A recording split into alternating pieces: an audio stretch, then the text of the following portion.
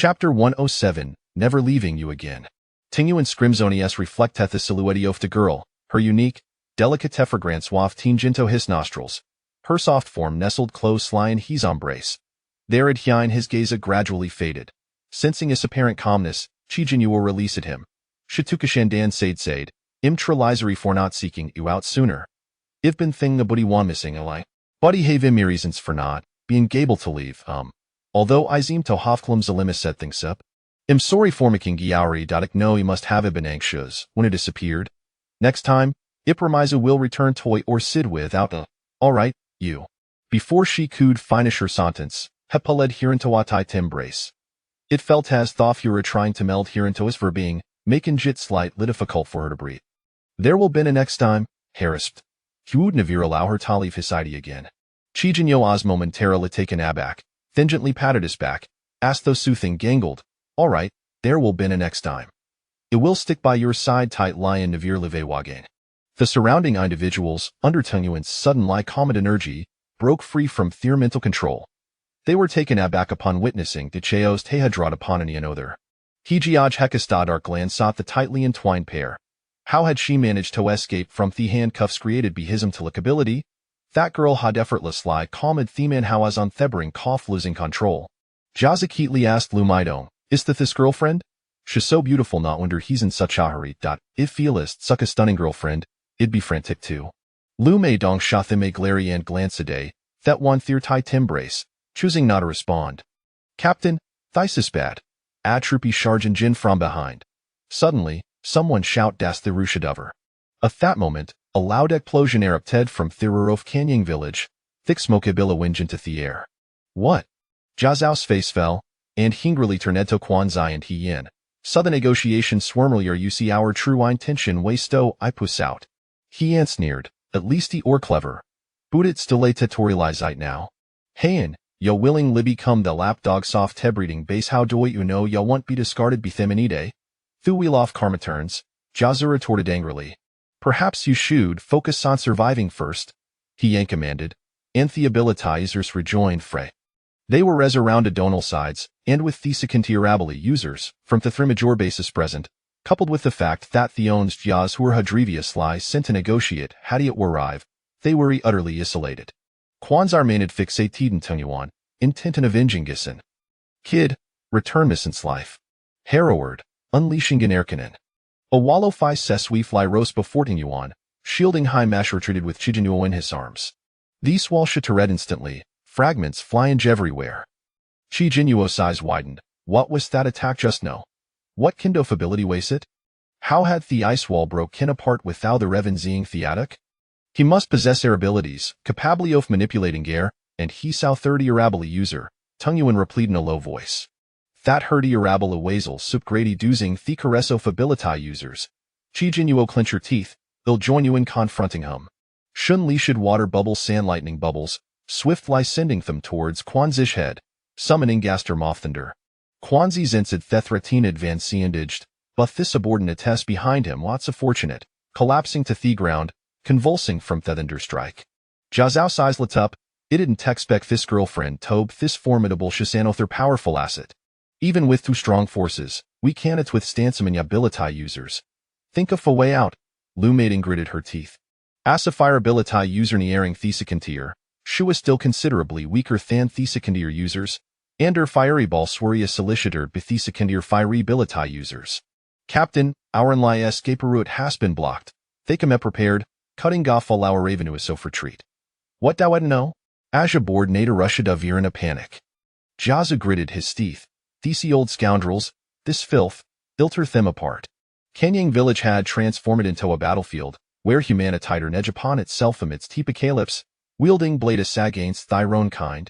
In the air, flashes off various abilities illuminating Thessin and area toff colors. Thessin toff blood begin to permeate the air, and I twood not belong before you or dov zombies, drawn bith of fresh blood, would joint the fray. Chijinyua's ability is proved ineffective against Kwanzivra time measure released her bubbles. Hijiaj Wudasi's wind ability is Stoblauthima way. Wind ability is Swura, truly her nemesis. Meanwhile, Tunguyuan, having released Tumik Mintelnerg in his early age, found his powers severely depleted. Now, facing the equally formidable Quan Ji, he was beginning to tire. Seizing the opportunity, Quan's high launched an air punch that sent him crashing to the ground. Yuan, Qi Jinyuo credu tin alarm, desperate to reach him. Aw-eind blade sliced through the air, and Qi Jinyuo hurriedly lead, a strando for Hevard. He jiaja, Qi Jinyuo shouted in exasperation. He jiasa chuckled coldly, I told ya, I went out to the oni ukari foremost before hour yes. Hekalet the princi off panambus thysicius just fate. Kenyang village ice destined to full wickling to their side? Kamatama side, and I will not treat deeperly. Bah! Qi Jinyuo spat angrily, I refuse it beck implicit with you scoundrels. It's soft no consequence, he jias replied with asmal, one swear na hila tivrio 9 Kenyang village, yoan thavi sayin themeter. Kwanzaa ser punk constricted around Tinguan's throat. I went auto pay for my since life. Hisius glowed crimson, on Dane explosion off energy Europe Ted Fromum. It impacted those around him, sending insubordinates flying gone, causing icky blood. In an instant, a large number of them collapsed. Losings ho quickly evaded, witnessing Quan's hip bleeding from all 7 orifices, kneeling on the ground. What's happening? What occurred? Theaterability users were stunned, bewildered between fold events. Tingyuan remained enscathed, shielded by Qi Jinyuo's bubble. It seemed the bubble had driven Nusifulansi gain. Qi Jinyuo hurried back to Tingyuan's side. Are you alright? Tingyuan broke the bubble, shaking his head, his brow furrowed looked dat Quan Ji. What happened at them? Qi Jinyuo's expression was grave, the impurities within Yim accumulated to critical point, leading to self-detonation. Logically, when impurities within the body at a certain level, one would first experience black crane disease, undergoing a process of frigid decay, ultimate like culminating in self-detonation. Yet, Quanzai had exploded directly. Qi Jinyuo speculated the type might be connected to his extensive uso fability user cores 4 grades. Upgrading cores cultivated from on son kind ways akinta cannibalism such actions were bound to correspond effects. Theaterability user sex change lances, their face set shed with terror, as they reatalash for Waterdo. But soon, ace condability user self-detonated. Then a third, a fourth. In the blink of an half off the ability users from the 3 major base had been wiped out. Jiazu and Lu Meidong student shock. What's wrong with him? Urethi all self-detonating? Dad, what's happening? He jiaj has facet turned shaluk daddy in. Losings howl soder ned to he yin. Boss he, what shall dwedno? Hian's face was grim, we need to retreat. Just moments ago, they had been a formidable foreseen Tintonana highlighting Kenyang village, yet now were retreating in disarray.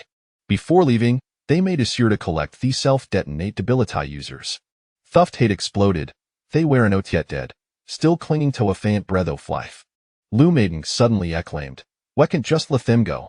On Sethi recover, they'll definite lycomi after."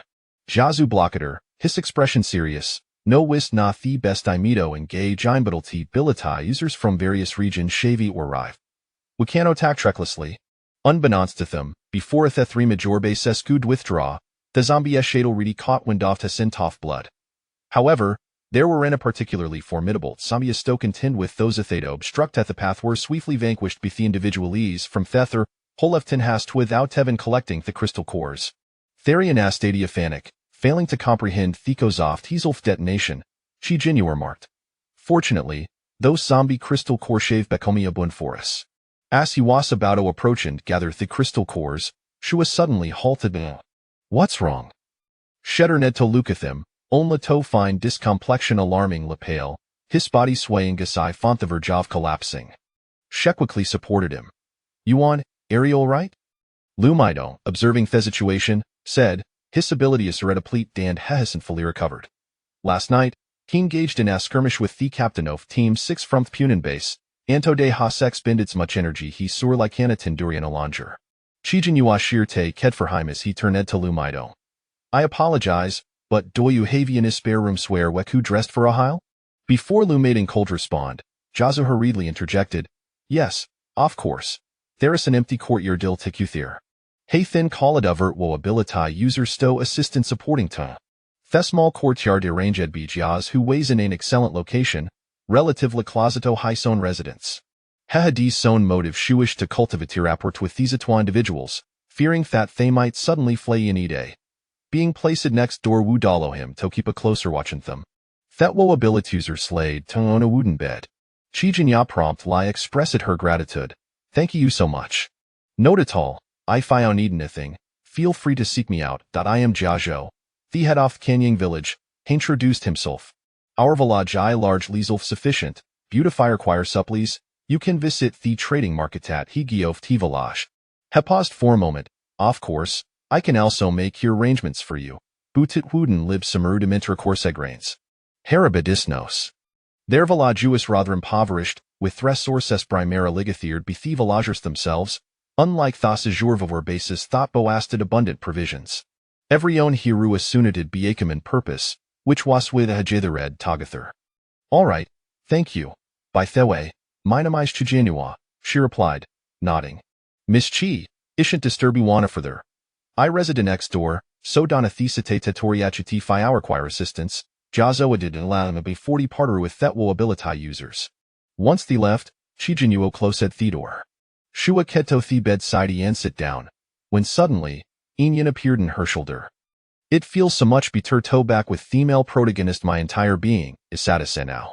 Chijanyo cast aside along Lansati. For Thimit, I am uncertain whether he's ear master or if I am. Inyun was momentarily taken aback and fell silent. Chijanyo paid it nomendas heritrivadavia la fieda fluid from her spacey and administered a couple of drops to. His ability as shad been severely depleted, and this fluid wasn't effective for recovery. Suddenly, Inyan spoke, there is a peculiar energy within him. What kind of energy? Chijanyo inquired, intrigued. I do not know, Inyan shuketshed. I tis precise libby koshoff thisnergithe, the experience davio lintoutburst, this strange energis not typicalo level for ability user. It was strange thisnerge evoked an indescribable zenza familiarity with the neat. This indeed echoed Chijinuo's earlier statement, leaving Ganya uncertain of what truly held dominion over it. After a moment of contemplation, Chijinua said, Isn't that the malaprotagonist? Perhaps this is Sablesing bestowed upon him be fate. Suddenly, Thepperson and Thebed opened his eyes. Upon seeing Gim awaken, Chijinua was overjoyed. Yuan, you're awake, that's wonderful. She retrieved a coop off spiritual spring water from her space. Here, have you a sip? Tung Yuan sat up, took the cup from her hand, drank a mouthful, and then set it down. Noticing the peculiar white furred squirrel with unusually perched on her shoulder, he inquired, What is that? At that moment, Inyan fell silentassimus. How strange it felt an instinctive fear towards female protagonist. Yumi in it. Chijinua lifted Inyan from her shoulder and cradled it in her palm. This is my newly acquired pet, named Inyan. Is it quite special? At that moment, Inyan trembled in her hand. Tingyuan gazed down a tight firmament before responding with an noncommittal Quite ugly, isn't it? Een. What part of it wiggly? It's imply lack of appreciation. Ugly? Chijinulian down curious lie for a closer look. No tugly addle was to tritheratorable? Le tight play outside for a highly have something to discuss with you. Chapter 109. An untimely arrival ode. Chijinua nodded obediently, ushering Inyan out of the window. What do you wish to say to me? She gazed at him with eager anticipation. Tang Yuan also spoke slowly. Let us discuss the individual known as Hijiaza. What about him? Chijinua inquired, puzzled. Tang Yuan continued to look at her. On that day, where were you transferred to by that time-manipulating ability user? Well, I was transported to Jinghai, a completely unfamiliar place. There, I encountered Hijiaza, the heir of the Sunflower Base, though at that moment, I was unaware of his identity. I did not know where I was and wished to clarify my situation before seeking you. Thus I accompanied Hijiaza back to the Sunflower Base. Later, I came to understand my whereabouts, but I overheard their plans to join forces with other bases to annihilate Kenyang village. To gather more intelligence. I decided to stay for a while. At that time, I was uncertain whether you would come looking for me, and I feared we might miss each other. Jinghai happened to be on the way to the cultivation base. So I thought it prudent to remain and observe. Chijinua explained. I truly did not intend to avoid seeking you. Yet, Tang Yuan's focus was not on this matter. Hijiaza has feelings for you? Chijinua felt a sense of foreboding, her expression becoming somewhat flustered as she denied. No, I don't think so. I am unsure of his intentions. Are you truly unaware? Tang Yuan spoke with deliberate calmness. He told me he wishes to keep you by his side. Impossible! Qi Jianhua interjected hastily. Even if he wanted me to stay, I could never remain with him. I still need to find you. And I do not harbor feelings for him. How could I possibly stay by his side? Moreover, he cannot compare to you. He appears so effeminate. I prefer your robust masculinity, brimming with virility, rather than someone so dainty. He is merely trying to provoke you, wishing to sow discord between you. Do not heed his words. My love for you is profound. How could I possibly abandon you for another man? Seeing Tang Yuan remain silent, Qi Jianhua felt aggrieved. We have only just reunited, and you already doubt me, showing mistrust. Do you truly not love me? Since that is the case, I shall take my leave. Come back, Tang Yuan exclaimed in exasperation. Pulling her back, where do you think you are going? I merely asked a question. Why such an intense reaction? Your temper seems to have grown. And what does your silence after asking imply? Have I not provided you with an explanation? Time and again, you simply do not trust me, Qi Jianhua lamented. With a sigh, Tang Yuan embraced her. It is not that I do not trust you. I do not trust him, he caressed her hair. I am merely angry with myself for having lost you. Hearing this warmed Qi Jianhua's heart, and she tightened her embrace around his waist. It is not your fault. You have always protected me so well. Besides, I possess abilities, and no one can force me to do anything against my will. Please do not worry. Tang Yuan released her, cupping her face in his hands, gazing at her for a moment before saying, You've lost weight. Really? You have lost weight too. Qi Jianhua smiled, playfully kneading his cheeks. What is this? Longing leads to weight loss. A smile tugged at the corners of Tang Yuan's lips as he lifted her into his lap. He took her hand, only to discover a red mark on her wrist. His expression darkened. What is this? This? I was discovered by He Jiazi when I attempted to escape, and he restrained me with handcuffs. He possesses both gold and wind abilities. Her delicate skin had left a mark from the cold metal. Tang Yuan lifted her hand to his lips, pressing a gentle kiss on her wound. Qi Jianhua's cheeks flushed suddenly, an electric current coursing through her, leaving her feeling tingly. Do not. It does not hurt, she protested, her voice softening as she sought to withdraw her hand, yet he tightened his grip. He gazed deeply into her eyes, gently lifting her chin before leaning down to kiss her. After days of separation, the spark ignited between them. Qi Jianhua felt breathless, wishing to retreat, but his large hand found its way to the nape of her neck, caressing it before pressing her closer. Their bodies were tightly entwined, the atmosphere in the room thickening. A sudden knock at the door startled Qi Jianhua, causing her to push him away and whisper, Someone is coming. A flicker of displeasure crossed Tang Yuan's eyes as he set her down from his lap onto the bed before walking to the door. Standing outside was Lu Maidong. Upon seeing Tang Yuan's grim expression, she was taken aback. Noticing his lips were flushed and glistening suspiciously, she felt puzzled until she saw the blushing girl emerge from the room, with flushed cheeks and glistening eyes. Qi Jianhua looked equally alluring. Lu Maidong quickly understood why Tang Yuan's demeanor was so sour. It appeared she had interrupted something intimate. She offered an awkward smile. The captain asked me to bring you some clothes. If you need anything in the future, feel free to find me. I live right across. Thank you. Qi Jianhua accepted the garments. Though they were old, they were impeccably clean, and no need to mention it. It is only right. Lu Maidong glanced at them before saying, I shall take my leave. As Tang Yuan shut the door, Qi Jianhua playfully tapped him, reproaching, What was with that expression? You frightened the young lady. Tang Yuan shot her a sidelong glance. Remaining silent. At the Sunflower Base, a group of ability users set out in full force, yet upon their return, half were injured or incapacitated, leaving the base in disarray. Upon hearing of the self-detonation incident, Yin Weiguo immediately declared, Contact the base via satellite phone and ascertain what transpired. How could they suddenly self-detonate? Lu Xingzhou retrieved a satellite phone and handed it to Yin Weiguo. The others present remained silent, their expressions tense with fear. The self-detonating ability users shared a commonality. They had all utilized the ability crystals provided by the cultivation base for enhancement. Although this method of upgrading was swift, it now appeared to harbor significant risks. After communicating with the cultivation base, Yin Weiguo returned with a grave expression. What did they say? He Yin hastily inquired. Yin Weiguo replied somberly, the cultivation base stated that impurities had accumulated within their bodies. They only discovered this matter in recent days. We had previously thought that the moon crystals were useless, but it turns out they can purify the impurities within. He Yin was perplexed. The impurities in our bodies are a result of the ability crystals? It is due to that black rain. Currently, all food on Earth is tainted with impurities. Once accumulated to a certain degree, it can lead to black rain sickness. The cultivation base has already encountered cases of black rain sickness. However, as long as they regularly purify with moon crystals, they will be fine. Chapter 110. For a common goal, moon crystals? Upon hearing this, the others began to rummage through their belongings for the moon crystals. Some had previously absorbed them, but since their energy levels had not risen, they assumed the crystals were of no use. To their surprise, moon crystals were indeed meant for purifying internal impurities. Thank goodness they had not discarded them. I kept mine too. I felt that it might be useful someday, and it turns out I was right. He Yan's expression darkened as he remained silent. That moment, a subordinate rushed in. Boss, we rescued Qian Laoda. But his internal crystal has shattered. He has lost his abilities and is incapacitated, likely never to stand again. What? The faces of those present changed dramatically.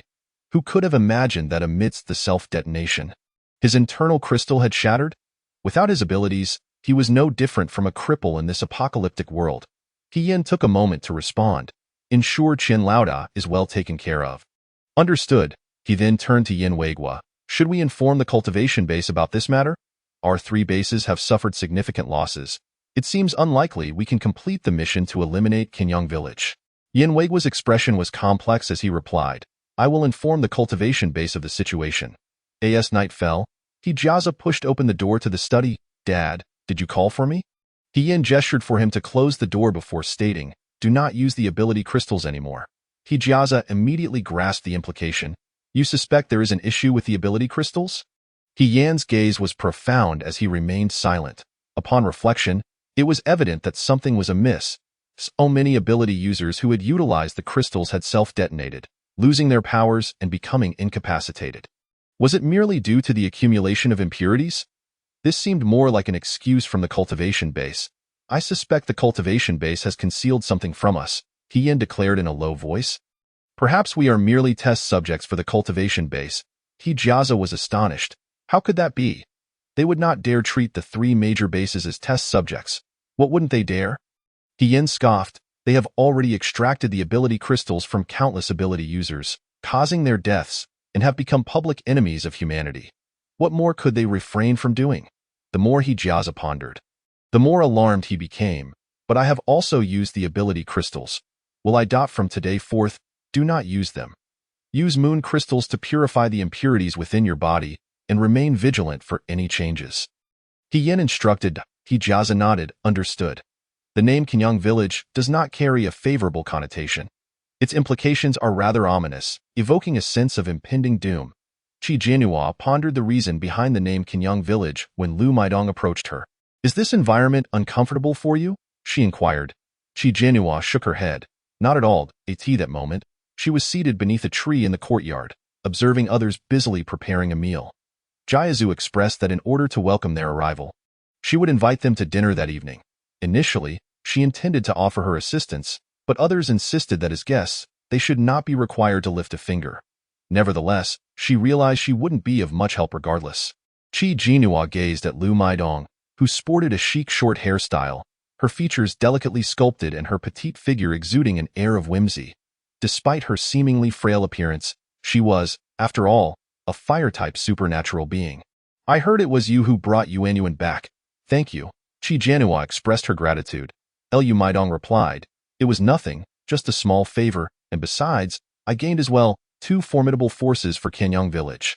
Qi Jianhua chuckled and inquired, why is this village called Qinyang Village? The name sounds rather ominous, Lu Maidong explained. This used to be a village named Qinyang. When the apocalypse struck, its remote location allowed it to escape the worst of the calamities. However, no matter how isolated, zombies would inevitably pay a visit. Initially, their numbers were manageable, but after a black rain fell, the living conditions deteriorated significantly, leading to an increase in the zombie population. Yet, it was after that black rain that many villagers awakened their supernatural abilities, enabling them to confront the zombies. However, due to the village's distance from the city, acquiring resources became a challenge. At that moment, news arrived that the breeding base was recruiting supernatural beings, claiming that the relationship would be one of employment. With the base providing supplies each month, Lu Maidong's voice grew more agitated as she recounted how many supernatural beings, lured by the seemingly generous benefits, flocked to the base, only to subsequently vanish without a trace. Qi Jianhua asked, "How do you know so much? Are you from this village?" "Yes," Lu Maidong's voice dropped. "My brother entered the breeding base and never returned. Many in our village share the same fate. Their family members entered the breeding base and have since been missing. Eventually, the vile deeds of the breeding base came to light, and it became clear what had transpired. Their actions were so egregious that a large number of people opposed the breeding base congregated. Everyone wanted the breeding base to vanish, united by this common goal, yet we lacked sufficient resources for advancement, leaving many as mere level 1 supernatural beings." Qi Jianhua understood, recognizing that the probability of acquiring solar crystals was indeed low. Additionally, due to the unstable quality of solar crystals, the rate of advancement was considerably sluggish, prompting the breeding base to resort to such unscrupulous methods for rapid upgrades. "But now, you and Tung Yuan are our greatest assets." Lu Maidong suddenly grasped her hand, her gaze earnest. "You will stay, won't you? You will fight alongside us, right? Surely, you cannot condone such a morally bankrupt base." Qi Jianhua blinked and smiled. "Of course, that is our intention as well." "Wonderful, that aligns perfectly with our goals." Lu Maidong felt a wave of relief wash over her. With these two around, their combat strength would surely increase significantly. "We have sent many individuals to persuade supernatural beings from various places to join us in battle. They will continue to arrive over the next few days, and then we can strategize together." "So you have already convinced so many?" Qi Jianhua was taken aback.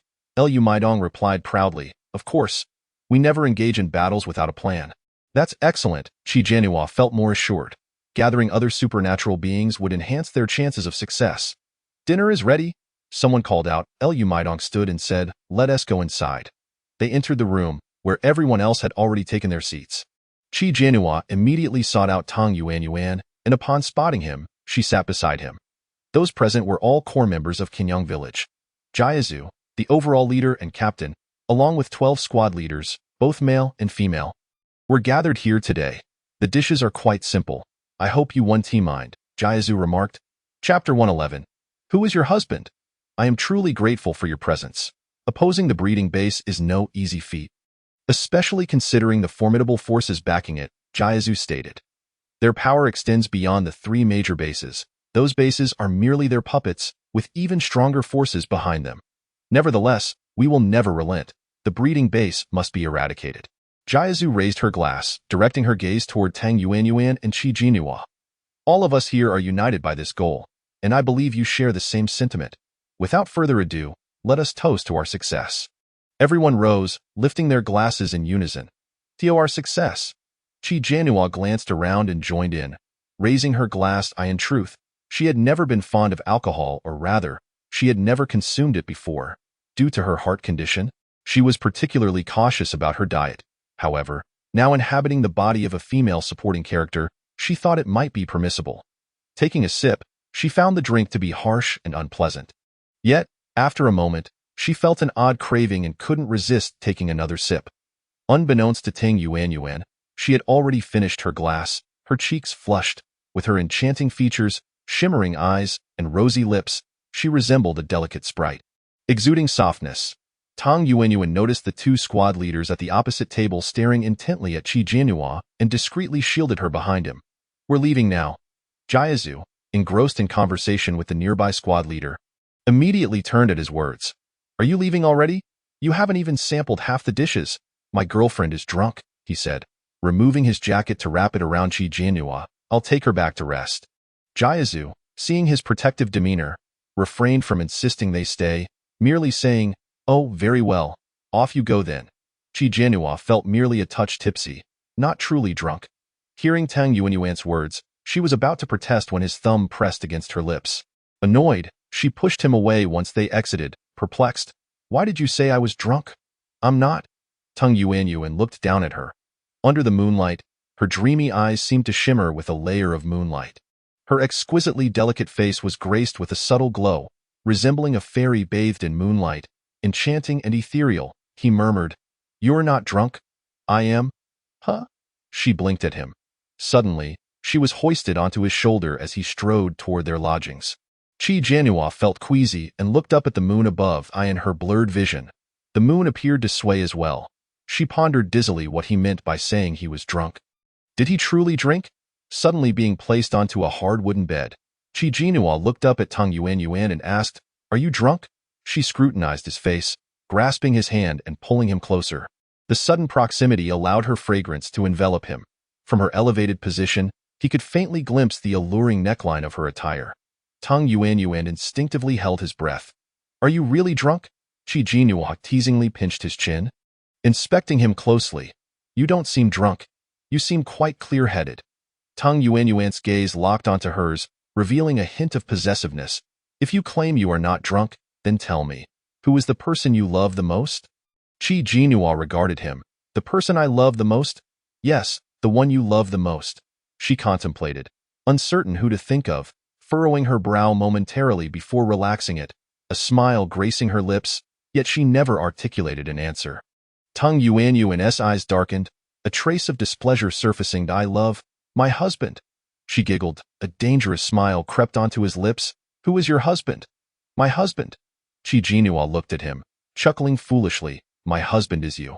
She laughed as she wrapped her arms around his neck, leaning into him, tightly entwining herself. "You are my husband. How could you not know that? Silly." The glint of possessiveness in Tung Yuan's eyes was swiftly replaced by mirth as he pressed her slender waist closer to him. "Call me again," he said in a hoarse voice. "Husband." Qi Jianhua nuzzled against his neck, softly declaring, "I love you the most. You are my dear husband." Tung Yuan's lips curled upwards, his hand caressing the nape of her neck before lifting her chin. "Call me again."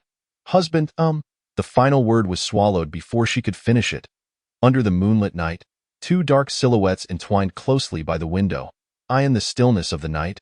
A few soft, enchanting utterances of husband floated out, the final notes tinged with a slight tremor. The next morning, Qi Jianhua awoke feeling sore and hoarse. The wooden bed was rigid, and she hadn't managed to lay down any bedding. She had endured much torment on it the previous night, especially being coerced into calling husband repeatedly. Did those two words truly bring him such joy and excitement? At that moment, he was nowhere to be found in the room. Qi Jianhua sat up and noticed that both her knees were bruised, her body marked with patches of blue and purple. One might think she had endured some form of torture. Her face darkened with discomfort. The door swung open, and Tung Yuan also stepped inside. "Awake?" Qi Jianhua maintained a stoic expression. "It hurts." "Where does it hurt?" Upon hearing her mention the pain, he immediately approached, lifting her into his lap and gently pulling back the blanket, whispering, "Let me see." Qi Jianhua pressed down on his hand and shot him a glare. "My body hurts. This wooden bed is so hard. It's unbearable." Tung Yuan chuckled softly, leaning down to plant a kiss on her cheek. "I apologize. I was inconsiderate last night. You take out the bedding, and I will make it comfortable for you." "My knee is swollen," Qi Jianhua replied sullenly. Tung Yuan lifted the blanket and indeed saw the swelling. The red and bruised area on her delicate, fair skin appeared particularly alarming. He cleared his throat. "In a moment, I will help you apply some medicine." He carefully set her on the table, dutifully arranged the bedding, and after confirming its softness, returned her to the bed. He then used medicinal alcohol to gently massage her knee, asking as he worked, "Does it hurt?" "It does," Qi Jianhua admitted. He eased his pressure further. In truth, it wasn't very painful. She merely wished to tease him a bit, reminiscent of how he had playfully tormented her the previous night. Chapter 112. The first batch of ability users arrives. Due to her knee injury, Qi Jianhua remained bedridden. The meals were prepared by Tung Yuan, who brought them directly to her bedside and even washed and cut fruits for her. At the entrance of Qinyang Village, a group of ability users had arrived. Jia Zhou personally came out to welcome them, accompanied by the squad leader of the 12th team. Leading the group was a striking woman with a high ponytail, a long trench coat, and knee-high boots, exuding a powerful aura. Her stunning beauty left the others momentarily speechless. Lu Maidong recognized Miao Qi and promptly introduced, "Captain, this is the female leader I mentioned, Miao Qi. She commands over 50 ability users." Miao Qi approached, towering over Jia Zhou by half a head. Jia Zhou felt an unexpected sense of being overshadowed. "Hello, I am Miao Qi." Jia Zhou smiled, extending his hand. "Greetings, I am Jia Zhou, the leader and person in charge of Qinyang Village." Miao Qi shook his hand and turned to Lu Maidong. Miss Lu, I have arrived as promised. After settling the base, I brought nearly all my ability users with me. Leader Miao, thank you for joining us. Thank you, by the way. I would like to inquire about 2 individuals. Who? Please do ask. We will surely provide you with any information, Miao Qi explained. I previously encountered a pair of individuals heading to establish a cultivation base. I promised them I would join after getting settled here. Point 1 is named Qin Nuo, and the other Teng Yua. I wonder if you have seen them. Lu Maidong's eyes lit up. They are currently in our village. Really? That's splendid. Miao Qi smiled. I can say I have kept my word. Come, I will take you to meet them, Lu Maidong kindly remarked, then looked at Jia Zhou. Captain, could you please help settle Leader Miao's team? Jia Zhou was momentarily speechless, unsure who was truly in charge. Lu Maidong led Miao Qi towards the courtyard where Teng Yuan and Qin Nuo were located. Teng Yuan was washing clothes in the yard. Although Qin Nuo had many clothes in her space, they had brought nothing with them, and wearing new clothes would raise suspicions. Thus, he was the one doing the laundry. The delicate undergarments in his hands were small and utterly adorable. After finishing, he hung them out to dry and turned to see Lu Maidong approaching with a woman. Quick as a flash, he grabbed a shirt to cover the undergarments. Mr. Tong, it's wonderful to see you. Lu Maidong exclaimed as she approached Teng Yuan, noticing the clothes he had just washed. Were you doing laundry? Teng Yuan did not answer directly, his gaze fixed on Miao Qi. You remember me. I am honored, Miao Qi smiled. Why are you here alone? Where's your girlfriend? Teng Yuan replied. She is unwell and resting inside. Meanwhile, inside, Qin Nuo had heard their voices and hurriedly covered the silk bedding with a rough sheet. Gathering her belongings, the door opened, and Teng Yuan walked in first. Miss Qin, Leader Miao has arrived today and wishes to see you. Lu Maidong followed him inside. Upon seeing Miao Qi, Qin Nuo was pleasantly surprised. Miao Qi? Is that you? Miao Qi smiled. What a coincidence to run into you here. The day you left, I encountered this little girl who persuaded me to join the anti-cultivation base forces, and I agreed without hesitation. After settling the base matters, I rushed over as quickly as I could, thankfully not arriving late. How could you be late? You arrived just in time, Qin Nuo remarked. Lu Maidong asked. Your boyfriend mentioned you were unwell. What seems to be the problem? Would you like me to take a look? I have some medical knowledge. No need. Qin Nuo quickly declined, shooting Teng Yuan a glare. I'm just a bit tired. I'll be fine after some rest. Is that so? Lu Maidong nodded, seemingly understanding. Then please take care. After some casual conversation, Miao Qi needed to settle her team and departed. Over the next 2 days, a large number of ability users were expected to arrive. Yen Weigua had been maintaining close contact with the cultivation base. The incident of self-detonating ability users had left many feeling uneasy, especially Lu Xingzhou, who feared he might be the next to explode. On the day Lu Xingzhou returned and informed Yen Weigua that Teng Yuan had reached level 3 ability, Yen Weigua pondered deeply. What method did that kid use to ascend to level 3 in such a short time? He spent the whole night trying to figure it out. He had only been level 2 previously, and now, after a month, he had become level 3. Could he have used an ability user crystal core? But he hadn't self-detonated. Yen Weigua said coldly, level 3 ability users have self-detonated, whether it be Quan Ji or those under my command. I suspect it has something to do with the Zombie Queen's crystal core. Lu Xingzhou's expression grew serious. Does that mean he has acquired another ability? We still don't fully understand what the Zombie Queen's ability entails. Yen Weigua said, his brow furrowing as he looked at Lu Xingzhou. Has the impurities in your body been purified? Yes, it has, Lu Xingzhou nodded. Yen Weigua felt somewhat relieved. The cultivation base has been somewhat secretive. You must refrain from using ability user crystal cores moving forward, just to be safe. Understood, Uncle. I have reported the situation of the 3 major bases, but we have yet to receive a response from the cultivation base. Yen Weigua continued. Without the ability user crystal cores, what use do they have for us? Lu Xingzhou contemplated, but the forces behind them. Yen Weigua's expression darkened, and he fell silent. The satellite phone rang, and upon seeing it was a call from the cultivation base.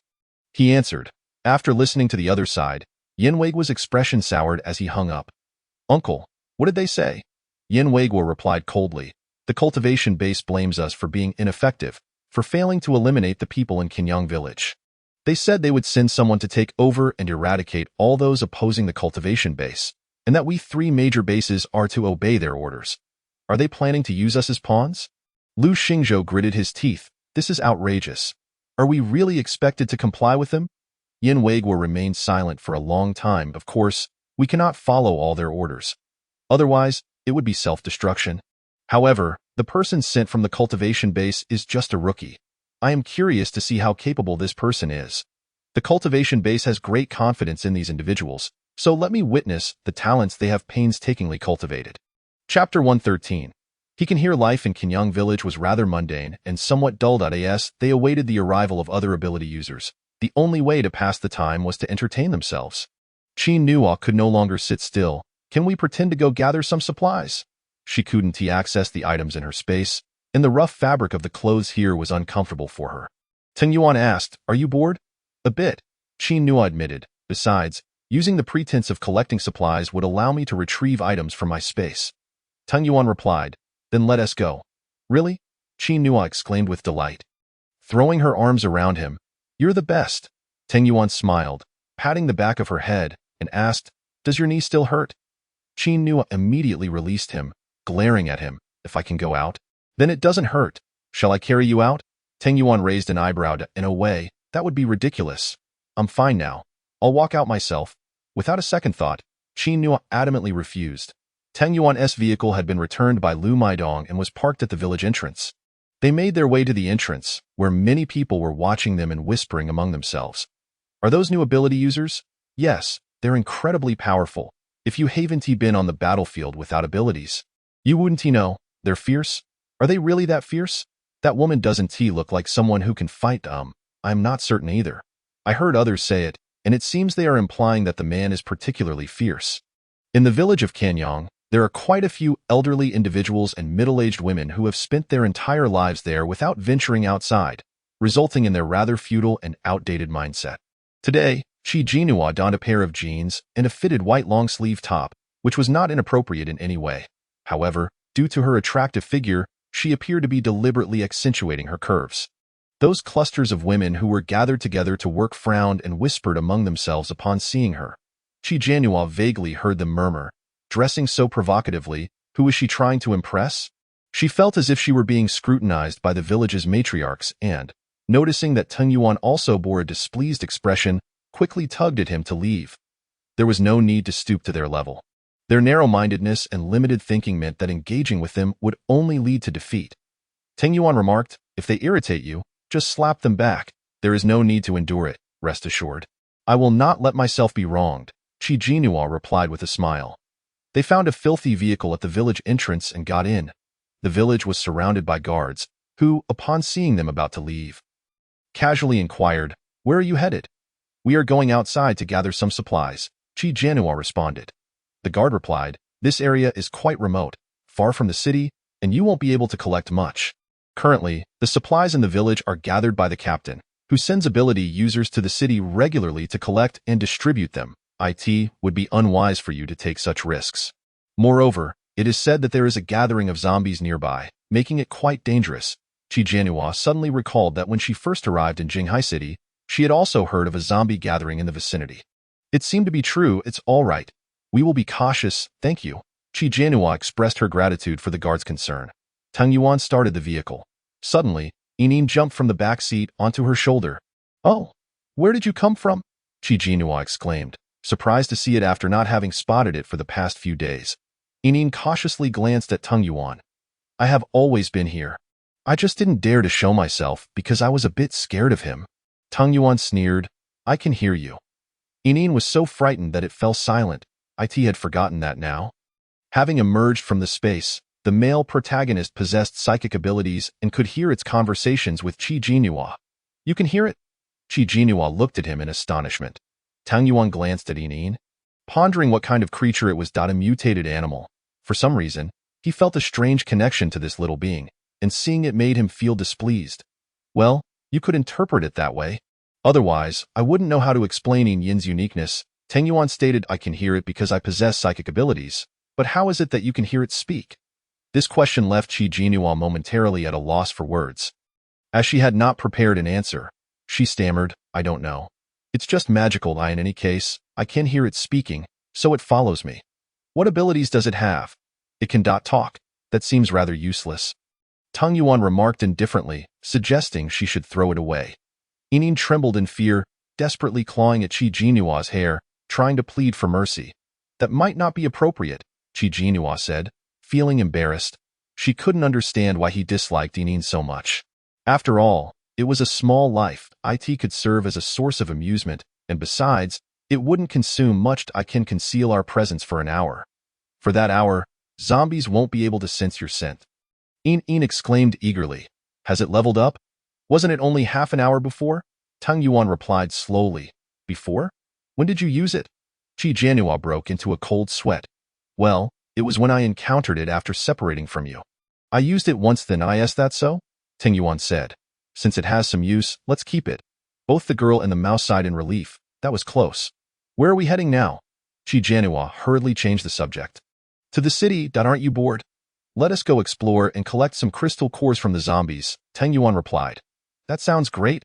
I love collecting crystal cores, Qi Jianhua exclaimed immediately. Tang Yuan smiled and glanced at her. The vehicle took over an hour to reach the city, which was indeed quite far. The village was relatively remote and impoverished, with few people owning cars, and given the rampant zombie presence, it was quite challenging to access the city for supplies. Using his psychic abilities, Tang Yuan scanned the area and discovered 2 second-level ability zombies in a building. Zombies with abilities have blue eyes. They were devouring a human, and a group of people was cornered near them, with about a dozen more hiding in a room. There are 2 ability zombies in the front building. Are you ready? Ready?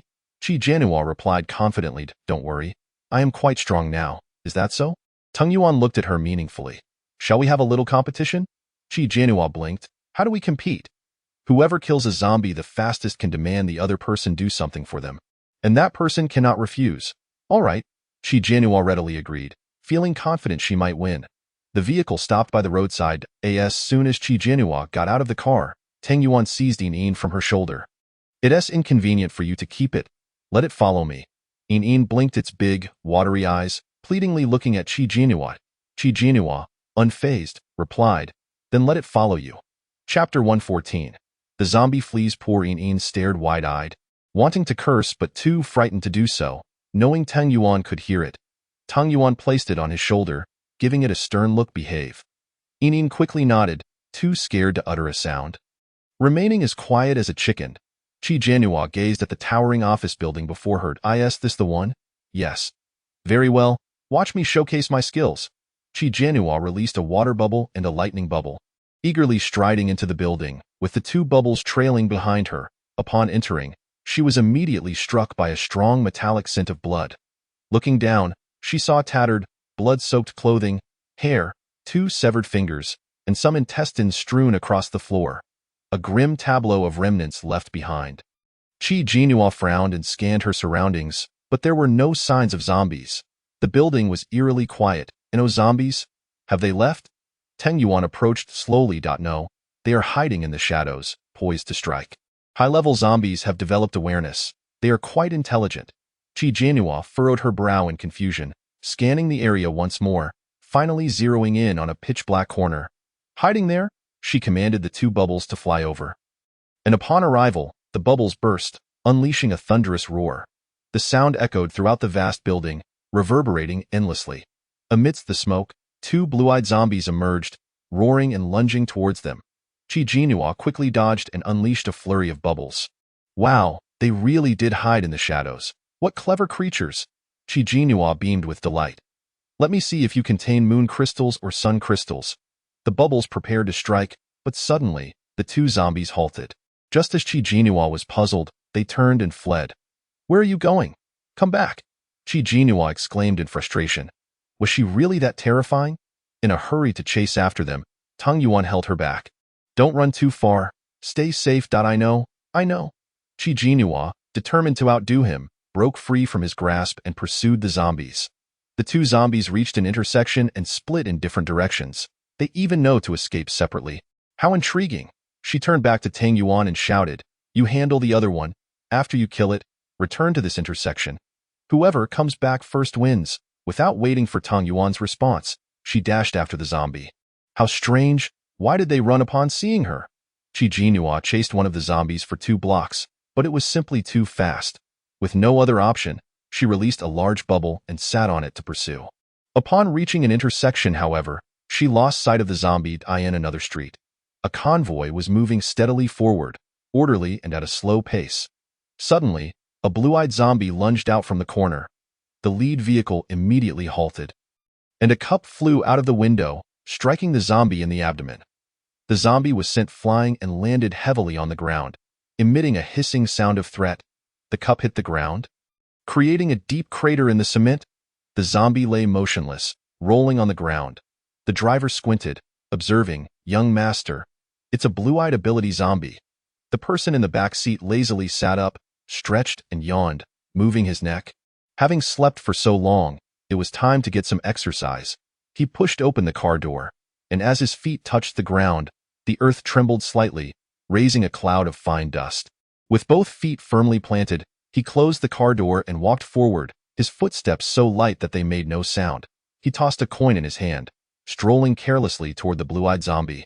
The zombie growled threateningly, "Teske, quite fierce," he scoffed disdainfully. "You're only at level 2. You're not even worth the effort to stretch my muscles, so just die." "Stop!" A sharp voice rang out as the young man turned to see a girl approaching rapidly on a large bubble. After observing her for a moment, he squinted. "What is that?" He flicked a coin towards the bubble. The coin struck the bubble, causing it to burst, and Chi Jinhua fell straight from the air. "Ah!" The girl fell heavily, kicking up a cloud of dust. The young man disdainfully waved his hand. Observing as the blue-eyed zombie lunged towards the girl, he flicked a coin, which struck the zombie squarely on the forehead, dislodging the crystal core from its brain. The core fell to the ground, rolling several times, revealing itself to be a resplendent sun crystal. The blue-eyed zombie collapsed backwards, its forehead now punctured, lying motionless on the ground. Chi Jinhua was taken aback, incredulously gazing at the young man. "What kind of ability is this? Has he effortlessly dispatched the zombie? How can it be so simple?" The young man cast her a sidelong glance, bypassing her to retrieve the sun crystal, holding it aloft with evident satisfaction. "The quality is quite commendable." Chi Jinhua, feeling discontent, rose from the ground. This sun crystal should have rightfully belonged to her, yet it was snatched away so easily. "Why did you pop my bubble? You caused me to fall from midair. Shouldn't you apologize?"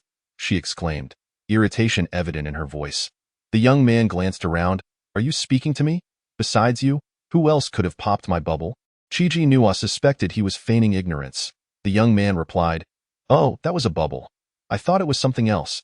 Chi Jinhua glared at him. "So what?" The young man turned to face her fully, momentarily taken aback by her strikingly beautiful features. Since the apocalypse began, it was the first time he had encountered a woman so exquisitely radiant. He instinctively asked, "So, do you wish to join me?" "Huh?" Chi Jinhua was utterly astonished, feeling inexplicably unfortunate to have encountered him. She sulked, releasing another bubble, which she leaped onto and flew away. The young man squinted, his coin at the ready. The sight of such bubbles made his hand itch with the desire to strike. "Young master!" The driver poked his head out. "We're almost at the sunflower base. Please don't dawdle any longer.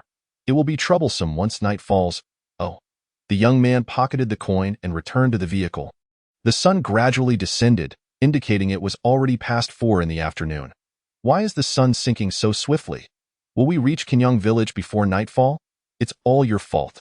You misread the map, causing us to wander in circles here. I'm sorry." Suddenly, the sound of zombies echoed, prompting the group to halt. "Zombies?" Around the corner, a blue-eyed zombie sprang forth, moving so rapidly that it seemed to leave an afterimage. It ferociously lunged at a man, sending the others into a panic as they fled. "Hey, what about my safety?" The stout man gritted his teeth, dodging, and landed a punch on the zombie. The creature was sent crashing into a building, creating a massive hole and stirring up a cloud of dust. Chapter 115. The zombie horde. Witnessing this scene, the onlookers gasped in astonishment. "You're reckless. What if you mistakenly injure one of us?" The stout man retorted angrily, "When have I ever injured you? No injuries? That's because we dodged swiftly." The zombie rose from the rubble, howling at the sky in rage, and charged once more at the stout man, who turned and fled in terror. "Ah, how terrifying! Someone, please kill it." Suddenly, the noise ceased behind him. The stout man paused, horrified, glancing back to see the zombie frozen in place. "What just happened? Is it really frozen?" They approached in wonder. Before they could get close, the frozen zombies suddenly exploded, showering them with crimson flakes resembling snow. A golden sun crystal tumbled to the ground. The sun crystal? Their eyes sparkled with excitement, and they reached out to grab it, only to find their hands frozen to the ground. Hearing footsteps, they looked up to see a sharp-featured man with calm eyes approaching. "Want it?" the man asked slowly. Their faces filled with fear as they quickly shook their heads. "No, no. We were just curious, big brother. It's yours. We aren't trying to steal it. Just let us go." Tang Yuan stepped closer, looking down at them, and with a mere raise of his brow, the ice binding their hands shattered. They hastily withdrew their hands, retreating in trepidation. Tang Yuan bent down to pick up the sun crystal and turned to leave. Unable to contain himself, the stout man asked, "Big brother, do you know the way to Qinyang Village? We're here to join the Anti-Cultivation Base Alliance, but we've lost our way." Tang Yuan paused. "I came from Qinyang Village. You can follow me." The group erupted in joy. "That's wonderful, big brother. We will follow you." His prowess provided them a sense of security. How could he dispatch a zombie in the blink of an eye? Tang Yuan paid no heed to their praise and strode away. Seeing he was uninterested, the others hurried to keep up, fearing he would leave them behind. "Yuan Yi!" Qiji Nua flew over on her bubble, spotting the sun crystal in his hand, her expression sour. She leaped off the bubble, and Tang Yuan quickly caught her, frowning. "Why did you jump down from such a height? What if you fell?" His demeanor had transformed from icy indifference to concern, leaving the onlookers astounded. Qiji Nua retorted, "That sun crystal was stolen from me. I was close to catching up when that interloper snatched it away. His ability was particularly strange. It was just a sun crystal. Here, take it." Tang Yuan set her down and directly pressed the sun crystal into her hands. Although Qiji Nua could not utilize it, she was delighted by its shimmering beauty. "You're so kind," she smiled. Suddenly noticing the group of onlookers nearby, she turned and exclaimed, "Who are they?" Tang Yuan glanced at them. "I don't know." The tall, thin man at the front quickly introduced himself. "We are heading to Qinyang Village to join the Anti-Cultivation Base Alliance. My name is Ji Changfeng, and these are my good brothers. The stout one is Zhang Junqi, the one in white is Shen Shouyang, and those two over there are Chen Fengyu and Wu Sheng. We mean no harm." Qiji Nua sensed a certain Navi innocence about them, suggesting they were not malicious. "Are you from the same school?" Ji Changfeng was taken aback. "How did you know? Are you our junior?" As soon as he spoke, he noticed the man's expression darkening. "Who is your junior?" Tang Yuan interjected. Ji Changfeng stammered, No. I just said that randomly. Our school doesn't have such a beautiful junior." He awkwardly scratched his nose, nervous under Tang Yuan's intimidating glare. "You're heading to Qinyang Village as well?" "We just came from there. You can accompany us back," Qiji Nua said cheerfully. "That would be fantastic. Thank you, big sister," they expressed gratefully. "Big sister?" Qiji Nua chuckled, not minding the appellation. Inin popped its head out of Tang Yuan's pocket, leaping onto Qiji Nua's shoulder. The others gasped in surprise. "What is that?" This is my pet. Its name is Inin." "What a unique pet. I mean, it's so adorable. All fluffy and chubby, just like a kitten." Zhang Junqi couldn't help but reach out. "Can I pet it? Just a little? I'm a plushie fanatic."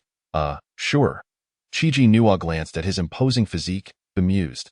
Who would have thought he was a plushie enthusiast?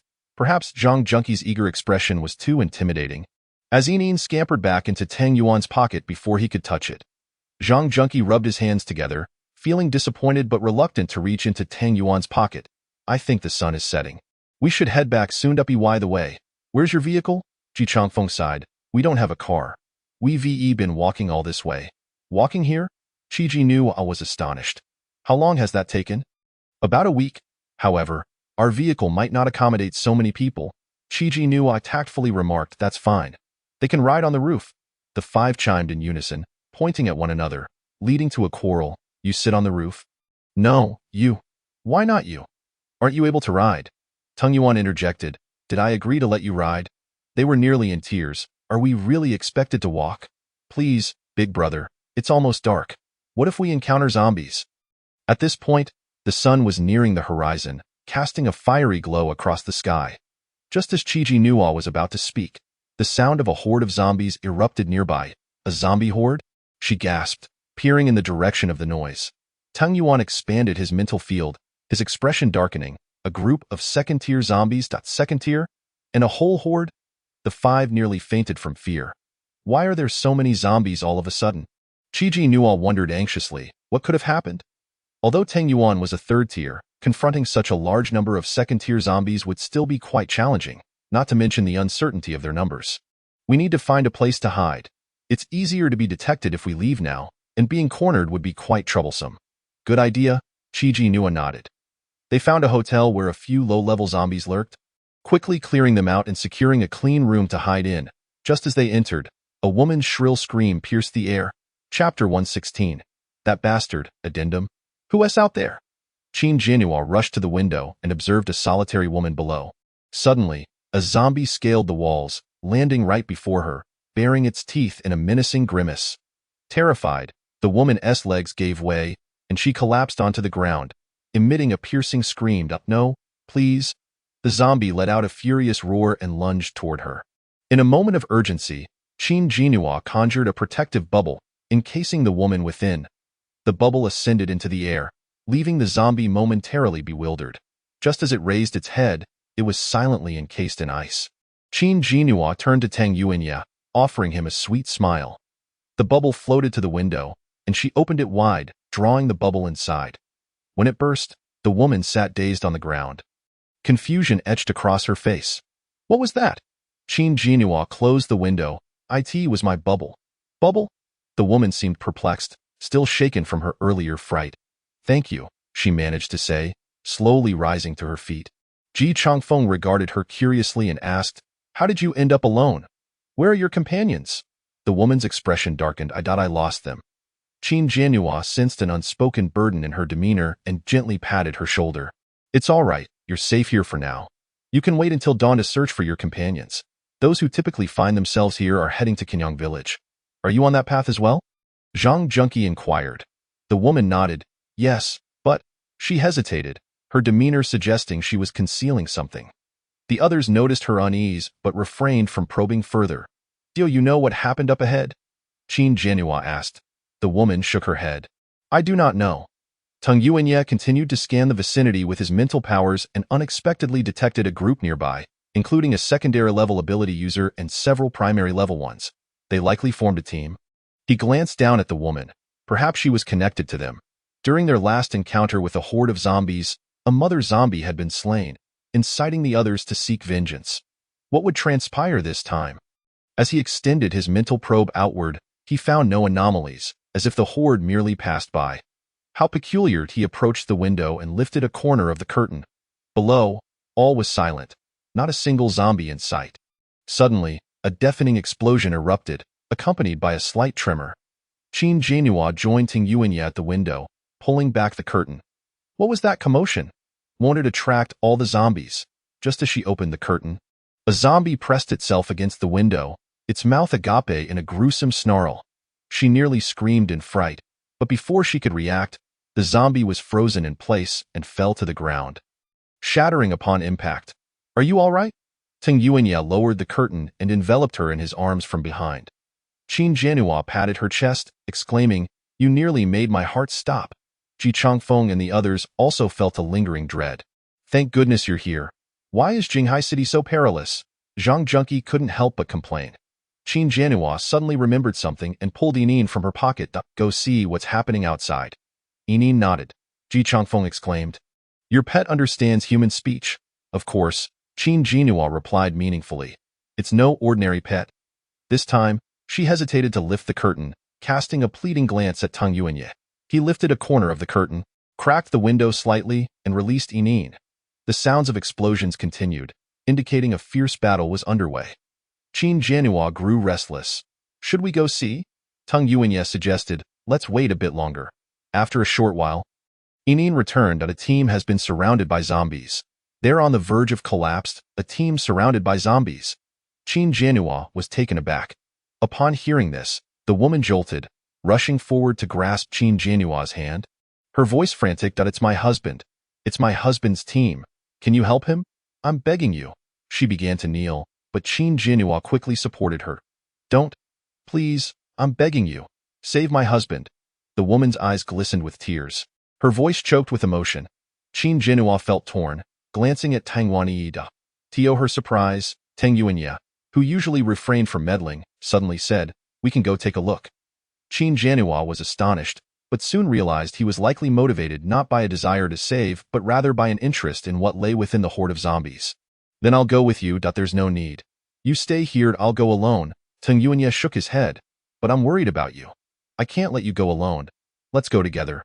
Determined, Qin Jianhua insisted, and Teng Yuanya, unable to persuade her otherwise, reluctantly agreed to take her along. She promptly conjured a large bubble, and they both ascended upon it, soaring into the air. Teng Yuanya felt somewhat uncomfortable, as a grown man. Sitting on a bubble felt rather peculiar. The bubble hovered above the battlefield, and Qin Jianhua beheld the sea of red-eyed zombies below. The ability users, surrounded by the horde, fought valiantly against overwhelming odds. "Chen Go!" a delicate woman cried, clinging to a tall man's embrace. "Are we going to die here?" The man reassured her. "No, no. I won't let you die." Gritting his teeth, he barked orders at his subordinates. "Hurry up! How can you not handle these zombies?" The woman lamented. "It's all Qin Ro's fault. If she hadn't screamed so loudly, we wouldn't have attracted so many zombies."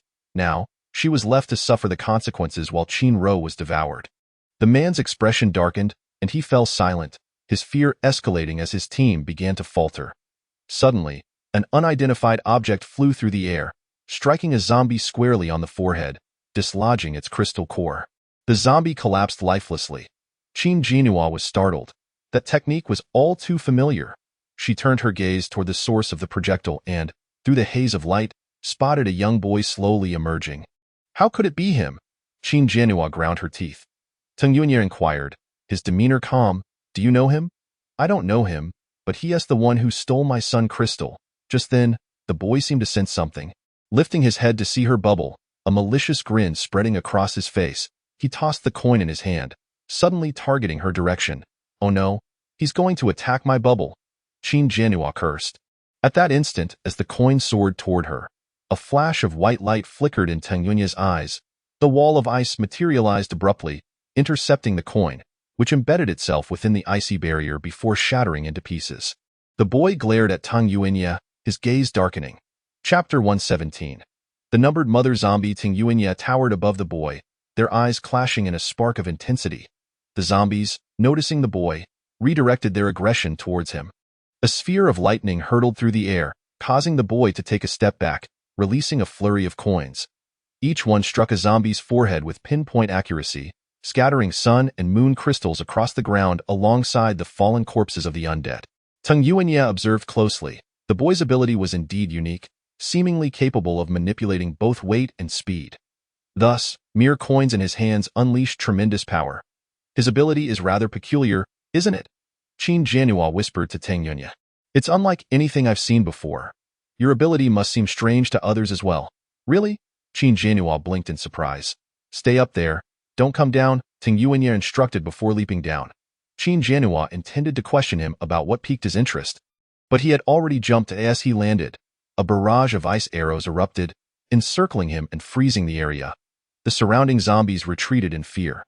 The secondary-level zombies had developed some awareness, displaying impressive speed and strength. As soon as Teng Yuanya touched ground, several ability spheres came hurtling toward him. He raised 4 ice walls around himself, blocking the incoming attacks. The spheres struck the ice walls with force, shattering them. Yet Teng Yuanya remained unscathed. The man, witnessing Teng Yuanya and the boy's arrival, felt a flicker of hope ignite within him. "We're saved. Look, darling," he exclaimed joyfully to the woman beside him. Her gaze swept over Teng Yuanya's robust form, a glimmer of determination flashing in her eyes. The addition of Teng Yuanya and the boy infused newfound confidence into the beleaguered ability users, turning the tide of battle from a one-sided massacre. The tables began to turn. Qin Jianhua, perched atop her bubble, refrained from intervening. She observed Teng Yuanya's calm evasion, sensing he was not fully committed to the fight, as if he was waiting for something. But what could it be? Meanwhile, the boy, effortlessly dispatching zombies with his coins, began to tire as the horde grew. Clenching his teeth, he glared at Teng Yuanya. "Are you just here for a stroll?" Teng Yuanya dodged an energy sphere and replied leisurely, "Are you asking for my help? Who needs your help?" An energy sphere whizzed past his ear, and the boy's movements became noticeably strained, his exhaustion evident. Tang Yuanye's gaze fell upon the coins in the boy's hand. If he was correct, the boy was also a tertiary-level ability user. Unfortunately, his youth and inexperience led him to expend too much energy too quickly, rendering him fatigued. "Young master," a voice called out. A group of ability users rushed forward, launching several energy spheres to fend off the zombies and quickly shield the boy. "Young master, are you all right?" The youth gritted his teeth, assuring himself that it was nothing more than a slight drain on his abilities. With their arrival, the zombies were pushed back significantly, retreating cautiously while keeping a wary eye on them. Tang Yuan also expanded his mental domain, sensing the powerful hidden energy lurking in the shadows, which remained dormant, still not revealing itself. He furrowed his brow and glanced towards the corner. Suddenly, a massive fireball hurtled towards the horde of zombies. Tang Yuan swiftly turned his head, narrowing his eyes at the fire elemental wielder standing beside the youth. Another level 3'd, the sheer number of level 3 abilities being cultivated could only lead him to think of a breeding base. Just before the fireball reached the zombies, it was abruptly dispersed by a fierce gust of wind. This tempest, accompanied by swirling leaves, sent dust flying, causing the muscles in their faces to quiver and rendering them unable to open their eyes against the sandstorm in midair. Qi Jiannua's bubble shook violently, and she lost her balance, tumbling downwards. Tang Yuan dashed over and caught her securely in his strong arms. That was close. Qi Jiannua opened one eye, clinging to his neck as she complained. "Where did that strong wind come from?" Tang Yuan set her down and leaned closer, asking, "Did sand get in your eyes?" "Let me have a look." A bit. Qi Jiannua half closed her eyes, and Tang Yuan blew gently as the strong wind ceased. A group lowered their hands from their faces, revealing a white-eyed zombie with rigid skin, but unlike the others, it showed no signs of decay. Someone gasped, "Mother Zombie. It's the Mother Zombie." "What?" Qi Jiannua quickly turned to look, spotting a zombie that was distinctly different from the others, resembling a zombie queen she had seen before, yet lacking its vibrancy and human-like form. Could it be that the closer a zombie appeared to a human, the higher its level? "Did you come over just to see this?" Qi Jiannua asked Tang Yuan. "Pretty much," he replied. "I only sensed a strong energy nearby, but I had no idea what it was." After all, he had never encountered a mother zombie before, but now he understood. As the mother zombie emerged, the other level 2 zombies bowed their heads and retreated behind it, displaying a demeanor of respect. Under the faint moonlight, Qi Jiannua noticed a peculiar number, 12, on the back of the mother zombie's neck. How could it have a number? Was it being domesticated? The surrounding individuals stared in shock at the youth. His expression darkened. "It's her. We must capture her here today." There was something amiss. Qi Jiannua whispered to Tang Yuan, "We cannot let this mother zombie escape." "Rest assured," Tang Yuan replied softly. The mother zombie let out a chilling howl, its energy surging dramatically, conjuring powerful tornadoes that swept towards the elemental wielders. Tang Yuan conjured a thick ice wall, but within an instant, it was shattered and swept into the vortex. He urgently pulled Qi Jiannua to safety. The tornado barreled towards a high-rise building, obliterating it into fragments. Some elemental wielders who failed to evade were directly caught in the tornado's whirl, only to be flung back toward the mother zombie. It opened its mouth, transforming into a gaping abyss, devouring the elemental wielders whole. After consuming them, its eyes gleamed with renewed vigor, and Tang Yuan felt its energy amplify. The others stood dumbfounded at the sight. Qi Jiannua too was astonished. This was her first encounter with a living mother zombie. The last one she had seen was still in an incomplete form and easily dispatched for its core. No wonder they said the mother zombie was a reserve for the zombie queen, truly formidable. If the mother zombie was this powerful, the awakened zombie queen would undoubtedly be even stronger. Qi Jiannua felt grateful that she had severed its head before the zombie queen awakened. Otherwise, she might have met a dire fate. After consuming the elemental wielders, the mother zombie turned its gaze toward the others. Tang Yuan's expression darkened, tightening his grip on Qi Jinnua's hand. "Run!" Chapter 118. And just like that, they departed at his shout. The other elemental wielders scattered in all directions. Tang Yuan immediately froze a square block of ice beneath his feet, lifting Qi Jiannua in a horizontal manner as they glided across the icy surface like skaters. The block speeding across the concrete floor. Others watched as he carried someone away like a rocket, vanishing in an instant. This ice ability can be used like this? as the other zombies lunged forward. The mother zombie unleashed another tornado, sending everyone into a panic. Run! Run! They fled in all directions, with zombies splitting into several groups in pursuit, eager to capture the elemental wielders to nourish the mother zombie. Your ability can be used this way? Qi-Jin Nua blinked, marveling at the speed. As long as I desire it. I can utilize it however I wish, Teng Yuan replied calmly, suddenly sensing a shadow behind them. Qi-Jin Nua turned to see a figure trailing them like an eerie pendant. Ah, what is that? Teng Yuan halted, his gaze turning icy as he yanked a light object from behind him and slammed it to the ground. However, to his surprise, as soon as he released his grip, the youth floated up like a balloon.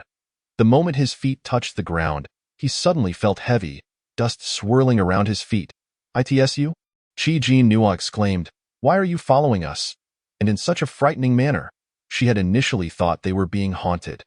Teng Yuan scrutinized him with a serious expression. "You possess both weight manipulation and speed abilities. Dantiyu, you can alter the weight of any object, including yourself. You guessed correctly, but there's no prize." The youth's sharp gaze fixated on Teng Yuan. "You're the Teng Yuan that the Pu Nan base has placed a bounty on? Aren't you? I recognized you the moment I laid eyes on you." Teng Yuan smirked mockingly. "So, you're one of Pu Nan base's hounds? What is Pu Nan base to me?"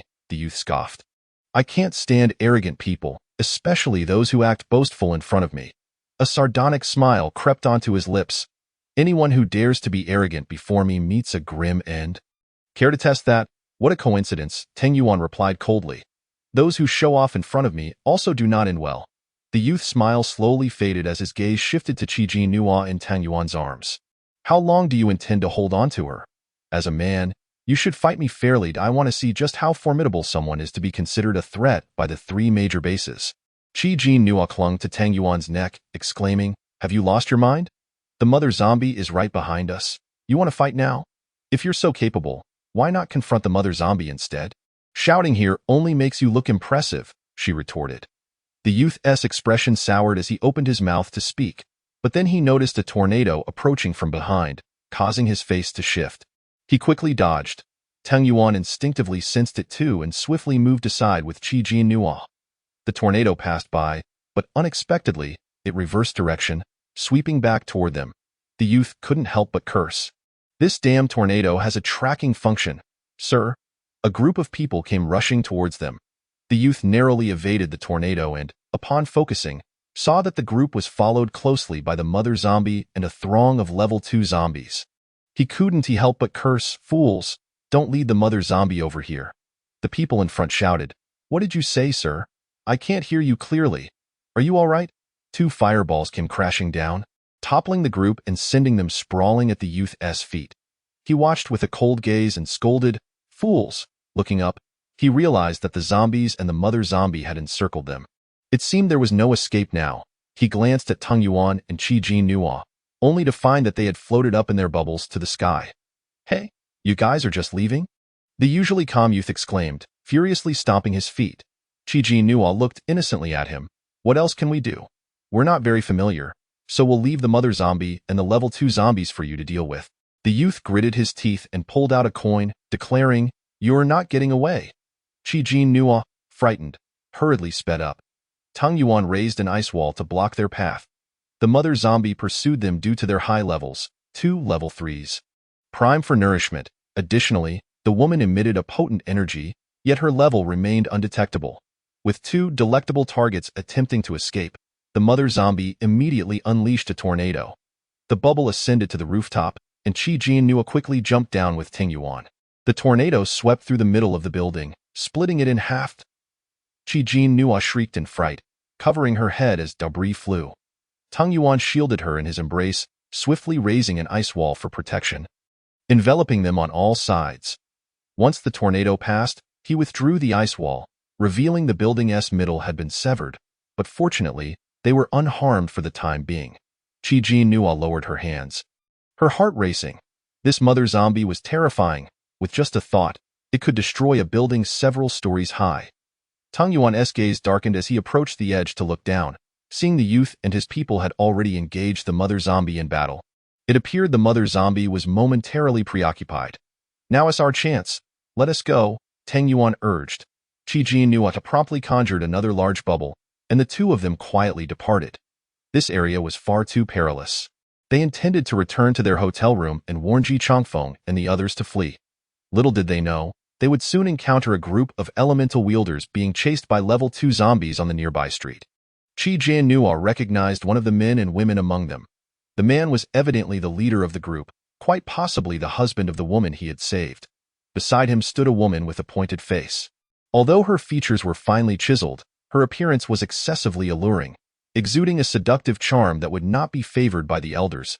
As if her fox-like visage were not enough, her behavior was equally beguiling. Especially her eyes, which were filled with cunning, superficial calculations that were off-putting to behold. Chi Jianhua harbored no fondness for either of them and had no intention of intervening. Just then, a woman suddenly burst out from the hotel entrance. Rushing toward the man, husband, upon seeing her, the man froze momentarily. "Qin-ro? You're not dead." Qin-ro lifted her head. "Husband." Suddenly, a zombie lunged at them, causing Qin-ro to scream in fright. Chi Jianhua immediately conjured bubbles of water and lightning, summoning a barrage of thunder.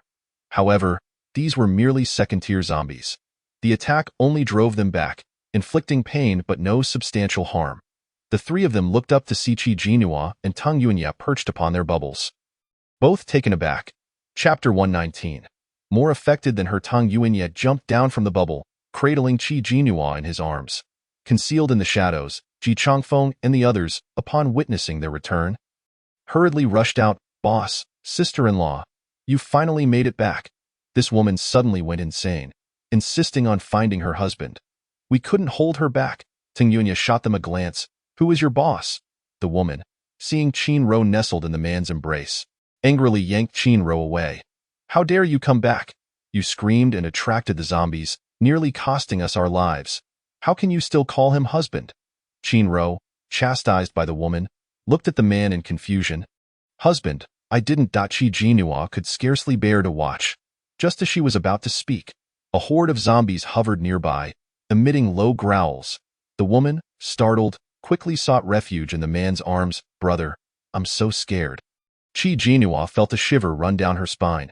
How could there be such an affected woman, even more so than herself? Tang Yuanya unleashed several ice arrows, preparing to engage the second-tier zombies. Suddenly, an odd roar echoed from a distance, seemingly a signal, prompting the zombies to retreat en masse. "Why are they leaving?" Chi Jianhua exclaimed in surprise. Tang Yuanya glanced into the distance. "Perhaps the mother zombie is summoning them." "Good, let them go. We should hurry back and hide. Standing out here is far too dangerous." Ji Changfeng rubbed his arms. Tang Yuanya grasped Chi Jianhua's hand. "Let us go in and discuss." Seeing them enter, the man quickly ushered Qin-ro and the woman inside as well. Upon entering the room, Chi Jianhua noticed that the man and the woman had followed them in, and she frowned. "What are you doing here? There are so many rooms. Can't you choose one?" Qin-ro quickly interjected. "Miss, I know you are a good person, a kind-hearted individual. Could you please allow my husband to stay here for the night?" "Thank you. We are also heading to Sanyang Village." The man immediately responded. "What do you mean?" "They are from Sanyang Village." "Yes, this lady and this gentleman are both from Sanyang Village. Previously, this lady saved me." The man, however, had no interest in her words and turned to Tang Yuanya, eager to ingratiate himself. Having witnessed his formidable prowess in the midst of a horde of zombies, he had managed to remain calm and composed, something not easily accomplished. "So, you are all brothers from Sanyang Village? A pleasure to meet you," he said with a sycophantic smile, extending his hand to Tang Yuanya. Tang Yuanya, with his hands in his pockets, merely glanced at him and ignored the gesture. After a moment, the man awkwardly retracted his hand. "We are also heading to Sanyang Village. Ever since we learned of the nefarious deeds conducted at the cultivation base, we have resolutely decided to stand with the ability users from Sanyang Village." He cast a casual glance at Chi Jianhua, feigning indifference as he asked, "Is this your girlfriend? Are you seeking death?" Tang Yuanya's gaze turned icy. "I meant no offense." "No offense at all. I was merely curious. Your girlfriend's abilities seem quite unique," the man hastily clarified. Before Tang Yuanya could respond, he introduced himself. "I am Hu Suo, and this is my wife, Qin Rou.as for this lady." He hesitated, glancing at the woman beside him. The woman tossed her hair. "Surely, you all must recognize me." Chi Jianhua regarded her with a puzzled expression. Who are you? The woman's expression shifted. Are you truly unaware of who I am, or are you pretending not to know? Are you famous? Why must I necessarily know you? Qi Jianhua replied, perplexed. Ji Changfeng scrutinized the woman. She looked somewhat familiar, but I can't quite place where I've seen her. Suddenly, Shin Qiuyang interjected. She is the famous star. Xia Zhibing. Xia Zhibing? Ji Changfeng exclaimed, glancing at the silent Wu Shang. Shunger, isn't Xia Zhibing your idol? Wu Shang cast a fleeting glance at Xia Zhibing but remained silent. To be honest, he hardly recognized her. On television, Xia Zhibing was known for her lustrous black hair, skin as pure as snow, and an enchanting figure, an idol for many. Yet, the woman before them had a grayish complexion, her skin noticeably rougher. And despite her still alluring attire, she exuded a sense of vulgarity that starkly contrasted with the ethereal image portrayed on screen. Xia Zhibing, brimming with self-satisfaction, declared, I told you, you must recognize me. I am so famous. How could anyone not know me? Oh, so what is your relationship with Qin Ro's husband? Qi Jianhua inquired. Xia Zhibing instinctively glanced at Tang Yuanya. My relationship with M.R.Hu is merely one of collaboration. Zhang Junqi suddenly leaned closer to Ji Changfeng and whispered, I once saw gossip suggesting that Xia Zhibing was a mistress, being kept by a wealthy man. Seems there's truth to that. Qi Jianhua, overhearing, grasped the intricate dynamics among the three. Qin Ro and Hu Suwa were husband and wife, while Hu Suwa had been supporting the famous star, Xia Zhibing, even before the apocalypse. Even in these dire times, he continued to protect her, suggesting a true love.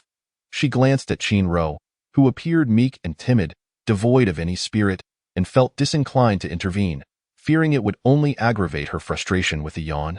She contemplated peeking out the window to assess the situation, yet hesitated. Yuanya, she tugged at Tang Yunya's sleeve.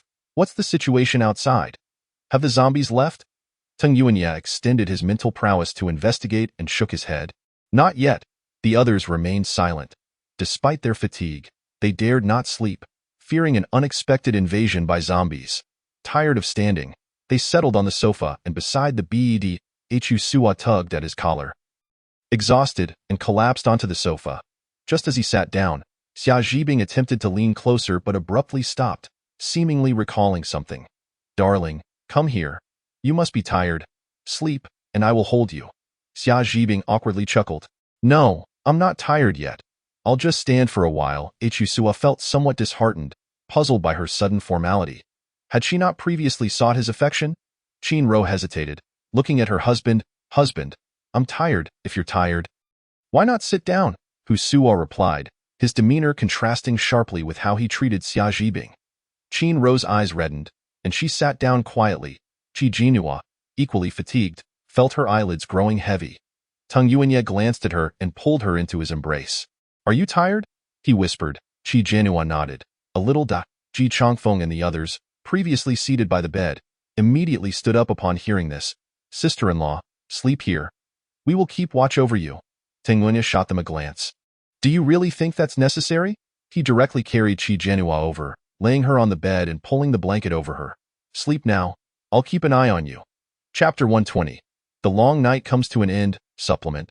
Qi Jianhua lay beneath the covers, peering out with her eyes. Do you want to join me? Tang Yuanya shook his head. I won't sleep. I will watch over you. You should sleep. Hearing this, Qi Jianhua felt a sense of peace wash over her. Closing her eyes, within the room, silence reigned as everyone sat quietly. However, the outside world was far from tranquil, with strange sounds occasionally piercing the air. Tang Yuanya's psychic field remained active, enveloping the hotel surroundings. Suddenly, a zombie's roar echoed through the night. Xia Zhibing, frightened, quickly pressed closer to Hu Suwa, her voice trembling. Brother, are the zombies coming? Wu Shang observed the once idolized woman behaving so affectedly, calling a man in his 30s brother, and felt an inexplicable discomfort. Ji Changfeng and Zhang Junqi exchanged glances, shivering at the scene. Qin Ro bit her lip, watching her husband tenderly cradle another woman, too intimidated to utter a word. Tang Yuanya approached the window, drawing back the curtains to gaze outside, but saw nothing. Extending his psychic reach further, he discovered that the skirmish between the group and the mother zombie had concluded. He remained uncertain about the outcome. Were there zombies lurking downstairs? Suddenly, a delicate voice interrupted his thoughts. Teng Yuanye turned slightly, noticing Xia Zhibing had somehow moved closer without his realization. He frowned, ignoring her as he attempted to return to Qi Jianyua's side. I'm so scared. What if the zombies suddenly burst in? Since the apocalypse began, I've never seen so many zombies. If they come, will you protect me?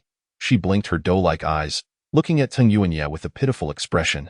Teng Yuanye, his face devoid of emotion, turned back to Qi Jianyua. Suddenly, Xia Zhibing stumbled and fell flat on the ground, while Teng Yuan also rushed over. Teng Yuan swiftly sidestepped, causing Xia Zhibing to crash down unceremoniously. Everyone in the room turned to look. Teng Yuan cast a glance down at her from his elevated position before returning to sit beside Qi Jianyua. Xia Zhibing awkwardly got back on her feet, sheepishly murmuring, I just lost my balance. Husu's expression had already darkened considerably. She hurried back to Husu's side, pouting her reddened elbow and whining, Brother, I just fell. It hurts so much. Can you blow on it for me?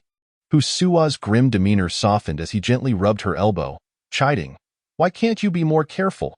Ji Changfeng found the scene quite unbearable. All three of them were equally insufferable, utterly beyond redemption. Qi Jianyua slept soundly until dawn.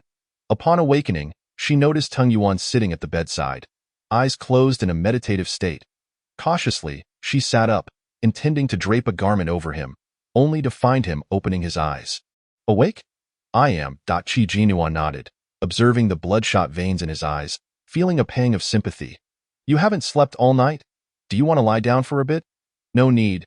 Teng Yuan shook his head.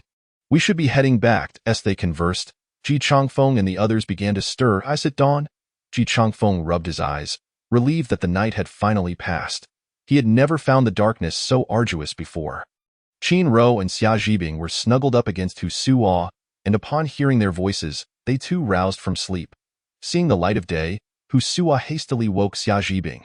Bing Bing, wake up, it's morning. We can leave this place. Groggily, Xia Zhibing opened her eyes, and upon noticing the brightening sky, she couldn't help but beam with joy. Wonderful, it's daybreak. We've finally endured this long, dreary night. As they exited the hotel, the streets outside were eerily silent. The wind rustled through the fallen leaves and debris, amplifying the desolation of the city, which had almost turned into a ghost town. Qi Jianyua pondered aloud. How do you think they dealt with that mother zombie last night? Were they all killed? No, Teng Yuan replied. Though the details remain unclear, the mother zombie eventually retreated with her subordinates. She actually retreated. Qi Jianyua's curiosity piqued further. She was eager to understand what had transpired the previous night. Boss, a flurry of hurried footsteps approached. Qi Jianyua turned to see a ragtag group of about 10 people rushing towards them, panting heavily, their clothes disheveled, faces smeared with grime, and eyes bloodshot, looking quite a sight. Why are there only a few of you? Husua queried anxiously. Where are the others? The others, they were all devoured by the mother zombie. The remaining survivors wore expressions of despair. Ichu's face fell. From the original 40 to 50 ability users, only this handful remained. Teng Yuan frowned. The mother zombie had consumed so many ability users. This could spell grave trouble. Perhaps she was on the brink of evolving into a zombie queen. Qi Jianyua and Teng Yuan found their vehicle. What are you all planning to do? She turned to Ji Changfeng and the others. Ji Changfeng, with a pleading expression, implored, let us ride on the roof. We are self-aware enough to ensure we won't be a nuisance. Just as Qi Jianyua was about to respond, Husua interjected, what about us? What will happen to the rest of us? Surely you didn't walk here. Qi Jianyua frowned. She held no fondness for this scoundrel. However you came is how you shall go. Her demeanor incited Xia Zhibing's displeasure. What kind of attitude is that? Xia Zhibing fired back, we came to join your community. To assist you. Is this how you treat those who wish to aid you? Qi Jianyua smiled.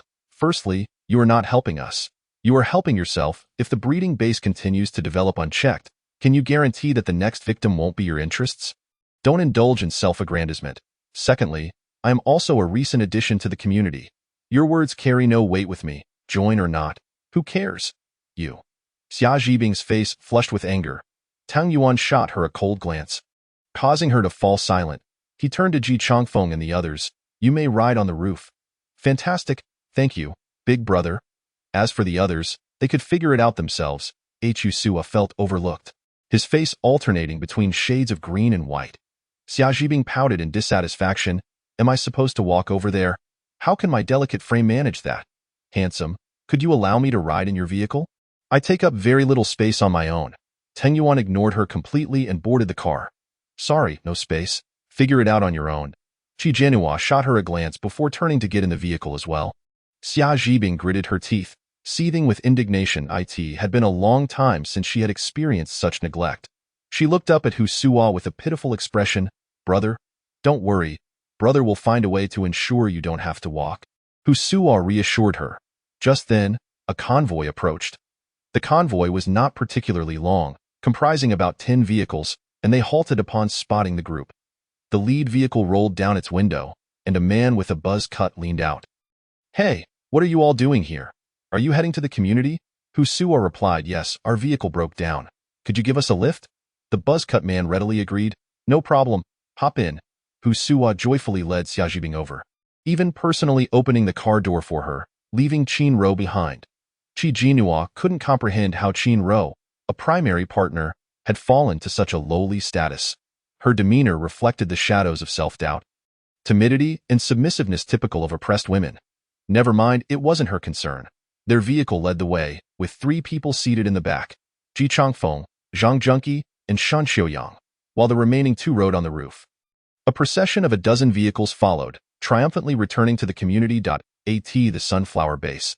The gates swung open, and the convoy entered in orderly fashion. He Yin, accompanied by He Jiazi, Yin Weiguo with Lu Xingzhou, and Zheng Hui, the deputy of the Punan base, rushed out to welcome them. The commander sent by the breeding base had arrived. The lead vehicle came to a stop, and a driver exited, quickly making his way to the back seat to open the door. Everyone was curious about the identity of this esteemed individual from the breeding base.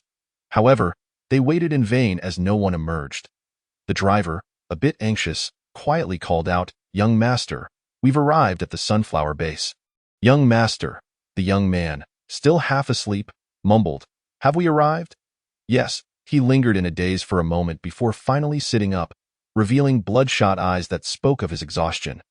The previous night's confrontation with the mother zombie had drained him completely. He remembered Teng Yuan and that woman. They had made quite an impression. The mother zombie had grown far too powerful, had it not been for her unexpected retreat at a critical moment. He wasn't sure if he would have made it out alive. The young man let out a lazy yawn, stepped out of the car, and stretched nonchalantly. Those present observed his youthful visage, confirming that he was indeed just a boy. He Yin approached with a smile. You must be young Master Shu? Meichim. Shu Yuan replied languidly. Has our accommodation been arranged? He Yin responded. It's all set. We'll take you over to have a look shortly. For now, we need to report on the casualties at the base. Shu Yuan interrupted. Take me to my accommodation first. I need to rest. We can discuss other matters once I wake up. After being interrupted by a mere boy, He Yan's expression turned sour, and it took him a moment to respond with a smile. Of course, we'll follow your lead. Once Shu Yuan and the others departed, He Yan's demeanor darkened. Dad, that guy is so rude. He Jiazi frowned. He Yin replied. No rush. He's new here. Since he is so arrogant, we'll humor him for a while. As the sun gradually ascended, it was soon 9 in the morning. Teng Yuan's vehicle came to a halt at the entrance of the community. They disembarked, retrieving a suitcase filled with supplies intended to conceal their presence. Upon their return, the guards approached swiftly, visibly relieved. You've finally returned. I was starting to worry something had happened to you. After speaking, they glanced at the newcomers disembarking from the vehicle. Who are these people? They've come to join the community, Qi Jianhua said. Please have Jia Zhou come out to make arrangements. As soon as she finished speaking, Jia Zhou arrived. Qi Jianhua promptly entrusted him with the task and returned to the courtyard with Teng Yuan. Exhausted, Qi Jianhua declared, collapsing onto a soft sofa she retrieved from her space. Though she had slept through the night, it had not been restful. A peculiar odor clung to her. She quickly got up to heat water for a bath. Teng Yuan, knowing her well, understood her intentions. Stay put. I'll heat the water, he said, and headed off. Once the water was ready, Qi Jianhua eagerly took a refreshing shower, washing away the fatigue and even cleansing her hair.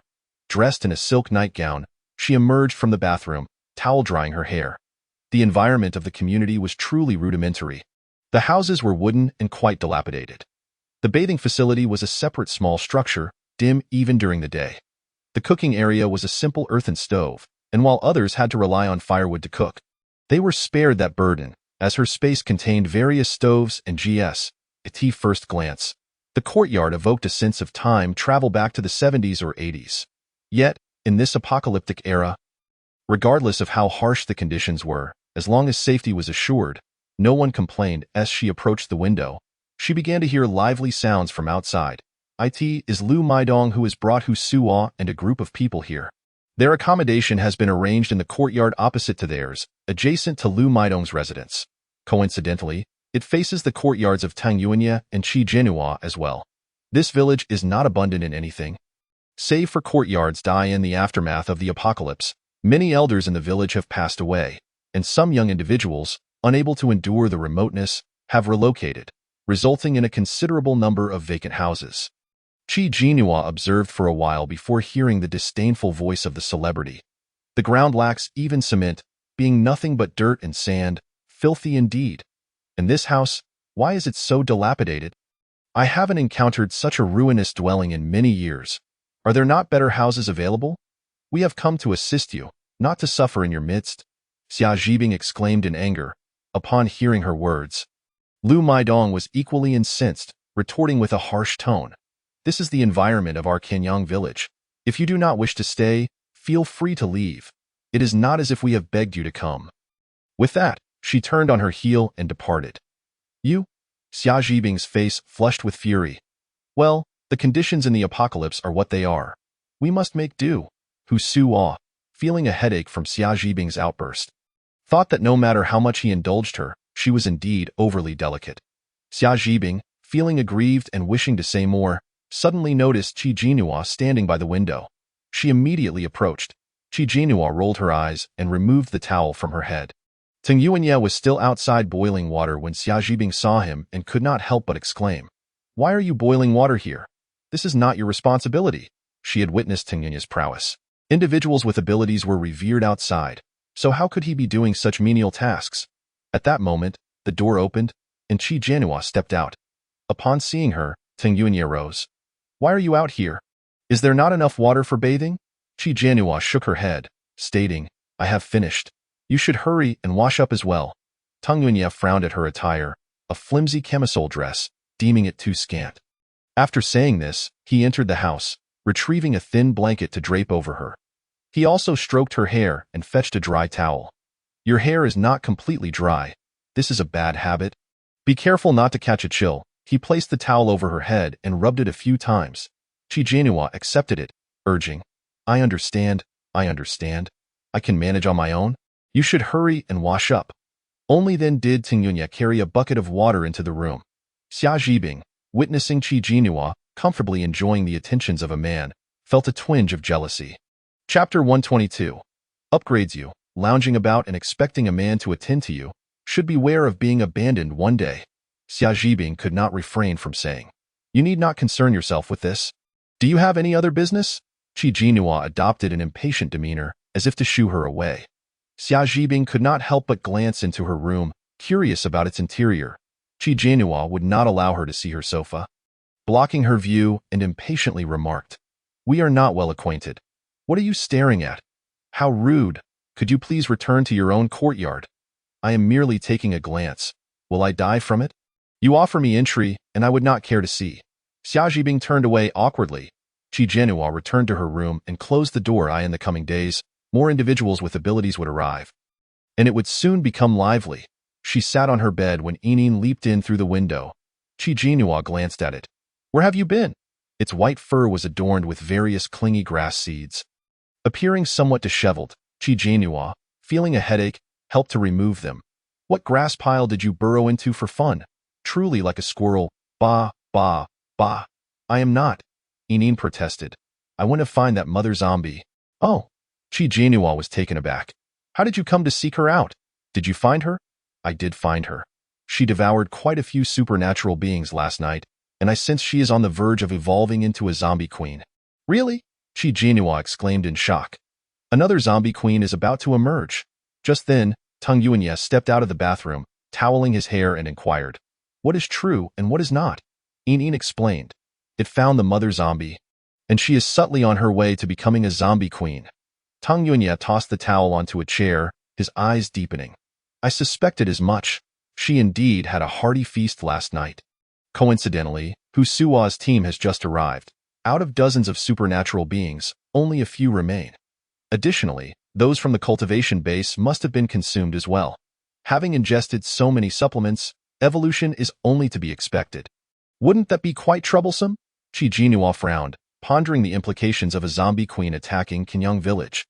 Zombies are drawn to supernatural beings. After evolution, their flesh and blood bodies undergo transformation, becoming a great supplement for them. However, since they have gained consciousness, they do not easily attack areas populated by supernatural beings. But the zombie queen is different. No supernatural being can match her if she were to lead her subordinates here. With so many supernatural beings, would they not all become her meal? Ting Yuanya replied. It should not be our immediate concern. There are those who will not permit her to evolve smoothly. Oh.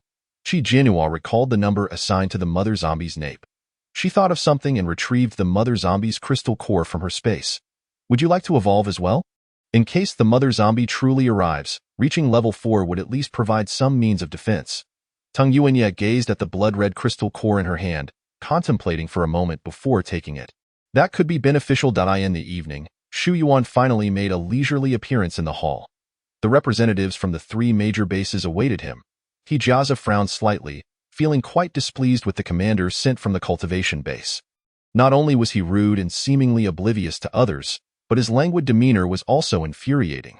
Upon arriving at the base, he had simply slept the entire day, showing no regard for them. Shu Yuan took his seat at the head table, casually gesturing for everyone to sit, without the need for formality. Only after he spoke did the others take their seats. How many supernatural beings do you currently have at your disposal? Just give me a number, He Yin replied. The Sunflower Base still has 40 combat-capable supernatural beings. The Chuan Mountain Base has 35. The Punan Base has 38.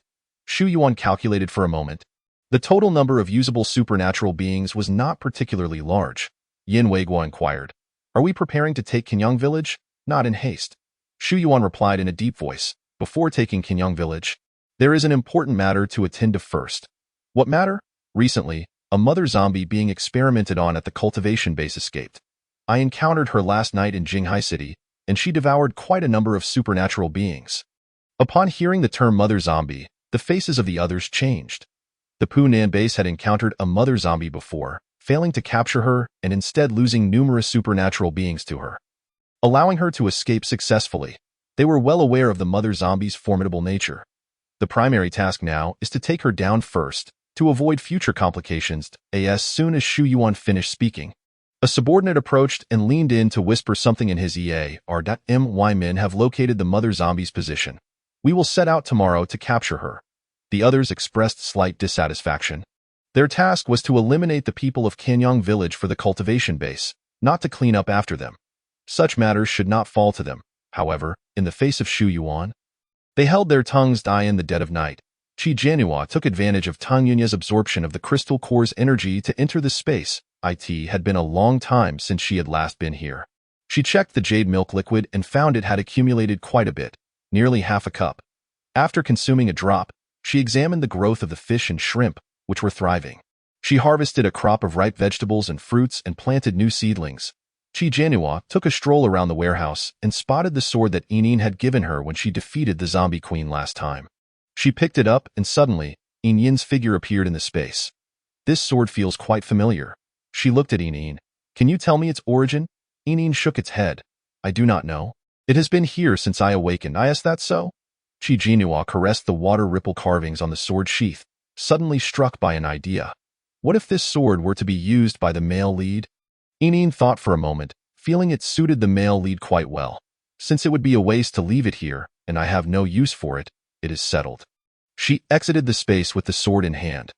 Glancing at Tang Yuanya, who was still absorbing the crystal core's energy, she set the sword aside and closed her eyes. The next day, upon waking, she found Tang Yuanya still with his eyes closed, so she did not disturb him and quietly slipped out. After washing up, she had a simple breakfast and noticed Qin Ro in the courtyard opposite, laboriously scrubbing clothes. Among the garments hanging out to dry was Xia Zhibing's attire. She frowned and withdrew her gaze, only to see Lu Maidong hastily exiting the adjacent courtyard. Maidong, Where are you headed? Qi Jianhua inquired. Liu Maidong replied. A new batch of supernatural beings has arrived, and there are quite a few. I heard they used to run a bodyguard company at home. I am busy going to receive them, so I cannot chat with you. A bodyguard company? Why does that sound familiar? Chapter 123. Where exactly is the hunger? At the entrance of Kenyang village, a grand procession of vehicles came to a halt. Jia Zhou led a group of people to welcome them at the village entrance. The door of the second vehicle's passenger seat swung open first, and a young man leaped out. Just as Jia Zhou was about to greet him, he noticed the young man swiftly open the rear passenger door, smiling broadly with an ingratiating demeanor. Ching, step down carefully. A pair of white boots stepped out, followed by a graceful figure emerging from the vehicle. She possessed a delicate and ethereal beauty, her features exquisite yet her complexion somewhat dull, akin to a pearl veiled in dust, obscuring her radiance. Amidst the throng, Qi Jianhua felt as though her eyes might tumble from their sockets in disbelief. It was indeed Qin Wenqing, a specter of the past. She had thought she had left her behind, yet here they were, fate intertwining once more. Qi Jianhua tugged at her clothing, pulling it up slightly to conceal the lower half of her face. Jia Zhou was engaged in cordial conversation with Feng Huahao's father and brother when Feng Huahao suddenly approached, inquiring, by the way, is there anyone named Tingyunya here? He has a bounty on his head from the Punan base and should be quite renowned. Qi Jianhua was taken aback that this oaf would inquire about Tingyunya. What interest did he have in him? Without prior discussion, Jia Zhou, upon hearing Tingyunya's name, immediately exclaimed, yes, he must be here. He arrived in our village long ago. Feng Huahao's eyes brightened. That is splendid news. He returned to Qin Wenqing's side, exclaiming, Qing, did you hear? The big shot is right here. Having failed to bring Tingyunya back last time, he had been chided by Qin Wenqing for quite some time. Throughout their journey, he had persistently sought information about him. Now, at last, he had located the individual. Qin Wenqing promptly urged, ask him where he is. I have matters to discuss with him. After returning home that day, she felt increasingly uneasy. Qi Jianhua had toyed with Tingyunya, and later, her relentless pursuit had surely irked him. How could Tingyunya possibly reconcile with her? From her sister's descriptions, he seemed to be a proud man, one who would never harbor a place for a woman who had caused him pain. Contemplating Qi Jianhua's enigmatic abilities, she suspected that Tingyunya might have been manipulated by her in some manner. In any case, there was something amiss. After all, he was the object of her sister's long-standing affection. Although her sister had yet to find him, she could not simply disregard the situation. Moreover, Qi Jianhua was clearly not a virtuous individual. Most importantly, if he were to think of her sister, he might just take her along to find her, enabling her to escape Feng Huahao's grasp. Perceiving Qin Wenqing's intent to expose her before Tingyunya, Qi Jianhua muttered a curse under her breath and turned to leave. Upon returning to the courtyard, she discovered Xia Zhibing lurking suspiciously, her expression dark. Approaching her, Qi Jianhua forcefully patted her shoulder. What are you looking at? Ah! Xia Zhibing nearly jumped in fright, turning to see Qi Jianhua and clutching her chest. You walk without a sound. You scared me to death. Answer my question. Qi Jianhua smiled. What are you up to? Xia Zhibing nonchalantly replied. I merely noticed your door was shut and wanted to see if you were home. A sardonic smile curled at the corners of Qi Jianhua's lips.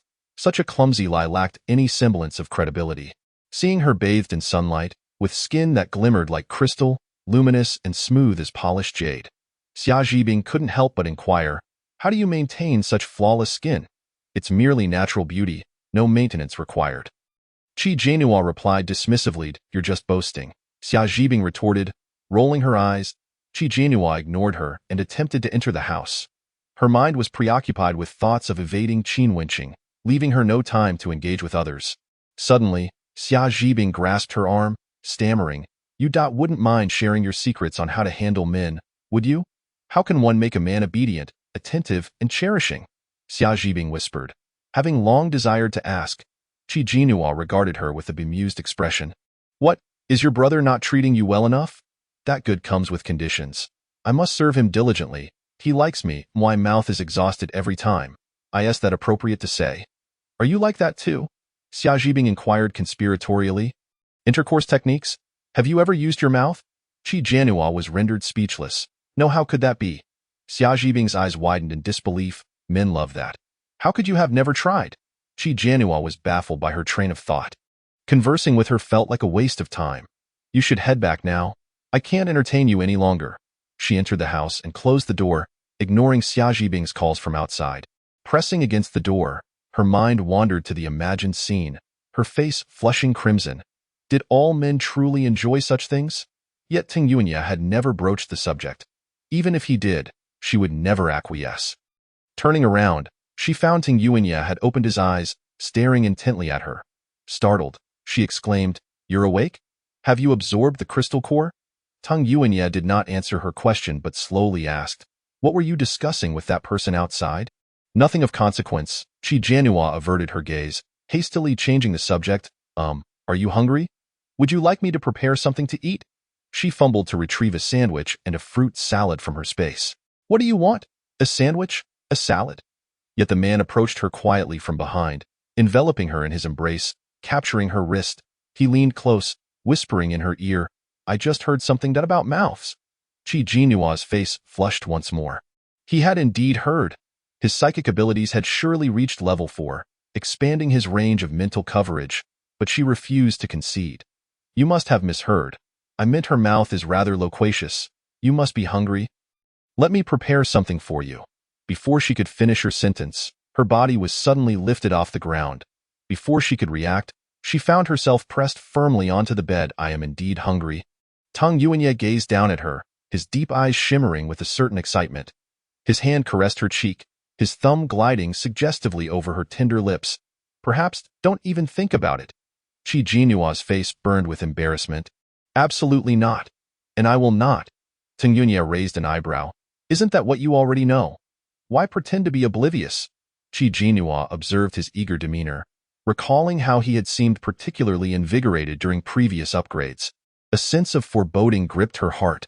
She needed to suppress that notion swiftly. "I don't want to die," she pouted, clutching his hand, her face rubbing against his palm. "How could you bear to?" "I've said I won't." "Be good." His eyes darkened, his voice husky and coaxing. "If you don't try, how will you know whether you like it? You might just enjoy it." "I don't like it. I could never like it. That I refuse." Qi Jianhua clutched his neck, on the verge of tears, nuzzling against him. "Please, not like this, all right? I'm frightened." "Nua." He cradled her head, his voice gravelly. "I feel unwell." Qi Jianhua recalled his past fervor following upgrades, her anxiety escalating. "You only think of your discomfort, not considering my feelings." Suddenly, she pushed him away. "I don't want to deal with you anymore." Seizing the opportunity, she hastily leapt off the bed. However, before she could reach the door, a white tendril of psychic energy ensnared her. Qi Jianhua felt herself lifted into the air, only to be yanked back once more. She burst into tears. "You don't care about me anymore, treating me like a toy. Have you forgotten to cherish what you've obtained? You scoundrel. All men are truly worthless. I despise you."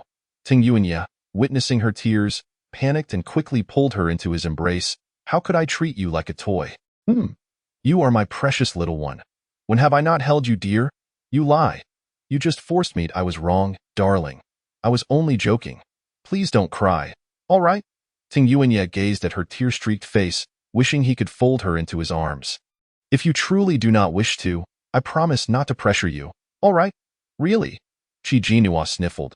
Looking up at him, he affirmed, "Really?" At this, she finally smiled through her tears. "You truly are my little darling." Ting Yuanya sighed. Qi Jianhua gradually calmed down, feeling slightly guilty. She couldn't help but glance at a certain area of his body. Then, "What about you?" Before she could finish her thought, Ting Yuanya lifted her chin and kissed her directly. His words were muffled. "Since you don't want to use it." Outside, the sun shone brightly. A splendid day. Lu Maidong led the newly arrived Fong family towards the large courtyard. As they passed by a particular courtyard, Qin Wenqing suddenly halted. "Where is Ting Yuanya's courtyard?" Lu Maidong pointed to a certain area. "It's right over there." Just as Qin Wenqing was about to approach, Fong Huahao interjected, "Qingqing, the door is closed. They might not be home. Perhaps we should settle in first and return later." After a moment's consideration, Qin Wenqing agreed. After all, they were all present. He likely wouldn't leave so soon. As she turned around, she faintly heard some peculiar sounds, as if someone were calling husband. "Did you hear that sound?" "What sound?" Fong Huahao looked bewildered, having heard nothing. "Forget it. Qin Wenqing felt somewhat displeased. She found that she and Feng Huahao had no common ground, and every moment spent with him was a source of irritation. The conditions in Shanyang village were quite poor, and the accommodation was not ideal. Cleaning the courtyard took the entire afternoon, leaving Qin Wenqing in a foul mood. And she simply lacked the heart to seek out Ting Yuanya. The sun gradually sank in the west. As the setting sun filtered through the gaps in the window, it illuminated the flawless visage of Qi Jinhua. Her face as perfect and unblemished as white jade. Yet, her lips were excessively crimson, reminiscent of a strawberry on the verge of overripeness, marred by suspicious scars at the corners. Tung Yuan also emerged from the bathroom, taking a towel to gently dab at her face. His gaze lingered on the wound at the corner of her mouth, his eyes deepening with concern as he lightly brushed it with his fingers. "It hurts," murmured the girl lost in slumber. "I'm sorry," Tung Yuan whispered, planting a soft kiss on her forehead. "Sleep well, my sweet girl." Upon awakening, the first thing Qi Jinhua did was retrieve a mirror from her space. Inspecting the injury at the corner of her mouth, truly, the man's words were as unreliable as the wind. Whatever nonsense he spouted, he would say anything to achieve his aims. She recalled his embrace, calling her his little darling, his precious treasure. How nauseating! How shameless! Yet, how had she so foolishly acquiesced at that moment? Indeed, beauty was a treacherous seducer. She conjured a healing bubble, intending to mend the wound, but then hesitated.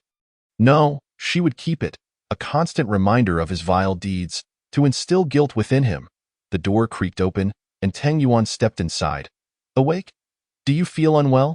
he inquired, settling beside her on the bed. Qi Jinhua huffed disdainfully, deliberately turning her face to present the wound to him. Tang Yuan instantly noticed it, his understanding evident. A smile crept onto his lips as he declared, "I was in the wrong. Of course it was your fault. You scoundrel, you shameless wretch." "Indeed, I am a scoundrel, a shameless one," he chuckled, pulling her closer into his embrace, his laughter low. "So, you left it deliberately, just for me to see? This is your evidence of guilt." Qi Jinhua retorted angrily, squirming in his arms, unwilling to be held out. He teased, "If you keep wriggling, something unfortunate might happen." Alarmed, she ceased her movements, her frustration palpable as she glared at him. He chuckled softly, ruffling her hair. "Shall we get something to eat?" "Humph." Qi Jinhua pushed him away, wrapping herself in the blanket as she got out of bed. While washing up, the injury at her mouth throbbed momentarily, and unable to bear it, she released another healing bubble to mend it. Otherwise, she would suffer during mealtime. By the time she finished, Tang Yuan had prepared breakfast. However, the sight of the plain rice porridge on the table filled her with distaste. "I won't have porridge. Take it away," she protested, her voice tinged with frustration. Tang Yuan exchanged a knowing glance with her before removing the porridge, replacing it with sandwiches and fruit salad. "Is this more to your liking?" Qi Jinhua shot him a glare, feeling a slight discomfort in her throat, her appetite waning. After nibbling a few bites of the sandwich, she pushed it aside, leaving Tang Yuan to tidy up the room as she stepped outside to bask in the sun. Just then, Xia Zhibing strolled over from across the way. "Why are you up so late today? Is it because of last night?" Seeing the teasing glint in her eyes, Qi Jinhua recalled her unfortunate encounter yesterday, all stemming from Xia Zhibing's inexplicable remarks. "What business is it of yours? Are you the village gossip?" she snapped. Xia Zhibing merely shrugged, just asking, "Why the hostility?" With that, she turned to leave. Qi Jinhua huffed in annoyance, ignoring her. While she might not find Xia Zhibing particularly admirable, she couldn't deny that her observation had held a grain of truth. Men indeed seemed to have a penchant for charm. Qi Jinhua felt as though Tung Yuan had unlocked a new realm of possibilities, and a pang of regret washed over her. Chapter 125. A self-recommendation. As Qi Jinhua basked in the sunlight, Lu Maidong entered. "Where's your boyfriend?" "Inside," Qi Jinhua replied, regarding her with curiosity. "What's up?" Lu Maidong replied. "The ability users have mostly gathered over the past couple of days. The captain asked me to notify you both to attend a meeting to discuss how to eliminate the cultivation base." Qi Jinhua's expression turned serious. This was a significant matter. But would they encounter Qin Wenqing there? Hesitating, she was soon joined by Tang Yuan, who emerged from the house. Lu Maidong then addressed him directly. "We're heading to a meeting in the village conference room that I'll go with you," Qi Jinhua decided, though initially indifferent, The prospect of encountering Qin Wenqing compelled her to follow. She was determined not to give Qin Wenqing an opportunity to converse with Ting Yuan. Tung Yuan said nothing as they trailed behind Lu Maidong. Upon their arrival, many ability users had already gathered. Several teams had sent representatives to the meeting. Since the apocalypse, lone wolves were nearly extinct. Only teamwork could ensure survival in such a perilous and unpredictable environment. Qi Jianhua spotted Ji Changfeng, who waved enthusiastically at them, alongside Miao Qi. She also noticed Fang Huahao and Qin Wenqing, her heart sinking slightly. Under normal circumstances, Qin Wenqing and Fang Huahao shouldn't have been present. Their fathers and brothers could easily represent them. Yet, here they were, and it was clear Fang Huahao was following Qin Wenqing's lead, intent on confronting Ting Yuan. Sure enough, as soon as Qin Wenqing caught sight of Ting Yuan, she began to approach. However, at that moment, Jia Zhou interjected, "Now that everyone is here, we shall commence the meeting." Qin Wenqing had no choice but to halt her advance.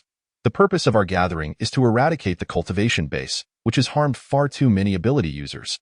None of us knows who might be next," he declared. Thus, the destruction of the cultivation base is not merely for the fallen, but for our own survival. His gaze swept across the room, finally resting on Ting Yuan. "Here, I would like to introduce a new ability user. He is a level 3. Wait." A voice abruptly interrupted him. Jia Zhou frowned, recognizing it as Fang Zong, the head of the Fang family, who had only just arrived. "I have a proposal regarding this operation to eradicate the cultivation base." Though Jia Zhou was displeased at being interrupted, he maintained his composure. "Please, go ahead. We should select a commander for this operation. Otherwise, with so many people, chaos may ensue," Fang Zong suggested. Jia Zhou nodded. "I concur. I was just about to say the same thing. I volunteer myself," Fang Zong declared loudly. A murmur of excitement rippled through the ability users, all eyes turning to him. Jia Zhou's expression darkened. "And what is your reason for self-recommending?" Fang Zong responded confidently. "I run a security company and was once a special forces soldier, possessing extensive combat experience. Moreover, I have brought 50 ability users under my command, and my subordinates are all trained bodyguards, rigorously prepared for such challenges. I assure you, I will not disappoint." He stood tall, as if already claiming the position of commander. Others began to murmur amongst themselves. "It seems he has considerable combat experience. 50 ability users under his command? That's akin to the combat strength of a small survivor base, a former special forces soldier. He appears quite reliable." Fang Zong turned to Jia Zhou with a smile. "What do you think, Captain Jia?" Jia Zhou furrowed his brow, remaining silent. He sensed that the Fang family had come well prepared, specifically eyeing the command position. Noticing Jia Zhou's silence, Fang Zong continued, "Oh, by the way, I captured someone on my way here." He clapped his hands, and immediately, someone brought forth a bespectacled man in handcuffs. Qi Jianhua's heart raced. Wasn't this the bespectacled man they had initially captured? They had lost track of him when the Punan base's forces arrived, allowing him to escape. Now, by some twist of fate, he had fallen into the hands of the Fang family. Jia Zhou inquired, "Who is this?" "He is from the cultivation base," Fang Zong announced proudly. The crowd stirred with excitement. He had captured someone from the cultivation base. It seemed the Fang family was indeed formidable. "How did you manage to catch him?" "I heard that those from the cultivation base are elusive." Fang Zong noticed the crowd's growing favor towards him, a triumphant smile gracing his lips as he turned to Jia Zhou. "So, Captain Jia, do I qualify to be the commander?" Jia Zhou's expression darkened, his displeasure evident. He realized Fang Zong was indeed gunning for the position, confirming the adage that no one rises early without a vested interest. From his initial self-recommendation to presenting a member of the cultivation base, he had gradually swayed the attendees to his side, each move meticulously planned. After a brief silence, Jia Zhou replied, "I believe this matter requires further discussion." "Further discussion?" Fang Zong's eldest son, Fang Huaxin, interjected, his tone accusatory. "Is Captain Jia trying to monopolize the command position for himself?" "Captain Jia, this is no trivial matter.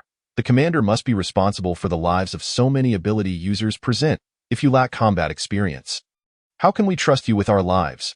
Fang Huaxin's words ignited unrest among the ability users. Indeed, he makes a valid point. Captain Jia, since Fang Zong has self-recommended, why not give him a chance? He is a special forces veteran, leading a substantial number of ability users. No one is more suitable for the role. We must entrust our lives to someone worthy of that trust. The crowd rallied behind Fang Zong. leaving Jia Zhou with little option but to relent. Since everyone unanimously supports Fang Zong, let him assume command. His expression remained grim. Liu Maidong observed the unfolding events with a furrowed brow. She knew Jia Zhou favored Ting Yuan. Yet the unexpected emergence of Fang Zong had disrupted their plans. Qi Jianhua quietly leaned towards Ting Yuan's ear and said, I believe you are more suited than he is. His series of maneuvers seems aimed at this position. Ting Yuanye replied, I have no interest in that position. Whoever wishes to take it can do so. No matter who gives the orders, it will not hinder me. Subservience to others is not his style. Next, they began to discuss their battle strategy. They aimed for a swift resolution, setting the date for the day after tomorrow, while the details of the plan continued to be deliberated. Seeing that there was nothing more to discuss, Tang Yuanya intended to take Qi Jianhua and leave. This must be Tang Yuanya, the one for whom the Punan base has issued a kill order. Fang Zong's voice suddenly echoed. Instantly, the ability users turned their gazes towards Tang Yuanya. Chapter 126. Each with their own thoughts. Tang Yuanya halted, turning to face Gao Zong with an impassive expression. Gao Zong smiled and said, I have heard that your combat prowess is astonishing. I need you to undertake an important task. Are you commanding me? Tang Yuanya scoffed at it is merely a trivial command. Do not mistake a feather for a spear. You cannot direct me. Fang Huaxin's expression darkened. This concerns the cultivation base. All ability users have gathered here with the united purpose, willing to risk their lives for it. Now you are asked to perform an important task, yet you resist so vehemently. Is this truly justified? In the face of our shared future, you cannot afford to be selfish. Indeed, we convene here to eradicate the cultivation base, do we not? This commander was selected by all, and thus obedience is expected. If you lack even this minimal awareness, how can you hope to defeat the cultivation base? Do not mistake matters, Tang Yuanya replied coldly. This commander was chosen by you, not by me. Furthermore, while I intend to combat the cultivation base, I have never claimed I would join you. Upon hearing this, the other ability users erupted in uproar. What does this mean? Is he not sowing discord among us? If he does not join us? What is he doing here? Is this a joke? Jia Zhou stepped forward. That is indeed the case. Brother Tang Yuanya has aided our Kenyang village. He is our benefactor, but he has never stated his intention to join us. I merely offered him a place to stay in gratitude. Let us not impose upon him. Fang Huaxin retorted coldly, Captain Jia, how can you be so oblivious? With a great enemy at hand, everyone should make sacrifices. This is for the common future of ability users and humanity. At such a time, selfishness is unacceptable. Otherwise, what distinguishes you from beasts? His words ignited the emotions of the ability users. This moment of righteousness. How can one still be so self-serving? Captain Jia, what do you mean by protecting him? What if he is capable? Capability without empathy or responsibility, unable to advance or retreat with us, what use is it? Such a narrow perspective. Qi Jianhua, incensed, wanted to argue with them but was restrained by Tang Yuanya. He regarded the group of ability users with cold indifference, stating, Speak as you will. I shall act according to my own methods. No one shall command me. After saying this, he took Qi Jianhua's hand and left, indifferent to any evaluations or opinions about him. The voice of reproach rang out, followed by a lightning sphere hurtling toward Tang Yuanya at great speed. Crackling with electricity, an ice wall swiftly rose, effortlessly intercepting the lightning sphere. As the ice wall shattered, a dazzling array of ice shards filled the air, and those present glimpsed a flash of white in the man's cold eyes. Subsequently, the assailant was encased in ice. Others gasped in shock. Ajin, what has happened to you? His companion called out anxiously, shouting at Tang Yuanya, Is this your doing? Release Ajin at once. Tang Yuanya's gaze darkened, and the human-shaped ice sculpture exploded. Blood-red snowflakes swirled like willow fluff, falling to the ground and quickly transforming into pools of blood. Ajin's companion, terrified, collapsed to the ground, his legs giving way. The other ability users displayed fear, their lips trembling, unable to utter a word. You dare to openly attack an ability user? Fang Zong thundered. He is a comrade. You massacre your own kind, cold-blooded and heartless. What difference is there between you and those of the cultivation base? The hat was getting bigger and bigger. Qi Jianhua could not help but interject. He struck first at us. Did you not see? So many witnesses were present. Your eagerness to enslave him raises doubts about your true motives. Fang Zong replied solemnly. What motives could I possibly have? I act solely for the future of ability users. Do not flatter yourself with grandiose ideals. Your true intentions are clear to you alone. Qi Jianhua shot back, coldly regarding him. Captain Jia has already stated that we are merely residing here temporarily and have no intention of joining you. Yet you persist in your provocations. What is your true aim? Is it for the future of ability users or merely your own selfish desires? You know the answer well. Nonsense. Fang Zong glared at Jia Zhou. Captain Jia, will you allow her to sow discord and disrupt our morale? Do not. Qi Jianhua interrupted. Do not place such a heavy accusation upon me. It makes me uneasy. You outnumber us. Can't we just retreat? We were merely retaliating in self-defense, not to disturb your grand plans. We shall take our leave. You may continue. Good luck. The future of humanity rests upon you. After delivering her sarcastic farewell, Qi Jianhua pulled Ting Yuanyi away. Her mocking tone left them speechless, their faces flushed with indignation. Once they had distanced themselves, Qi Jianhua released Ting Yuanyi's hand, unable to contain her ire. Old man, you have ill intentions. That group of ability users has truly been duped. Ting Yuanyi remarked, do you know what they intend to do? No, Qi Jianhua shook her head, but I can roughly guess. They likely wish to seize this opportunity to establish a reputation for themselves or, taking advantage of the numerous ability users gathered here, find a chance to consolidate their own power. This is truly a risk-free venture. The more she pondered, the more convinced she became of this theory. No wonder they were so zealous. Your mind works swiftly? Ting Yuanyi noted, a glimmer of approval in his eyes.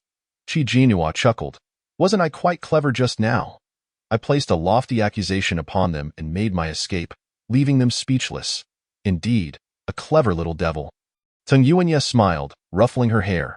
Just as they were about to return, a female voice called out from behind. Ting Yuanyi, stop, I need to speak with you. Qi Jianhua turned to see Qin Wenqing catching up to them. Ting Yuanyi, Qin Wenqing exclaimed, running swiftly while lifting her skirt. Qi Jianhua immediately leaned into Ting Yuanyi's embrace. Yuanyi, I feel dizzy and unwell. Please take me back. Ting Yuanyi glanced down at her. Why the sudden dizziness? Are you all right? I don't know.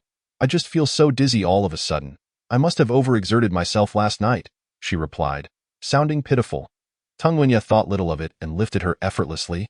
Turning to leave, seeing him about to walk away, Qin Wenqing shouted in anger, she is lying to you. Ting Yuanyi's steps abruptly halted. Qi Jianhua's expression shifted as she shot a cold glance at Qin Wenqing.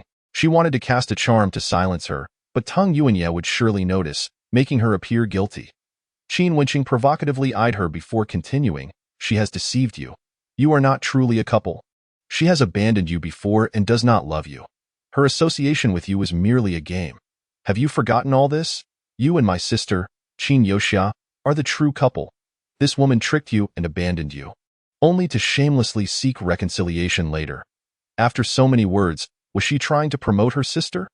Qi Jianhua scoffed, not a chance. I don't even know you, and you come accusing me of deception? How absurd. We are very much in love and have never quarreled since we got together. Who is your sister anyway? Perhaps you are merely trying to cling to him using her as an excuse. Qin Wenqing's face reddened with anger. You are talking nonsense. Qi Jianhua, you are a woman full of lies. Dare you face me directly? I have no idea what you are talking about. You can save your breath. Save the theatrics. Your desire for the spotlight is too blatant. Yuanyi, I feel dizzy. Let us return quickly. I am uncomfortable. Qi Jianhua whined, tugging at Ting Yuanyi's shirt. Ting Yuanyi carried her away. Seeing that he did not react, Qin Wenqing was incredulous. You are merely under her control. You will regret this. You are not truly lovers. Ting Yuanyi, I await your arrival. Should you express interest, I shall divulge everything to you. Qi Jianhua felt a cold sweat trickle down her spine. Utterly afraid to lift her gaze and meet Ting Yuanyi's expression, a person of sound mind would surely harbor doubts upon hearing such utterances, wouldn't they? Her recent words were likely insufficient to assuage his suspicions. How might she articulate her explanations in a more coherent manner? Her lower lip was bitten crimson, nearly drawing blood. Ting Yuanyi pushed open the door and drew her to the edge of the bed. Remaining silent throughout, a sense of dread and unease enveloped Qi Jianhua as she grasped his hand. Darling, are you angry? Have you believed her? What I said was merely deceit, intended to sow discord between us. You mustn't take it to heart. How could I ever deceive you? We are lovers, after all. The affection and sweetness we have shared along our journey, could it all be a fade? Reflect upon it. When you first awakened, amnesiac, where were we? What were we doing? If we were not a couple, why would I accompany you to a hotel? I am not that kind of girl. I have laid bare my heart to you, loving you to the point of madness. If someone could so easily sway you with mere words, it would shatter my heart. I would never speak to you again. Tears brimmed in her eyes, portraying her profound sorrow. Tung Yuanya wiped away her tears, pressing his fingers gently against her scarlet lips. Release it, or you shall draw blood, he remarked. Qi Jinhua glared at him defiantly. Biting down on his finger, Tung Yuanya wiggled his finger, yet she clung on stubbornly, humor dancing in his eyes. Are you a dog? He teased. She remained unyielding, ignoring his words. Tung Yuanya slowly continued, those words she spoke, I paid no heed to. How could I trust the words of a stranger? At this, Qi Jinhua finally broke into a smile, loosening her grip on his hand and planting a kiss upon his fingers. I was merely worried. You said nothing, leaving me in fear. Was that your intention? You claim to feel dizzy and unwell, yet you can converse so freely now, suggesting your earlier discomfort was a ruse. Nay, I truly felt unwell, Qi Jinhua quickly replied, lying back down, gazing at him with a pout. I was only concerned that she might deceive you, and that you would misinterpret my intentions, leaving me. I was anxious.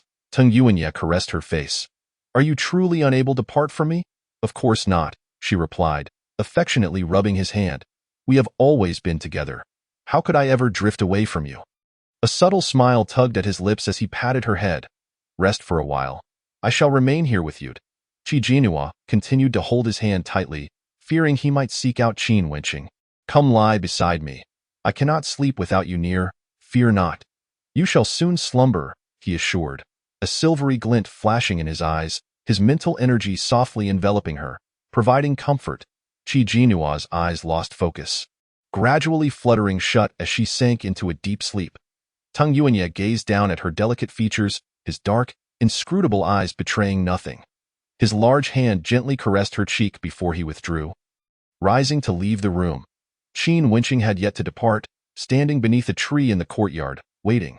She firmly believed that Tung Yuanya would seek her out. He was a clever man. How could he tolerate being toyed with by a woman? During the meeting, he had demonstrated his exceptional prowess, igniting a flicker of hope within Qin Wenqing. Earlier that morning, Fang Huahao had informed her of news regarding her sister, who was located in Langdong. Langdong was a realm entirely distinct from this one. In the aftermath of the apocalypse, the land had been fragmented into several regions. By pre-apocalyptic standards, this area was considered remote, while Langdong was a bustling hub. Resources were more abundant there, and those with extraordinary abilities were both more numerous and formidable. She intended to journey to Langdong to find her sister, and if Tung Yuanya could accompany her, it would be all the more splendid. She hoped he would take her along. From a distance, she spotted a figure approaching. Qin Wenqing's eyes brightened. He had indeed come. She hurriedly ran toward him. I knew you would come for me. You believe my words now, do you? That woman, Qi Jinhua, deceived you. She is not your beloved. Tung Yuanya replied coolly. Let us speak inside. Tell me all that you know. Certainly. Qin Wenqing's spirits lifted. Qi Jinhua was finally to reap what she had sown. Once Tung Yuanya uncovered the truth, he would undoubtedly cast her aside without a second thought. Upon entering the room, Qin Wenqing closed the door and turned around, only to be met by Tung Yuanya's silver-hued gaze. She paused, her eyes gradually losing focus.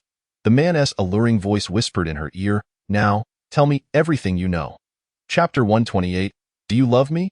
When Qi Jinhua awoke, she found Tung Yuanya seated beside her on the bed. The setting sun's rays bathed him, half of his face illuminated in golden light while the other half remained cloaked in shadow. Tiny specks of dust danced in the interplay of light and shadow. Despite the clarity of the dust, his face remained obscured. Why have I slept for so long? Qi Jinhua murmured, slowly sitting up.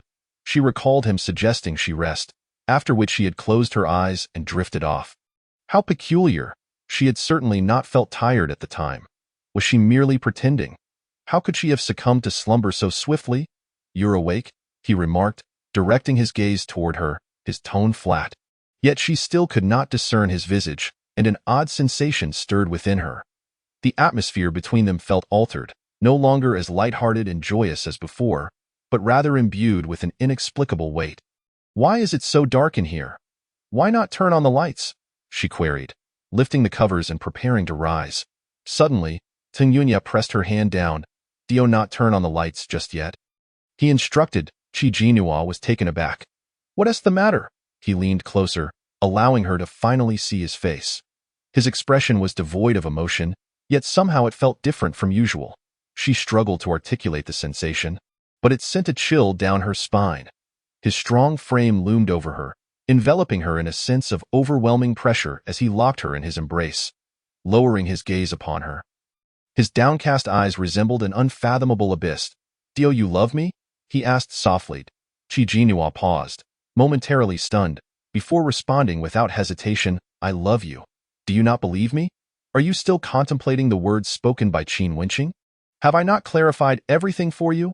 He studied her, remaining silent for a prolonged moment.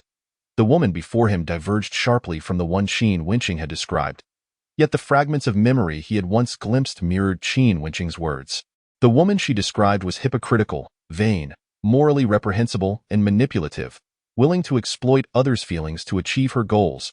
In contrast, the woman before him radiated innocence and charm, her sparkling eyes brimming with affection for him, making it difficult for him to fathom that this was merely a fade, a means of self-preservation. As Qi Jinhua observed his demeanor, unease crept into her heart. Surely he had not sought out Qin Wenqing while she slept? "Did you go to find Qin Wenqing?" she tested, her voice trembling. Teng Yuanye replied, "Are you concealing something from me?" Her heart raced at his words, quick to respond, "Of course not. What could I possibly hide from you? I have told you everything I know. As for your personal matters, I am not well informed and thus cannot comment." Teng Yuanye fell silent, his expression unreadable. "I know what Qin Wenqing has said to you. It is merely the trivialities of a couple's quarrel," Qi Jinhua insisted, feigning nonchalance. "It is perfectly normal for couples to argue. You know me. When I am provoked, I tend to speak harshly and act impulsively. I have even gone so far as to feign intimacy with another man just to make you jealous. I understand that such behavior is childish. You reprimanded me severely, and I promised never to repeat it. Though I may sometimes be a bit headstrong, can you not feel the love I hold for you? Are you really seeking to dredge up old grievances?" Qi Jinhua adopted a serious expression, anger bubbling within her. Yet Teng Yuanye saw through her ruse. This was her usual tactic. Whenever she felt guilty or was in the wrong, she would resort to obfuscation, diverting the topic and placing blame upon him. After a moment of silence, he replied, "I was merely inquiring." "Really? So you do believe me?" Qi Jinhua seized the opportunity. "Let us agree to speak candidly. We must not leave any issues unresolved, lest they resurface later." Teng Yuanye regarded her with a bemused smile. "What are you so anxious about? Why the fear?" "Not at all. I merely wish to avoid conflict with you," Qi Jinhua replied, sweetly embracing him. She remained oblivious to the depths of Teng Yunye's gaze.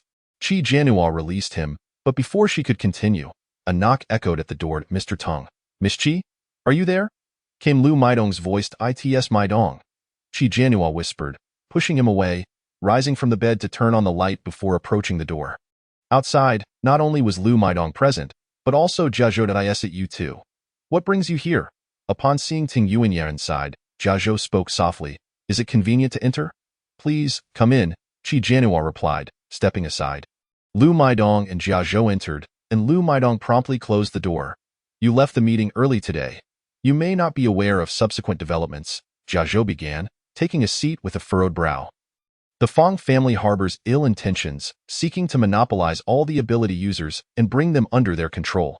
The Fong family possesses an extraordinary talent for manipulating hearts and minds. Those endowed with special abilities have been incited by them to regard Fong Zong as their commander. I genuinely find myself at a loss as to how to proceed." Lu Maidong cast a glance at Teng Yuanye, for the captain had initially intended to nominate him as the commander. "I have no interest," Teng Yuanye replied coolly. Jia Zhou sighed. "I understand your disdain for this power struggle, which is precisely why I wish to recommend you. I do not want my efforts in gathering so many gifted individuals to culminate in their becoming mere instruments for others. It is undeniable that the Fong family harbors ill intentions, yet the ability users are firmly aligned with them. What do you suggest I do?" After the meeting, he returned home in a gloomy state. Unable to resist the urge to seek Teng Yuanye's counsel, hoping to hear his perspective. Tung Yuanya remarked, "If those endowed with powers are willing, what business is it of yours?" Though he spoke thus, Jia Zhou hesitated. After all, these people were gathered under his auspices, and he felt a sense of obligation towards them. He had an idea. Perhaps we could. Suddenly, a deafening crash reverberated, shaking the entire room.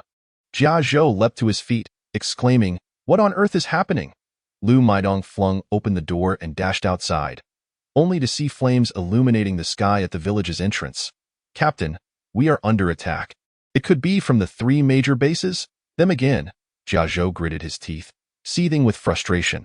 He could no longer afford to ponder other matters and hurriedly made his way towards the village entrance with Lu Maidong. "Qin Wenqing, are you all right?"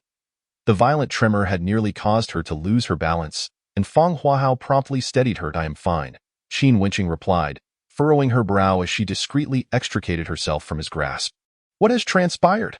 Fang Huahao looked towards the village entrance, his expression grave. "I do not know, but it seems something has gone awry. Remain here. I will inquire." He turned and headed towards the entrance.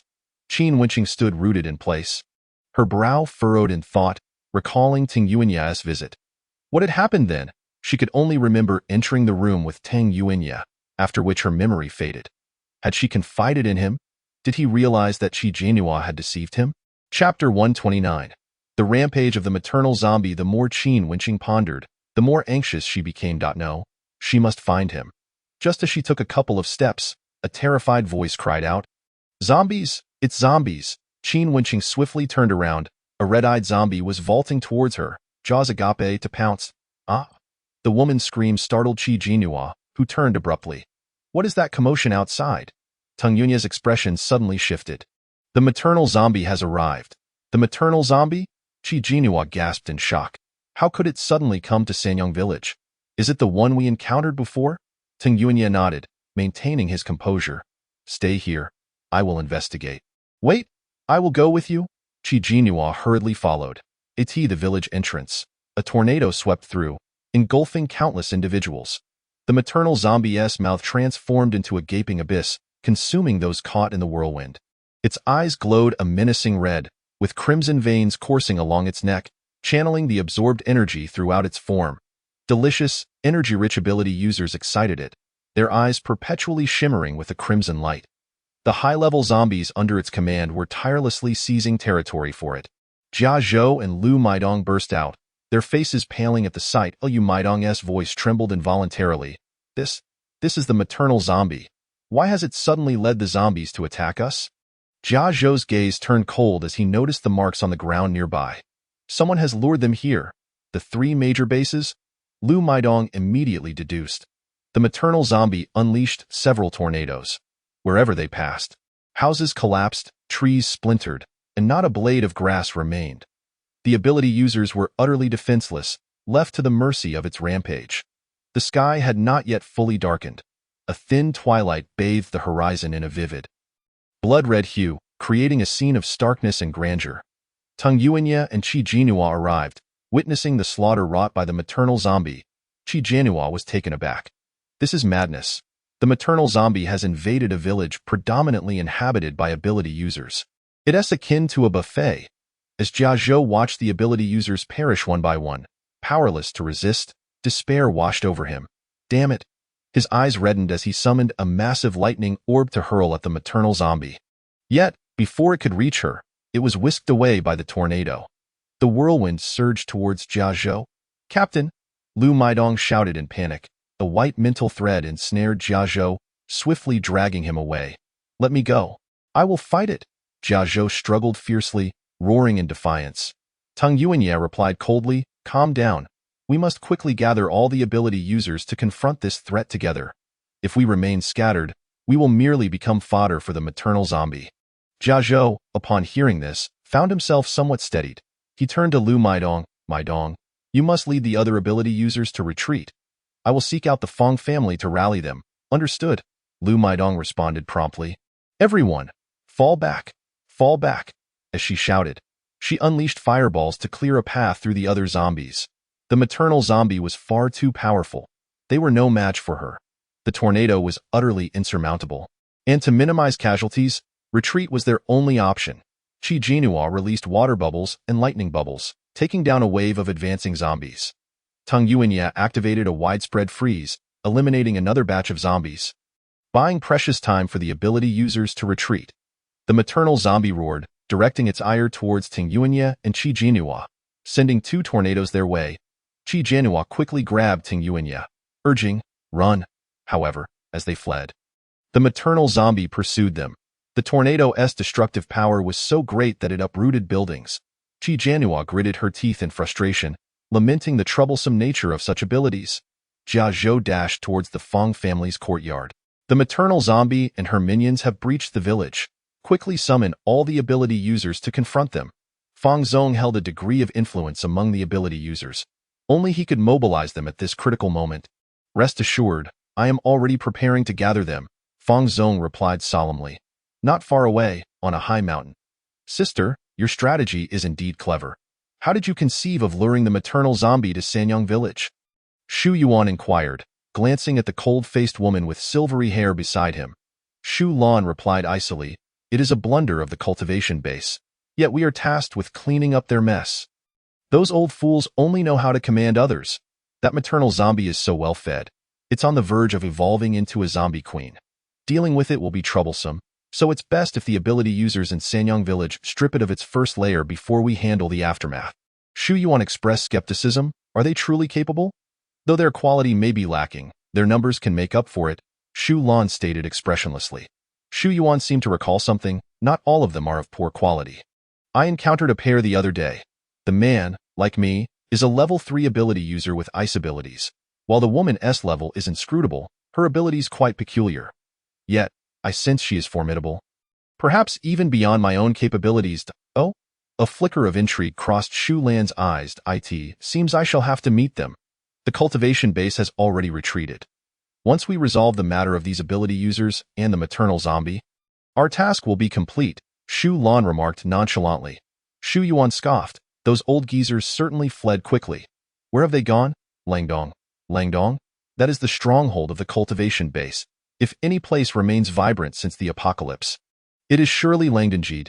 By the way, that ice ability user was a target hunted by the Punan base, named Tang Yuanya. Tang? Shu Lan frowned. Shu Yuan, recalling something, said, "You don't think he is related to the Tang family from Langdong? Do you?" "It's not impossible," Shu Lan retorted coldly, leaping down from the mountaintop. "I shall go meet him." The maternal zombie led her horde into the village. Those without abilities hid away, while all the ability users assembled. Unleashing their powers, the dazzling array of abilities created a mesmerizing spectacle against the dark night, their vibrant hues illuminating the scene. The maternal zombie endured wave after wave of attacks from the ability users, growing increasingly irate. Although the assaults were currently inconsequential to it, prolonged exposure would inevitably inflict damage, it roared, attempting to unleash a tornado, only to be suddenly encased in ice. Various abilities bombarded its form. The ice surrounding the maternal zombie shattered, and its eyes blazed crimson as it let out a furious roar, its body suddenly swelling to twice its size, transforming it into a giant. Multiple tornadoes were unleashed upon the ability users. Run! The ability users fled in terror, yet were swiftly ensnared by the tornadoes, swallowed whole by the maternal zombie. Chapter 130. The nature of humanity. Fang Zong watched this scene unfold, his expression a portrait of distress. Fang Huaxin whispered urgently in Fang Zong's ear, "Father, if this continues, it could spell disaster. We are no match for the maternal zombie. We cannot wait until we're entirely wiped out." "You make a valid point." Fang Zong replied gravely, "You must immediately notify our ability users to retreat. The loss of these individuals in Sanyang village is inconsequential, but we cannot afford to lose our own." "Yes," Fang Huaxin hastily set off to inform the others. "Dad, what are you saying?" Fang Huahao could hardly believe his ears. "You and brother are planning to retreat at such a critical moment. Everyone is working together to combat the maternal zombie. How can you do this? This is an act of betrayal, fool." Fang Zong, in a fit of rage, struck him across the face, exclaiming, "You have been indulging in a life of indulgence and revelry, and now, at this critical juncture, do you think you have any say in matters? Your carefree existence in this apocalyptic world is solely due to the efforts of your brother and me. You have no right to question our decisions. You must obey. Fang Huahao, clutching his face in shock, could only stare at him, unable to retort. He turned his gaze towards the combatants still engaged in battle. The stench of blood was overwhelming, a stark contrast to the cries of the empowered individuals as they faced the ravenous zombies. The acrid scent of charred flesh permeated the air. What kind of hell on earth was this? He felt profoundly shaken. Among the towering figures of the empowered, he spotted a delicate silhouette also fighting. Qi Jinhua, the girlfriend of that formidable figure, whom he remembered by name. Fang Huaxin returned, swiftly addressing Fang Zong. Dad, we can retreat at any moment. Fang Zong immediately replied. We must leave now. I refuse to leave. Fang Huahao suddenly interjected. I cannot abandon them at such a time. I must fight alongside them. Fang Huaxin, fuming, retorted. What kind of tantrum is this? Your capriciousness is tolerable at times, but is this truly the moment for such behavior? I am not throwing a tantrum. Fang Huahao shook his head. For too long, I have lived under your wings, evading many confrontations I did not wish to face. But now, I wish to make my own decision. You may go, but I will remain. Fang Huaxin's face turned ashen with fury. You, forget him, Fang Zong bellowed. I see he has grown too comfortable in his life. Let him face his demise. We leave. Fang Huaxin shot him one last glance before ultimately turning away. Fang Huahao entered a room, retrieved a sword, and dashed back outside. The mother zombie was rampaging, its massive arms smashing against the buildings, reducing countless structures to ruins. Empowered individuals were struck down by its colossal limbs, immediately surrounded by hordes of zombies, devouring them mercilessly. Qi Jinhua covered her mouth, fighting back the urge to vomit. She was in a state of disarray, her hair disheveled, clothes torn, her face and hands smeared with grime, and bloodstains all over her. This was the most extensive massacre she had witnessed since the onset of the apocalypse. The wails of the empowered echoed in her ears, and the scent of death spread rapidly. This was her first time confronting death so directly, helplessly watching so many sacrifice themselves. Her healing bubbles were utterly insufficient. The mother zombie's gigantic fist swung toward her, and as she lifted her gaze, she met the bloodthirsty crimson eyes of the creature. This monster, crawling out from the depths of hell, had thrived on human flesh and blood, growing to such monstrous proportions. Jinhua, Teng Yuan shouted, swiftly raising an ice wall to shield her from the attack, then sending forth white tendrils of mental energy to pull her away. Are you all right? He inquired, observing her pale complexion. Qi Jinhua shook her head. I'm fine. Teng Yuan gazed at the colossal beast, a glint of silver flashing in his eyes as his mental power surged forward. The nearby zombies fell under his control, rushing forward to tear at the mother zombie. The mother zombie seemed bewildered by their actions, emitting several furious roars. Upon realizing they were not heeding her commands, she began to attack indiscriminately. Countless ice arrows flew toward the mother zombie, impaling her back and transforming her into a spiky porcupine. The mother zombie let out a furious roar, pivoting to retaliate against Teng Yuan. Find somewhere to hide, Teng Yuan urged, shoving Qi Jinhua aside. Suddenly, recalling something, Qi Jinhua hastily produced a sword from her spatial pocket and tossed it to him. Use this. This was the sword she had intended to give him but had never found the opportunity until now. Teng Yuan caught the sword, momentarily stunned, before swiftly unsheathing it. The blade emitted a sharp, gleaming light like a fine sword, he mused. For reasons unknown, as he grasped it, a surge of power emanated from deep within him. Qi Jinhua did not hide. She unleashed healing bubbles and lightning bubbles, assisting Teng Yuan in combating the mother zombie. Thunder rumbled down, searing the surface of the mother zombie's skin. Soon, the chilling frost descended, rapidly cooling her down. This dual assault of ice and fire inflicted immense suffering upon the mother zombie. Enraged, she began attacking indiscriminately. Miao Qi did not retreat. She led the empowered individuals in battling the zombies. Yet, her powers were draining rapidly, and she began to tire. Suddenly, a high-level zombie lunged at her, viciously biting into her shoulder. Boss. Her subordinates rushed to her side, killing the zombie and helping her to the side. Miao Qi's shoulder bled profusely, leaving her weak and feeble. Boss, what are we going to do? You've lost so much blood. Her subordinate trembled as he gazed at her shoulder, where flesh was nearly torn away, exposing gleaming white bone. Suddenly, a pale yellow bubble enveloped Miao Qi's shoulder. She blinked in surprise, looking towards Qi Jinhua. "What is this?" "My healing bubble. It will mend your wounds." Qi Jinhua did not turn around, remaining focused on the battle between Teng Yuan and the mother zombie. While assisting the fight, she released several healing bubbles to tend to the injured. However, this drained her powers at an alarming rate, and she felt herself growing weary, on the verge of collapse.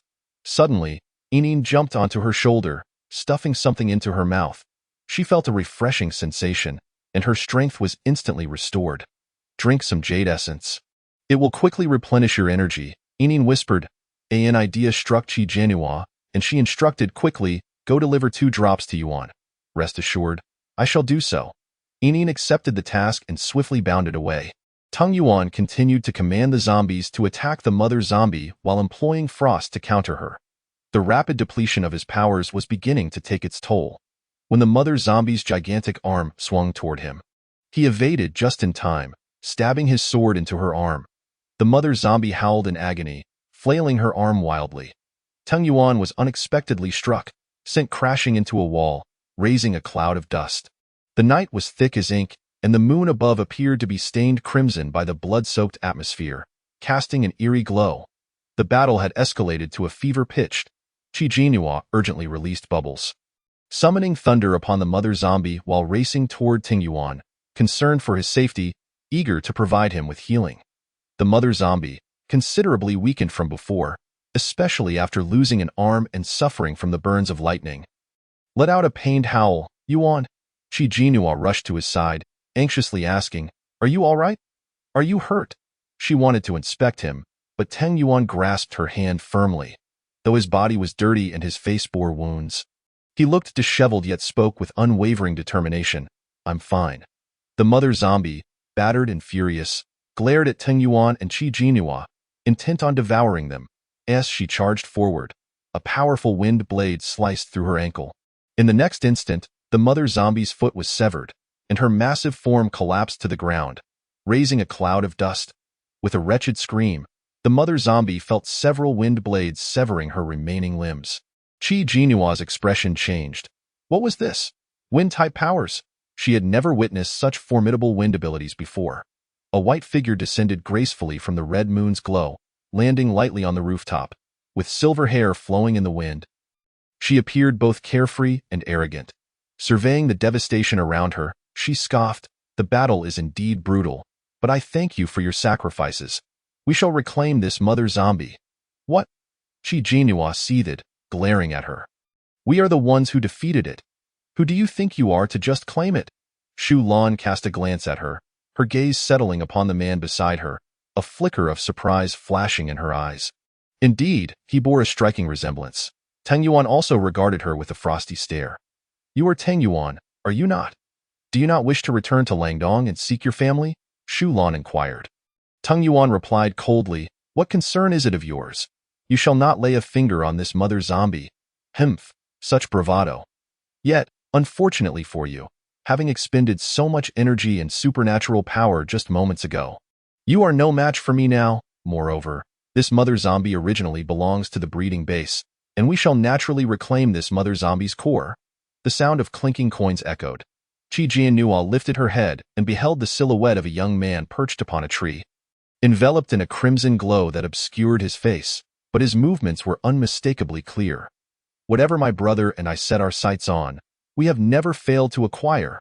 The coin was tossed, aimed at the mother zombie's head, and as it neared its target, a thick ice wall suddenly rose, blocking the coin's path. Previously, his coins could embed themselves within the ice wall, but this time, they were deflected. Shu Yuan's expression darkened as he looked towards Teng Yuan. "What is happening? In just 2 days apart, how is it that this person's energy seems to have intensified to such a degree that I can no longer sense his level? Has he truly advanced to level 4? How could anyone possibly upgrade faster than those of us backed by the breeding base?" Shu Yuan narrowed his eyes.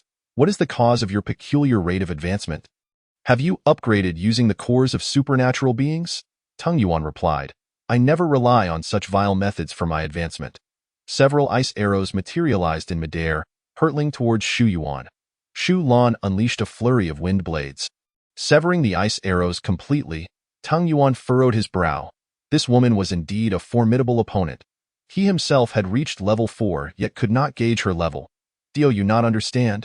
This mother zombie's core belongs to me. Shu Lan leapt directly from the rooftop. Qi Jin Nua had just released bubbles when several wind blades sliced through them, startling her. Shu Lan turned to look at her, a smile curling at the corners of her mouth. I have heard of you. Your powers are quite peculiar. Others may not know the origin of your abilities, but I do that it is the core of the zombie queen, is it not? Qi Jin Nua's expression soured. Having been accurately identified. How did she know? With that knowledge, why not retreat at once? You shall not take this core. Qi Jin Nua shouted. Shu Lan scoffed, you are utterly oblivious. Suddenly, a flash of white light surged forth, and the corpse of the mother zombie vanished into thin air. This familiar scene reminded Qi Jin Nua of the space manipulation abilities of time-reversing supernatural beings. Shu Lan frowned at Shu Yuan, who shrugged. I had someone relocate the corpse. This core must not be compromised. I do not wish to be reprimanded. How infuriating. Qi Jin Nua's face turned ashen. Shu Lan turned back to Ting Yuan. However, there is one thing I wish to take with me, and that is you. Chapter 132. The perfect creation of the breeding base. I believe the Tung family would be quite pleased to see your return. Shu Lan gazed at Tung Yuan's face, which bore a striking resemblance to that of the Tung family patriarch, her eyes sparkling with excitement. The Tung family, a dominant force, should certainly have someone to stir the waters. Tung Yuan's eyes glimmered with a silver light. I am not someone you can simply take away. Behind Shu Lan, Shu Yuan's eyes suddenly lost focus as he tossed a coin aimed at Shu Lan's direction. Shu Lan furrowed her brow, sensing something amiss. Just as the coin sped towards her, she dodged. The coin whizzed through her silver hair, severing a lock. Silver strands cascaded down, before she could fully process it. A second coin shot towards her. In terms of speed, Shu Lan was indeed no match for the speedster, Shu Yuan. She dodged in a frantic and clumsy manner, exclaiming in exasperation, Shu Yuan, what are you doing? Are you insane? Shu Yuan, however, remained silent as he leapt down from the tree. Shu Lan swiftly evaded. The moment Shu Yuan landed, the ground deeply caved in beneath him, two large craters forming, sending dust swirling. He did not grant Shu Lan a moment's respite, suddenly becoming light as a feather, appearing before her in a flash, his punch heavy as 1,000 pounds, striking her in the abdomen. Shu Lan was propelled into the wall, buried beneath rubble and debris. Wao Qi Jin Nua glanced at Tung Yuan, noticing that since his advancement to level 4, his use of mental power had reached an unprecedented level of mastery, even controlling a level 3 supernatural being. She could hardly contain her desire for the two siblings to turn against each other in a deadly struggle. That Shu Lan undoubtedly had ties to the Tung family. She even knew that Tung Yuan was an illegitimate son of the Tung family, and sought to bring him back. From the information she had gleaned, the Tung family held significant sway in Langdong. Yet, Tung Yuan must never return to the Tung family. What if he was triggered into regaining his memories? Qi Jin Nua quietly approached Ting Yuan, whispering, that woman just mentioned you might be related to the Tung family in Langdongji. Do you wish to seek out your family? Tung Yuan replied indifferently. Family or not, I feel nothing. An inexplicable sense of irritation and aversion surged within him. Even without his memories, he sensed that the Tung family was certainly not a good place. Then do you not wish to go? Qi Jin Nua pressed on. Ting Yuan looked at her. Do you wish to return me to my family? Qi Jin Nua was taken aback. Of course not. I respect your wishes. Shu Yuan suddenly appeared before the rubble, only to be sent flying by a kick. Shu Lan rose to her feet, her hair, face, and clothes covered in dust, looking quite disheveled. She cast a frigid glare at Tung Yuan. What have you done? Ting Yuan did not respond. Shu Yuan charged forward once more. He issued a command to Shu Yuan. Kill this woman before you. Under his control, Shu Yuan acted like a machine programmed to fulfill this directive. Unrelenting in his pursuit, Shu Yuan's powers somewhat countered Shu Lan's. Evading his attacks proved arduous for her. Yet, she suddenly changed tactics, meeting Shu Yuan's assault head-on, enduring a punch before delivering a swift chop that rendered him unconscious. With Shu Yuan down, the control was severed. Shu Lan knelt upon the ground, her face pale, a trickle of blood at her mouth, her steadfast and icy gaze fixed upon Ting Yuan. How dare you treat my brother this way? I will not let you off. Tang Yuan smirked mockingly. Several ice spikes descended from above. Shu Lan hurriedly dodged as the thick, jagged spikes plunged into the earth, causing a violent tremor. If you do not hand over the mother zombie's core, I will not spare you. Shu Lan unleashed several wind blades, one of which hurtled directly towards Qi Jiannua. Qi Jiannua hastily evaded, the wind blade carving a deep gash into the wall behind her. Seeking death, Ting Yuan's eyes turned cold as he unleashed a barrage of ice arrows at Shu Lan. She gracefully leapt onto a branch to evade. Tang Yuan frowned. Your wind abilities seem unlike ordinary wind powers. That is because I am not a wind-type supernatural being, Shu Lan retorted, a smirk of derision playing upon her lips. Frankly speaking, it is quite unexpected that we, the perfected creations of the breeding base, would find ourselves at a disadvantage against you. Usually, no matter who we face, we, as siblings, always hold the upper hand. You are indeed intriguing. Once I capture you, I shall hand you over to the breeding base for thorough examination. Tang Yuan scoffed. Your primary concern now is how to survive under my command. I have no qualms about striking women. Such arrogance. Shu Lan scoffed back. Let me witness your prowess. Suddenly, a fierce wind roared, concealing countless blades of wind that left nothing in their wake. The tempest surged towards Tang Yuan. He erected a thick ice wall, which was instantly shredded to snowflakes. Taking refuge behind a tree, it too was splintered into pieces. Sheltering behind a wall, it crumbled to dust. These wind blades were sharper than any sword, faster and more ferocious. Where else can you hide? Shu Lan commanded the tempest. A scornful smile gracing her lips. The perfect creation meticulously crafted by the breeding base is not something you can easily dismiss. Qi Jiannua watched anxiously from the sidelines, feeling utterly helpless. Shu Lan's powers countered her own. Her bubbles were rendered ineffective, easily torn apart by Shu Lan's wind blades. Tang Yuan suddenly summoned his mental power, dragging the unconscious Shu Yuan closer. The wind blades drew near Tang Yuan, prompting Shu Lan to urgently shift direction, ultimately redirecting the blades into a nearby building. The structure collapsed in an instant, reduced to ruins. Despicable! Shu Lan seethed, grinding her teeth. Tang Yuan regarded her coldly. I have never claimed to be a virtuous person. Release my brother, Shu Lan demanded coldly. Tang Yuan replied, that can be arranged, but only if you return the mother zombie's core. The mother zombie had invaded Sunsetting Village, devouring numerous supernatural beings, turning it into a wasteland. The collective efforts of so many had led to such casualties, and it was only then that they managed to defeat it. He would never allow anyone to seize the final reward. Shu Lan chuckled. You desire the mother zombie's core? Very well, I shall grant you that. She flashed to Tang Yuan's side. Tang Yuan's pupils constricted. Before he could react, her hand, imbued with wind blades, swung toward him. Tang Yuan hastily dodged, but a gash was still drawn upon his face. Seizing the opportunity, Shu Lan caught her brother, her voice cold as ice. Take him to a safe place. A flash of white light flickered, and Shu Yuan vanished into thin air. Qi Jiannua scanned the surroundings, realizing that the time-reversing ability user had been present all along. Where could he be hiding? In Chapter 133, Cage Ability, Tang Yuan wiped the blood from his face, his gaze icy as he stared at Shu Lan. Shu Lan donned her gloves and yanked forcefully. I have stated before that the perfect creation forged by the cultivation base is an insurmountable mountain for you. She dashed towards Tang Yuan with remarkable speed, her hand reaching for his face. Tang Yuan dodged, her hand embedding deeply into the wall. Her strength and speed were nothing short of terrifying, rendering the wall as fragile as tofu. Tang Yuan picked up a sword and held it before him. Shu Lan's hand struck the blade, producing a resonant clang. Yet she remained unharmed. As the two faced off, a blade of wind swept in, and Tang Yuan erected an ice wall to defend himself. Shu Lan kicked him squarely in the chest. Qi Jiannua recollected the direction from which the white light had appeared and began her search along that path. Inin leaped onto her shoulder, exclaiming, He is behind that wall, but be cautious. He might transport you elsewhere. Upon hearing this, Qi Jiannua abruptly halted. This ability user was indeed troublesome. Was there a method to capture him without getting too close? Inin continued, however, his ability can only be used 3 times a day, and he has already utilized it twice, leaving only 1 use remaining. Are you willing to gamble on whether he will employ it against you? Oh, This ability has a usage limit? Qi Nuo inquired. Not only does it have a usage limit, but within the same day, it can only be used on the same individual once.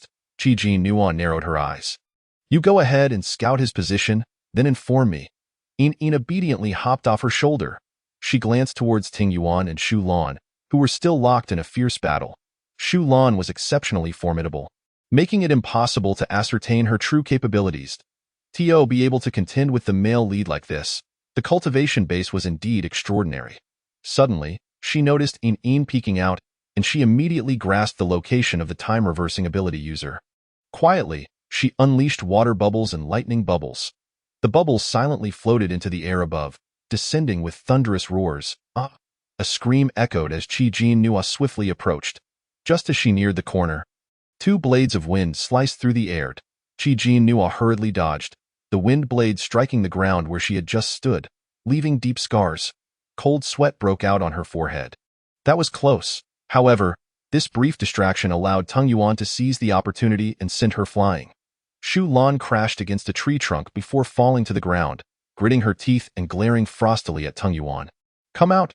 I require your assistance, Shu Lan suddenly declared loudly. From the shadows, a frail figure stepped forward in the moonlight.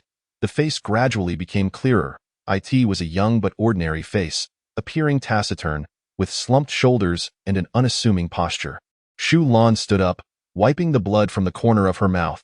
You've successfully pushed me to my limit, but the more desperate the situation, the more determined I am to capture you. My other ability, she raised her hand, and her gloved fingers transformed into slender, flexible metal strands, flowing like hair. Cage ability. A smile tugged at her lips. Cage ability? Shu Lan asserted.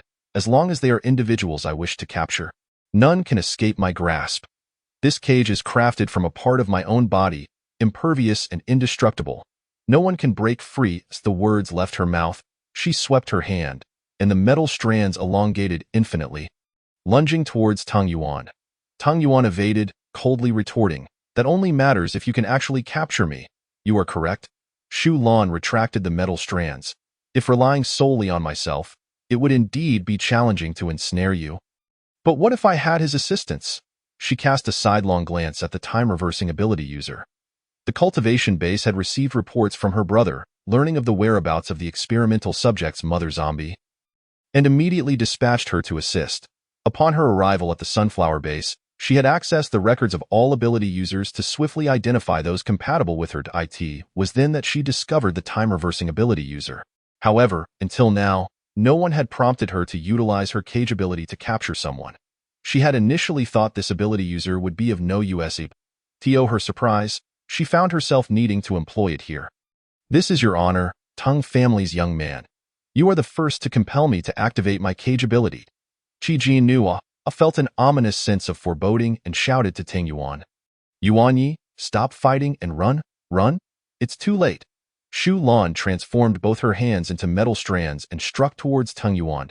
He raised his sword to block, and they engaged in combat. Seizing the opportunity, Qi Nuo unleashed a plethora of bubbles. However, before the thunder could descend, Shu Lan's wind blades tore through them. Yin, do you have any solutions? Qi Nuo gritted her teeth and inquired. Yin replied, I have no means. I have only just begun to cultivate a tangible form and lack sufficient strength. One metal strand, taking Ting Yuan by surprise, struck his arm, swiftly locking it in place.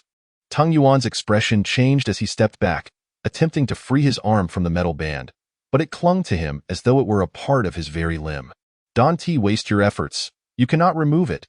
Ting Yuan's eyes darkened, a glint of silver flashing within. Shu Lan realized he was about to unleash his mental control and rushed forward to interrupt him, coldly stating, I will not grant you the opportunity to manipulate. She intended to gradually exhaust his stamina and then, when he least expected it, lock him within the cage. The space manipulation of the time-reversing ability user was not guaranteed to succeed, especially against a level 4 ability user like Ting Yuan, which carried a significant risk of failure. Thus, she needed to wear him down before coordinating with her spatial control. Tung Yuan retreated step by step, gradually falling into a disadvantageous position. What was peculiar about this woman was her ability and her level. She seemed to exist beyond the constraints of levels. His mental control had no effect on her. And she also knew how to disrupt his mental manipulation. He began to feel the strain, and in a moment of carelessness, a metal band was also affixed to his right ankle. You have reached a dead end? Haven Tiu, Shu Lan taunted. Tio have lasted this long is quite impressive. Tang Yuan, battered and breathless, appeared disheveled. That moment, Qi Jiannua loathed her own weakness. She had always lived under his protective wing but could not assist him in this critical moment. If only she were a bit stronger, wouldn't he have to bear such a burden. Suddenly, a group of ability users rushed in. Miss Shu. It was the group from the Sunflower Base. Shu Lan's expression changed dramatically as she shouted. What are you doing here? Who allowed you to come? Withdraw at once. Too late. Tang Yuan smirked coldly, his eyes gleaming with silver as he released his mental power. The newly arrived ability users suddenly lost focus in their eyes. Shu Lan, incensed, cursed, fools. Just how many people can your cage ability hold? In Chapter 134, A Battle with All One's Might, Tang Yuan commanded those ability users to kill Shu Lan. Under his control, the manipulated ability users surged forward like puppets, unleashing their powers in a relentless assault against Shu Lan. This group comprised about 40 individuals, most of whom were level 2 ability users, with some even at level 1. Multiple abilities struck Shu Lan simultaneously. Despite her superior capabilities, she struggled to evade as the sheer number overwhelmed her. Qi Jiannua sought the time-reversing ability user, only to find him vanished once more. This individual was exceptionally adept at concealing himself, likely a skill honed due to the animosity his ability attracted over time. Finally, she managed to reach Tang Yuan's side. Yuan Yi, let's take this chance to leave. We shouldn't continue fighting, she whispered. As for that crystal core, we can devise a plan later. Shu Lan was evidently a product of the advanced technology from the cultivation base, as her abnormal silver hair suggested. The cultivation base's ace was certainly not to be underestimated. Just as Tang Yuan was about to speak, a scream pierced the air. He turned to see an ability user reduced to mere flesh under Shu Lan's wind blades. The sight was gruesome, and her methods were chillingly brutal. In the eerie moonlight, the silver-haired girl, her face smeared with blood, radiated a chilling intent to kill, resembling a demoness risen from hell. Did you think a bunch of weaklings could trap me? She sneered, commanding a tempest of wind blades towards the group of ability users. The powerless ability users were swept into the whirlwind, akin to being thrown into a meat grinder, in an instant. They were reduced to mincemeat, blood-dyed Shu Lan's silver hair crimson, the overwhelming scent of blood inducing nausea. Unable to suppress her disgust, Qi Jiannua leaned against the wall and retched. The ground was littered with shredded flesh. 40-odd ability users, Shu Lan had ruthlessly slain them without hesitation, employing such brutal methods. Qi Jiannua felt as though each breath was suffused with the acrid stench of blood. How revolting! This was the scent of kin being slaughtered. Shu Lan appeared as an unfeeling killing machine, her eyes as cold as ice, continuing to manipulate the gale towards Qi Jiannua. Tang Yuan's expression darkened as he hurriedly tried to pull Qi Jiannua out of harm's way. However, the metal strands from Shu Lan's cage ability ensnared one of his feet, holding him firmly in place. Shu Lan declared, I want you to watch helplessly as your beloved turns into minced meat before your very eyes. Qi Jiannua hastily dodged, the wall behind her being torn to ashes by the raging wind, which soon surged towards her once more. The speed was extraordinary, far surpassing that of an ordinary person. No! Tang Yuan shouted, quick, dodge. He unleashed several thick ice walls, yet they were instantly reduced to icy slush. Shu Lan, her eyes ablaze with a ferocious bloodlust, bore a sinister smile as excitement shimmered in her gaze. The scent of blood exhilarated her. Qi Jiannua found herself with nowhere to escape, desperately conjuring a protective bubble around herself. Although the wind blades pierced the bubble, their force was significantly diminished. Strips of wind blades lacerated Qi Jiannua's cheeks, arms, and thighs.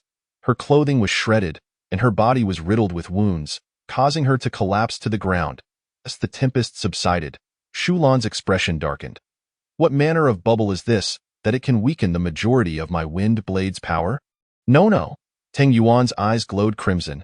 Qi Jiannua felt an unbearable pain coursing through her body, a sensation she had never experienced before. Pampered by her family since childhood, she had never known hardship, and now she tasted pain for the first time. It felt as though her entire being was on the verge of splitting apart. She lacked the strength to conjure a healing bubble for herself. Her blood-stained hands clutched the dry grass beneath her, and she looked up at the man before her. Through her blurred vision, all she could see were his blood-red eyes, akin to those of a furious beast. The energy emanating from him surged violently, his crimson eyes resembling flickering infernal orbs, tendrils of red energy spilling forth and exploding around him. The blast of energy rippled outward, sending Shulan sprawling to the ground, where she coughed up blood. She stared in shock at the man whose energy was spiraling out of control. What is this? How can such immense power be concealed within him? Strangely, Chi-Ji Nua remained unscathed by the energy, while Een beside her fainted from the overwhelming force. Tang Yuan turned to face Shulan, his gaze cold and predatory. Shulan's face went pale as she scrambled to her feet, attempting to unleash her wind blades. Yet, a gust of wind swept her silver hair, and by the time she reacted, Tang Yuan was already upon her. Her pupils dilated as he seized her neck, lifting her off the ground. She struggled for breath, her hands flailing in the air.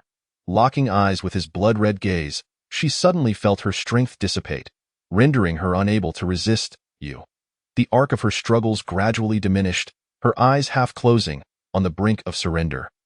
Tang Yuan's icy eyes betrayed no hint of human emotion, devoid of focus as if manipulated by some unseen force, utterly devoid of reason.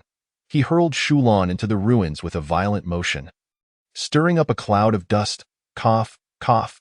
Trembling, she fought to prop herself up, her eyes wide with terror as she beheld the man approaching her like a harbinger of doom. In that moment, she realized she could not conquer this monster.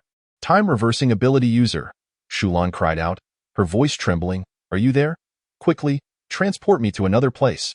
Tang Yuan advanced step by step, the veins in his neck throbbing with pulsating crimson energy. Stop, stop, Chi-Ji Nua shouted in a panic, her face pale as she implored Tang Yuan, Yuan, please stop. Wake up. Your body can't withstand this energy much longer. If this continues, you'll self-destruct. Her eyes reddened as she exerted all her strength to shout. Stop it now! Her hoarse voice was laden with desperation. Before he could reach Shulan, the energy within Tang Yuan erupted violently. A torrent of blood mist gushed forth, speckling his face with crimson dots. Soaking his clothes in blood, he gazed at Chi-Ji Nua, his lips moving, but his words were indistinct. I'm sorry. He collapsed heavily. Yuan?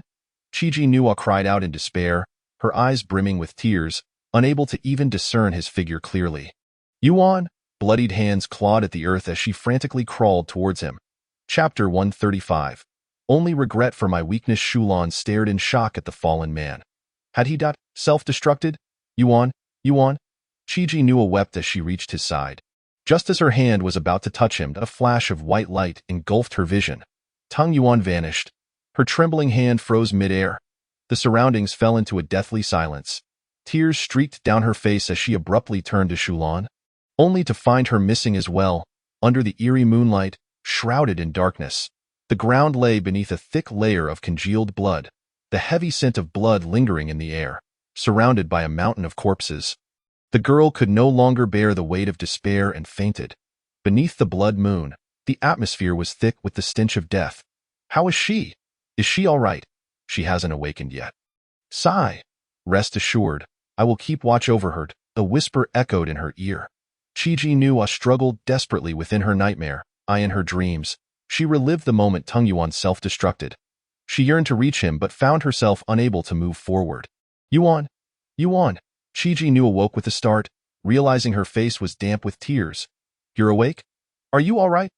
Lu Maidong rushed over, concern etched on her face. Chi-Ji Nua sat up abruptly, gripping Lu Maidong's hand as she frantically inquired. Where is Yuan? Is he okay? Where is he? Lu Maidong's expression faltered. The image of Tang Yuan being transported away by the time-reversing ability user flashed in Chi-Ji Nua's mind. Her eyes reddened with urgency as she leapt from the bed. I must go find him, however. The moment her feet touched the ground, she collapsed to her knees. Are you all right? Lu Maidong hurriedly helped her up. You're injured quite badly. You've been unconscious for 2 days. You need to rest. What did you say? I've been unconscious for 2 days.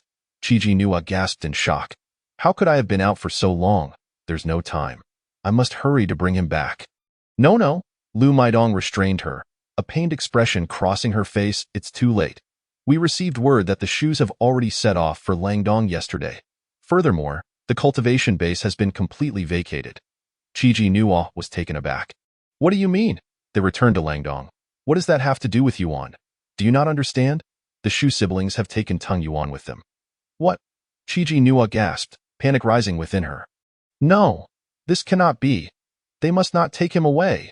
That woman had stated she would hand Yuan over to the cultivation base personnel, and now he was gravely injured. He absolutely could not fall into their hands.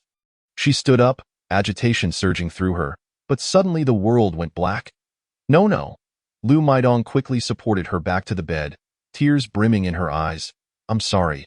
We knew that group had taken Tung Yuan away, but we were powerless to stop it. After the battle that night, everyone was severely weakened and lacked the strength to fight. It's all my fault. Qiji Nuo's eyes glistened with tears as she clutched her bandaged hands. Racked with pain, it's all my fault. It's all my fault. She struck her head in frustration. I was too weak. I was complacent, always hiding beneath his protective wing, dragging him down. If I had been stronger, if I could have protected myself, he would not have been forced to self-destruct. It's all my fault. It's all my mistake. Qiji Nuo wept like a lost child. It's all my fault. It's all my fault. No. Lu Maidong also began to cry, grasping her hands to prevent her from inflicting harm upon herself. It's not your fault. You've done remarkably well. You saved many that night. We are all grateful to you. You did your utmost. You don't understand. I haven't done enough. Qiji Nuo uttered in agony. Lu Maidong embraced her. Do not blame yourself. They will need half a month to reach Langdong. We still have a chance to rescue Ting Yuan. We will all help you. Tears streamed down Qiji Nuo's face, her expression numb. Could you please leave? I want to be alone. Her voice was hoarse. Lu Maidong hesitated, but eventually stepped back. Be careful. Don't do anything foolish. I won't. Qiji Nuo shook her head. I haven't rescued him yet. How could I do anything foolish? Lu Maidong lingered outside the door, still worried. I'll be right outside. Call me if you need anything. Qiji Nuo nodded. Once the door closed, she gazed at her bandaged hands, recalling Ting Yuan's words of apology before he fell. Tears cascaded down her cheeks uncontrollably. The room seemed to still echo with his presence. Every corner of this place, and this bed, held the imprints of their shared memories. She cradled her head in anguish, recalling how he had whispered sweet nothings, pleading for her assistance, reminiscing about their tender moments.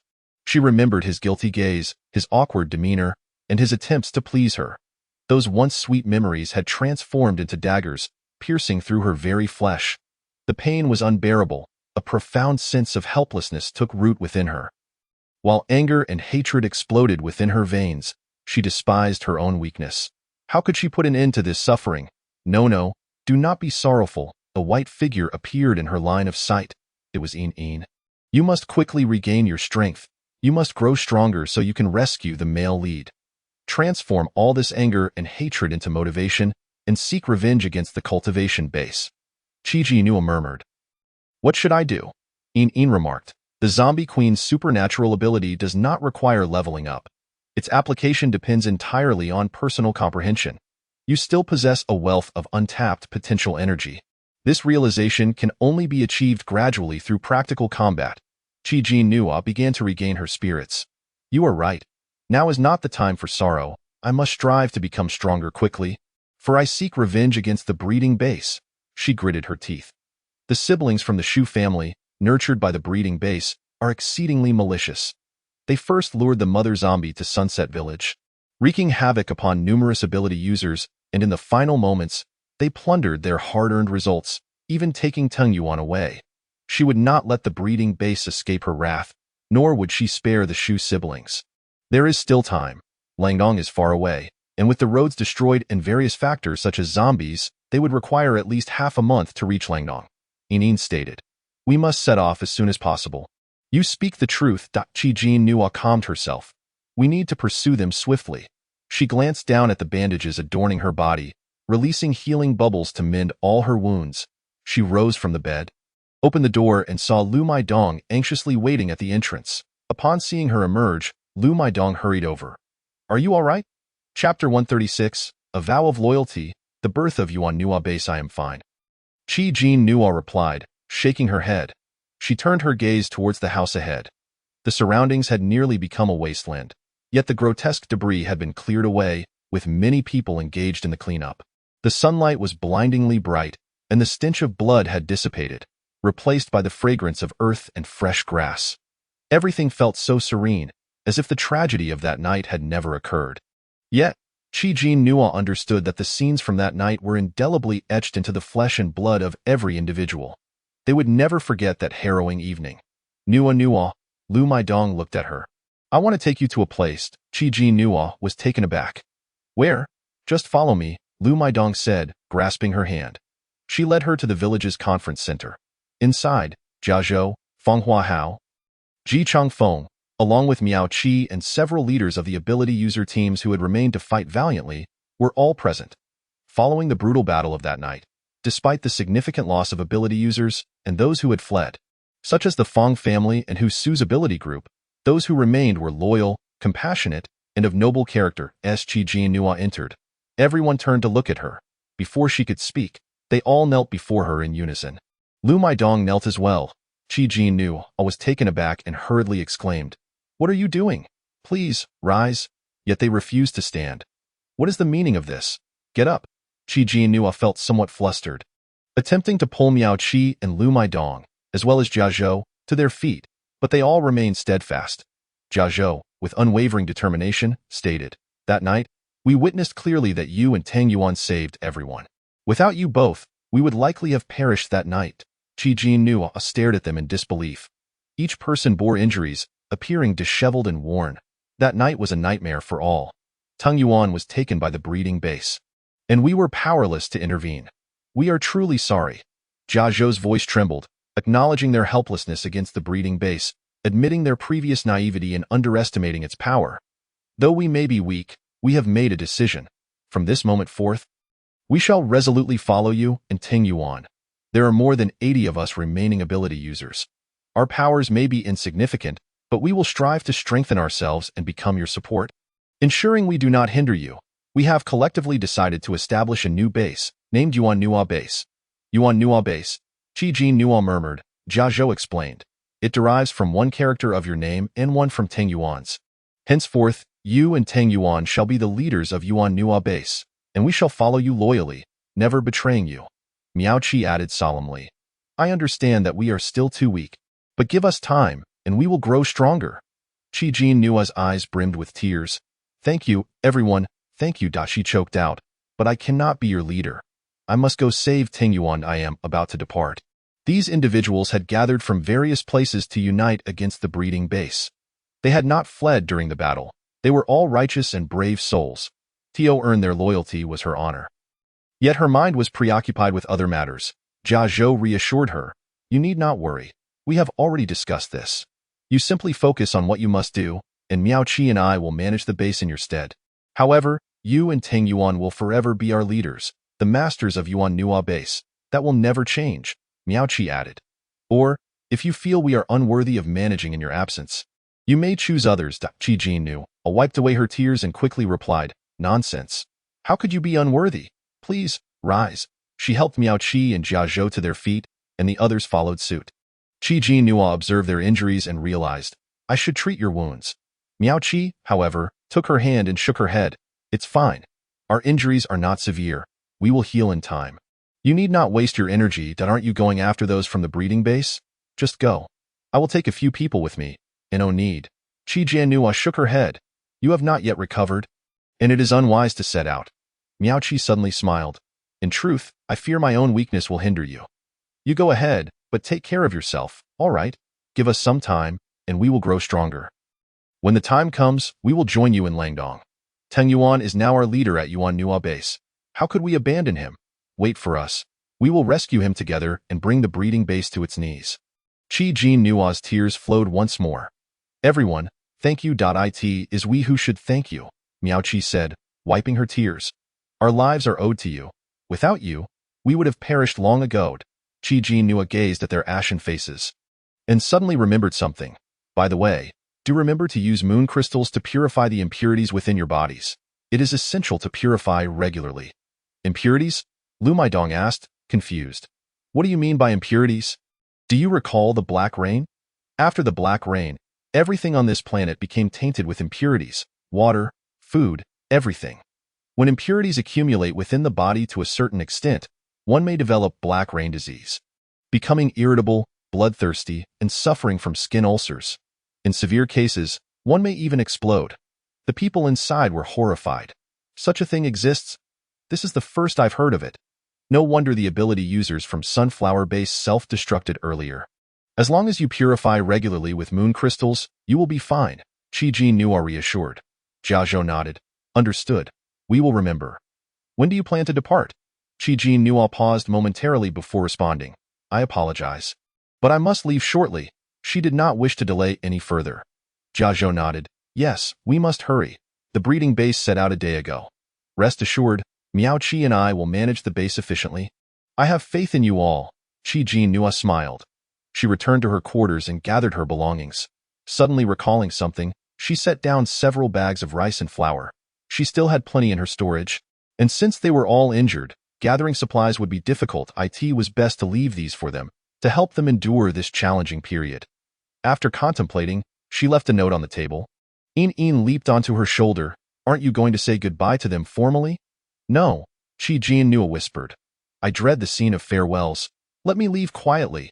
The door closed behind her. The note on the table fluttered in the breeze. I have departed. I am in Langdong, waiting for you. This was a silent agreement. Chapter 137.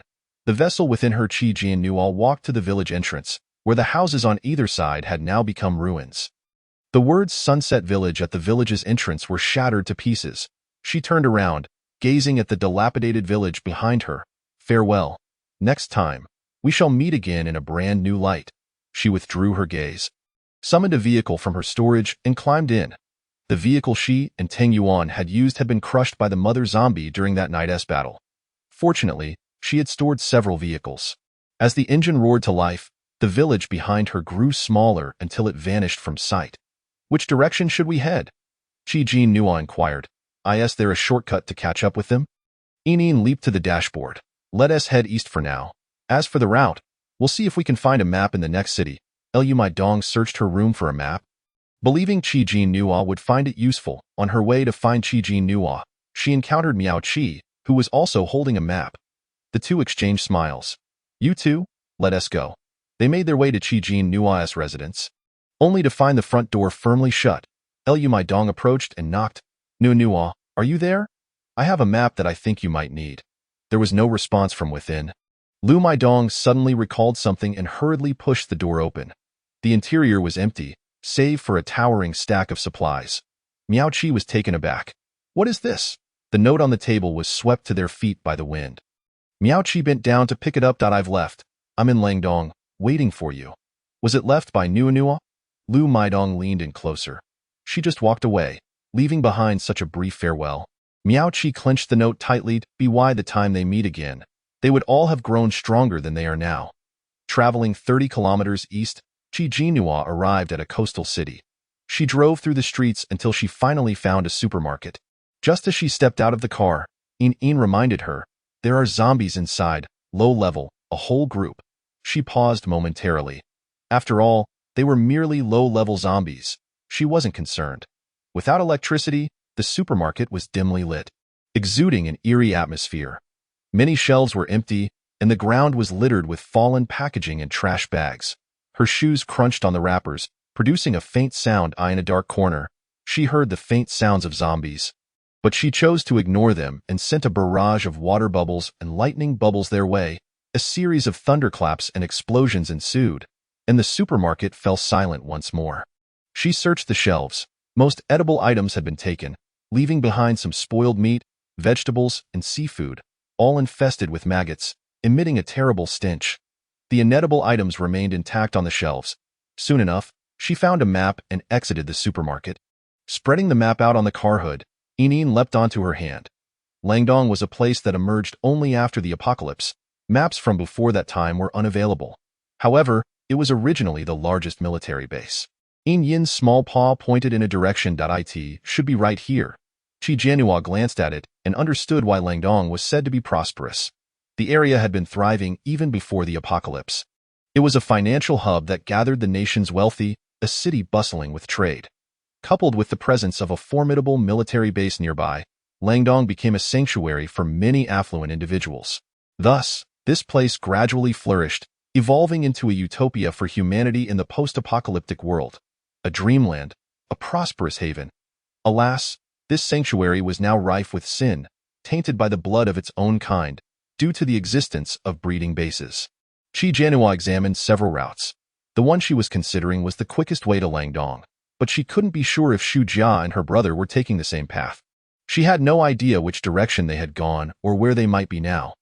Thinking of Teng Yuan, who had self-destructed and sustained severe injuries at the hands of that pair of siblings, she knew he would not fare well. Although she was unaware of their exact route, ultimately, all paths would converge here. Yin Yin's small paw pressed down on a central junction. Qi Jianhua glanced. Chuzhou City. There were 6 routes leading to Langdong, and all of them passed through Chuzhou City before dispersing to finally reach Langdong.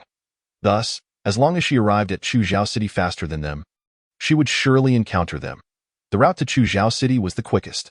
Yin pointed out another route, but it was also the most perilous, one they would definitely avoid. Qi Jianhua took a look. This route traversed coastal cities, various lakes, and deep forests, indeed fraught with danger. Calculating the time, it seemed the period for plant and animal mutations was approaching. Then we'll take this route, she declared. Yin warned. Think carefully. This route is truly perilous, and there's a possibility of death. Can't I just run if I can't fight? Your presence can help me conceal my aura for a while. It's my last lifeline. Of course, I hope I won't need it. Qi Jianhua folded the map and said, You mentioned the zombie queen's abilities don't require upgrades. How then do I become stronger? She wasn't like ordinary ability users, who had clear levels of distinction. How could she gauge her own strength? Close your eyes and feel your dantian, Yin instructed. Other ability users have a crystal core there, while you do too. It's slightly different. Rather than calling it a crystal core, it's more appropriate to refer to it as a container, not a container. Qi Jianhua asked in confusion. Feel it with your eyes closed. Qi Jianhua shut her eyes and concentrated on her dantian. Indeed, she could sense a red, circular object there. However, it wasn't a crystal core. It resembled a small wine cup with a groove in the center. Though you feel it? I do. Qi Jianhua replied. Opening her eyes. It should be quite small. It is small, akin to a tiny teacup used for kung fu tea. Yin continued. Small is normal since you haven't practiced much. Is there half a cup of energy inside? No, just a thin layer. This container is meant to hold energy. The more energy it contains, the greater the power of your abilities. Then I need to find a way to fill this container. Qi Jianhua asked. How do I fill it? Practice, ceaselessly practice, until exhaustion. With every new insight, a drop of new energy will be added to the container. How long will it take to fill it? You have a small container now, so it won't take long. Once it's full, will the container expand, and can I keep adding more? The speed at which it fills depends on personal comprehension. Yin explained. Qi Jianhua sighed. Why didn't you tell me this sooner? You didn't ask, and besides, when you were with the male lead, you didn't need to worry about these things. Qi Jianhua's expression dimmed somewhat. It was true. When she was beside Teng Yuan, she had to manage nothing, as he would shield her from the storms. Now that she had lost his protection, she felt like a fledgling bird, forced to face the tempest alone and learn to soar. Let's set off. Qi Jianhua stuffed the map into her pocket and got into the car. She was now heading south. The next destination was a wilderness road dense with forests. Suddenly, a scream pierced the air. Qi Jianhua turned her car onto the next street. A colossal, rampaging mutated octopus with 8 tentacles came into view. It was charging down the street, its massive limbs crashing down, shattering the surrounding buildings and roads into rubble. Its grotesque mouth dripped with a viscous, transparent fluid, emitting a heavy hissing sound, as if it were salivating hungrily. Yin screeched, It's a mutated giant octopus. In front of the rampaging creature were 3 men sprinting for their lives. Upon spotting Qi Jinhua's vehicle, their faces lit up. Give us a lift, please, help us. Qi Jinhua abruptly swerved the car away. Hey, why are you leaving us to die? How can you be so cruel? Do you have no humanity left? Help me, please. I'll do anything for you. I'm a chef. I can cook, and I cook well. The car in front slammed to a halt, reversing rapidly until it stopped in front of them. The 3 men were momentarily stunned. From inside the vehicle came a bright, Melodious female voice. Can you make boiled sliced pork? No. I won't save you. The car was about to speed off. The man shouted hoarsely, I can make it, I can. The car screeched to a halt. Speed is of the essence. Just as she finished speaking, a shadow suddenly enveloped the three men. They looked up to see the long tentacles of the mutated octopus crashing down toward them. Oh no! The three immediately leapt onto the car, clinging desperately. Chi Jinhua slammed on the gas, and the vehicle shot forward like an arrow, nearly throwing the three men off the roof. Behind them, a thunderous roar erupted as the road crumbled beneath the mutated octopus. Breaking apart like strands of noodles, a level 3 mutated octopus, Enin stated. Chi Jinhua glanced in the rearview mirror. The massive creature and its 8 tentacles were indeed devastating, leaving destruction in their wake. It seemed far more formidable than a level 3 zombie. She gritted her teeth, thinking that once she found a safe place to drop off these men, she turned back to confront the octopus. While she might not be able to defeat it now, she could at least practice against it. As the octopus closed in on her vehicle, a gigantic fireball suddenly hurtled toward it. The fireball struck the octopus, exploding with a resounding boom. The creature halted, letting out an unpleasant, high-pitched shriek that made Chi Jinhua cover her ears, her features contorting in disgust. Oh my. That noise is unbearable. It was a brutal assault on her ears. There are 5 nearby ability users, at level 2. Enin informed her. Chi Jinhua glanced in the rearview mirror and indeed saw someone blocking the octopus's path. She veered into another street and came to a sudden stop. Stepping out of the car, she turned to the 3 young men atop her vehicle, who appeared to be barely in their 20s. This car is yours now. Keep an eye on it until I return. After saying this, she turned and walked away. 3 men stood there, dumbfounded, and urgently called out, Where are you going? That giant octopus is extremely dangerous. It has already devoured several superhumans. If you go back, you are merely courting death. Those superhumans are unlikely to survive. Don't do anything foolish. Chi Jinhua ignored them, releasing a large bubble, which she then hopped onto, soaring towards the battlefield. The 3 men looked up at the bubble, their faces etched with confusion. What kind of ability is this? I've never seen anything like it before. I don't know. It's quite strange. Could it be that she is also a mutated zombie? What mutated zombie? The 2 exclaimed in unison. Glancing at the man in the middle, the man declared, Mermaid. Only a mermaid would produce bubbles. The giant octopus, having been struck by a fireball, was furious and lashed out with its angry tentacles at the 5 superhumans. One of the superhumans unleashed a lightning sphere, injuring its skin. This only incited the creature further. 2 tentacles swung towards them simultaneously. A metallic wall sprang up swiftly, but it was futile. Under the might of the giant octopus's tentacles, it shattered into fragments in an instant. The metallic barrier, forged from metal abilities, was as fragile as paper before it. The group finally realized the gravity of the situation, their faces turning pale. Run, however, by that time. It was already too late. The enraged giant octopus would not let them escape. One of its tentacles seized a superhuman. Xiaolin! The others cried out, desperately employing their abilities in an attempt to free him. Yet, the giant octopus, having endured numerous attacks, paid them no mind, its eyes gleaming with excitement as it fixated on its captive, preparing to swallow him whole. Superhumans, whether against zombies or mutated flora and fauna, were a tremendous feast. Xiaolin. As they watched their comrade about to be devoured, the others shouted in panic.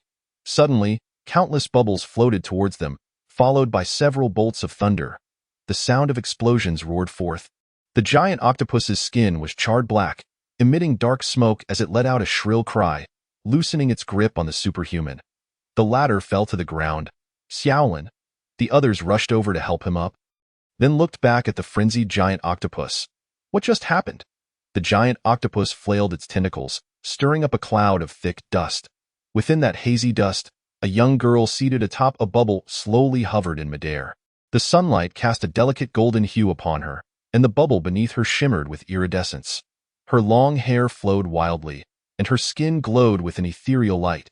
The sunlight was blinding, obscuring her face, yet she radiated a divine brilliance, resembling a goddess descending from the heavens. Chapter 139. Testing a new technique. The furious giant octopus detected the girl's presence, realizing she was the one responsible for its injury. It screeched, sending a tentacle crashing towards her. Chi-Jin Nua evaded slightly while seated on the bubble. Ineen bounced excitedly on her shoulder. I want it. It looks so delicious. I really want to eat it. Chi-Jin Nua's expression turned peculiar. Want it? Delicious? Ineen licked her lips. I love the cores of mutated plants and animals. They are a great tonic for me. I see. What use would that be to you? Can it enhance your energy? Of course. It boosts my energy, allowing me to regain my original form more swiftly. Fine. I will do my best to obtain it for you, but whether I can succeed remains uncertain. Her expression grew serious as she regarded the formidable giant octopus before her. This colossal creature appeared challenging to contend with. Another tentacle swung towards her, and Chi-Jin Nua was unable to dodge in time. The bubble shattering upon impact, she gracefully leapt, landing on the rooftop of a nearby high-rise. The giant octopus's tentacle came crashing down again, and Chi-Jin Nua narrowly avoided it. The spot where she had just stood was already reduced to rubble by the octopus's strike. It smashed down repeatedly, as if chopping vegetables, leaving the entire building in ruins. Chi-Jin Nua found herself cornered. Suddenly, someone below shouted at her, "Fairy up there, quickly dodge." She glanced down, only to see the shadow of the giant octopus's tentacle descending upon her. In a hurry, she leaped away. The building was nearly destroyed, and Chi-Jin Nua fell from the height. She closed her eyes, paralyzed by fear of heights. But then a thought struck her, and she gritted her teeth. Reopening her eyes, she was plummeting rapidly. In a moment of desperation, an idea flashed in her mind, and two small bubbles formed beneath her feet. Standing upon the bubbles, she miraculously halted in midair. Ineen tumbled onto her shoulder, then bounced away. "Are you all right?" Chi-Jin Nua asked. Ineen performed a somersault and glanced down at her feet. "This is such a magical way to use bubbles. I told you, the zombie queen's abilities have so much potential." Chi-Jin Nua sighed. "You were right. I was too complacent before. Does this mean you can now walk in the air?" After a moment's contemplation, Chi-Jin Nua replied, "Let me give it a try." She attempted to move through the air, only to discover that she couldn't stroll leisurely. The two bubbles beneath her acted as flying devices, allowing her to control her direction freely. It was akin to the functionality of the larger bubble, only reduced in size, granting her greater agility. The 5 men below watched in astonishment as the girl soared through the air. What kind of ability is that? What's beneath her feet? Are those bubbles? It seems so that I've never seen such a wondrous ability before. The giant octopus, realizing Chi-Jin Nua was unscathed, grew even more enraged, launching a full-scale assault on her. For some reason, an alluring aura emanated from her. So tempting, so tempting. The octopus drooled, its viscous saliva dripping down and engulfing the 5 superhumans below. They touched their heads, feeling the sticky substance, their faces contorted in disgust. What is this? It's saliva. Ugh, how revolting. Chi-Jin Nua was forced to evade the giant octopus's relentless attacks. Darting around in the air like a nimble sprite, infuriating the creature. I can't keep dodging like this. I need to take the initiative. She halted, panting heavily.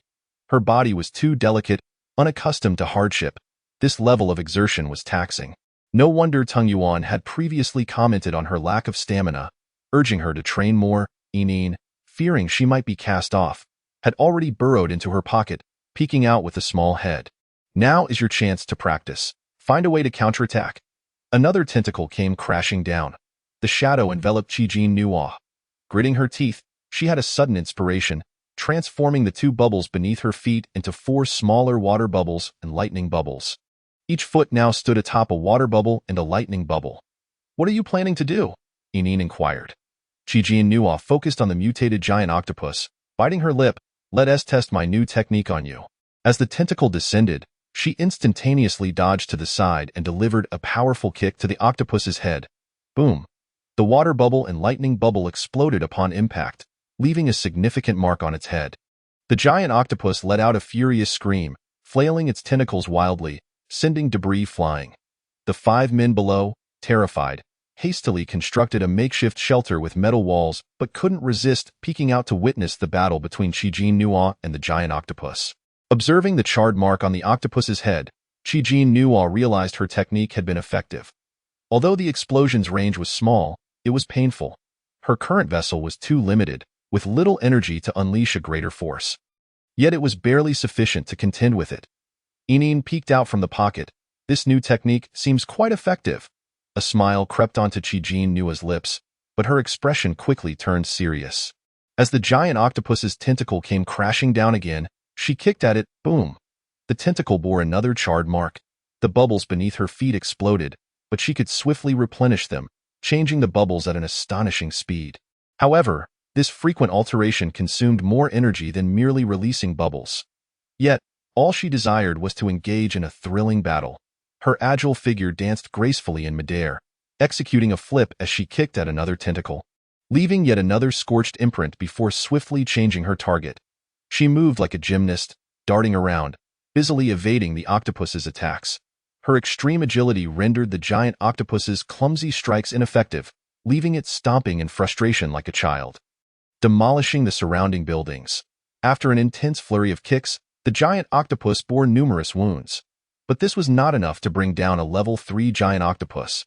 Qi Nua's speed gradually diminished. She gasped for breath, her face paling slightly. I'm running low on energy. Desperate times call for desperate measures.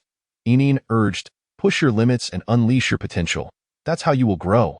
Qi Nua gritted her teeth. But suddenly, a shadow loomed over her.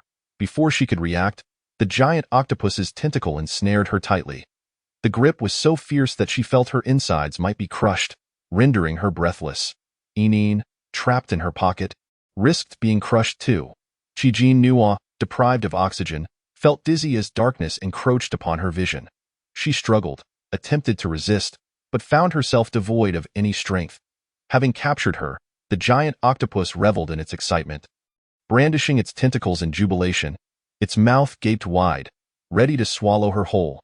Suddenly, an energy surged within her, as if something was breaking free from confinement.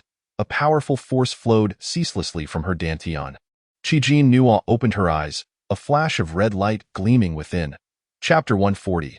Bubble illusion. Everything around her began to dissolve as if a transparent wrapping paper was being torn away.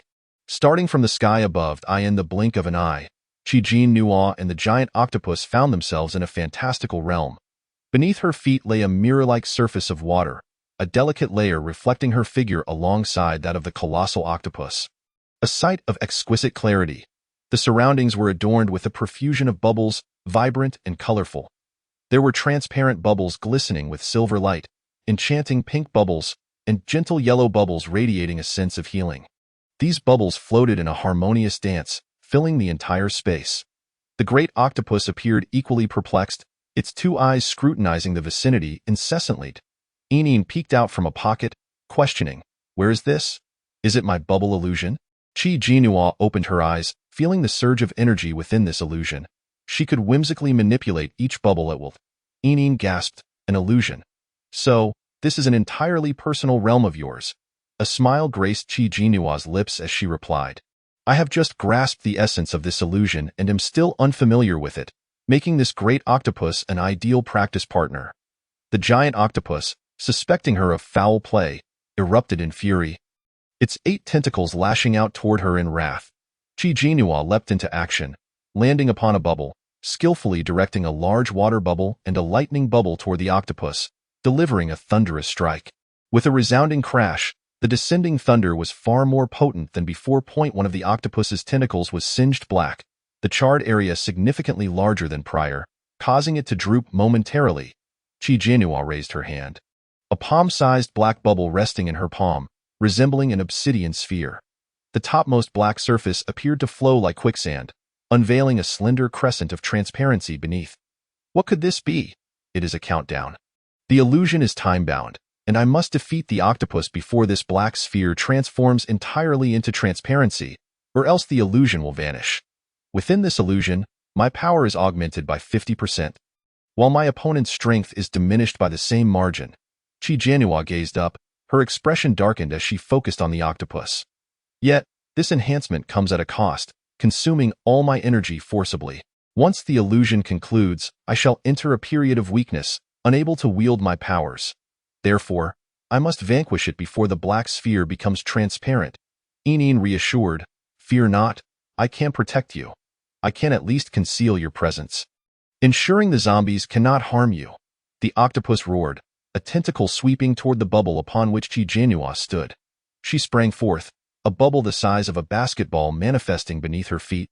Half adorned with lightning, half with water, she kicked the octopus's tentacle with force. A resounding boom echoed as one of the octopus's appendages was severed. The wound was charred black, emitting smoke and the scent of grilled seafood. The octopus let out a piercing shriek, a sound that was nearly unbearable for Chi Janua. Gritting her teeth, she executed another kick, severing a second tentacle. With 2 tentacles lost, the octopus writhed in agony, its remaining 6 limbs thrashing against the water's surface, creating splashes. Chi Janua acted swiftly, gathering the surrounding water bubbles and lightning bubbles to form a colossal water-electric bubble. A tremendous bolt of thunder descended. With a thunderous roar, the octopus was completely roasted, emanating the aroma of barbecued meat. Chi Janua let out a sigh of relief. It seemed to be over at a glance at the small black sphere revealed that the transparent area occupied only a third of its surface. The 5 individuals in the safety house cautiously peered out, glancing around. How strange! The girl had been fiercely battling the octopus just moments ago. How could she suddenly vanish? Where could she have gone? How could she just disappear? It was impossible. They had seen nothing. Suddenly, a flash of red light illuminated the sky. Immediately after, a massive shadow enveloped the 5 of them. They looked up to see a dark object plummeting from the air. "Ah, run, run!" they cried. What could it be? The safety house was instantly dismantled, and the 5 fled in a frenzy. The object crashed down with a great noise, stirring a cloud of dust. Cough, cough, it smells so good. Is that the scent of barbecued meat? One of them waved their hand to disperse the dust. Barbecue? More like grilled seafood. Wait, it really is grilled seafood. Isn't that the mutated octopus? What? As the dust settled, the 5 finally discerned that the dark object was indeed the mutated octopus of level 3. At that moment, it was entirely cooked, exuding steam, utterly lifeless. They were astounded. What could possess such power to reduce a level 3 mutated octopus to this state? Was it that girl? Could she be that formidable? But where was she now?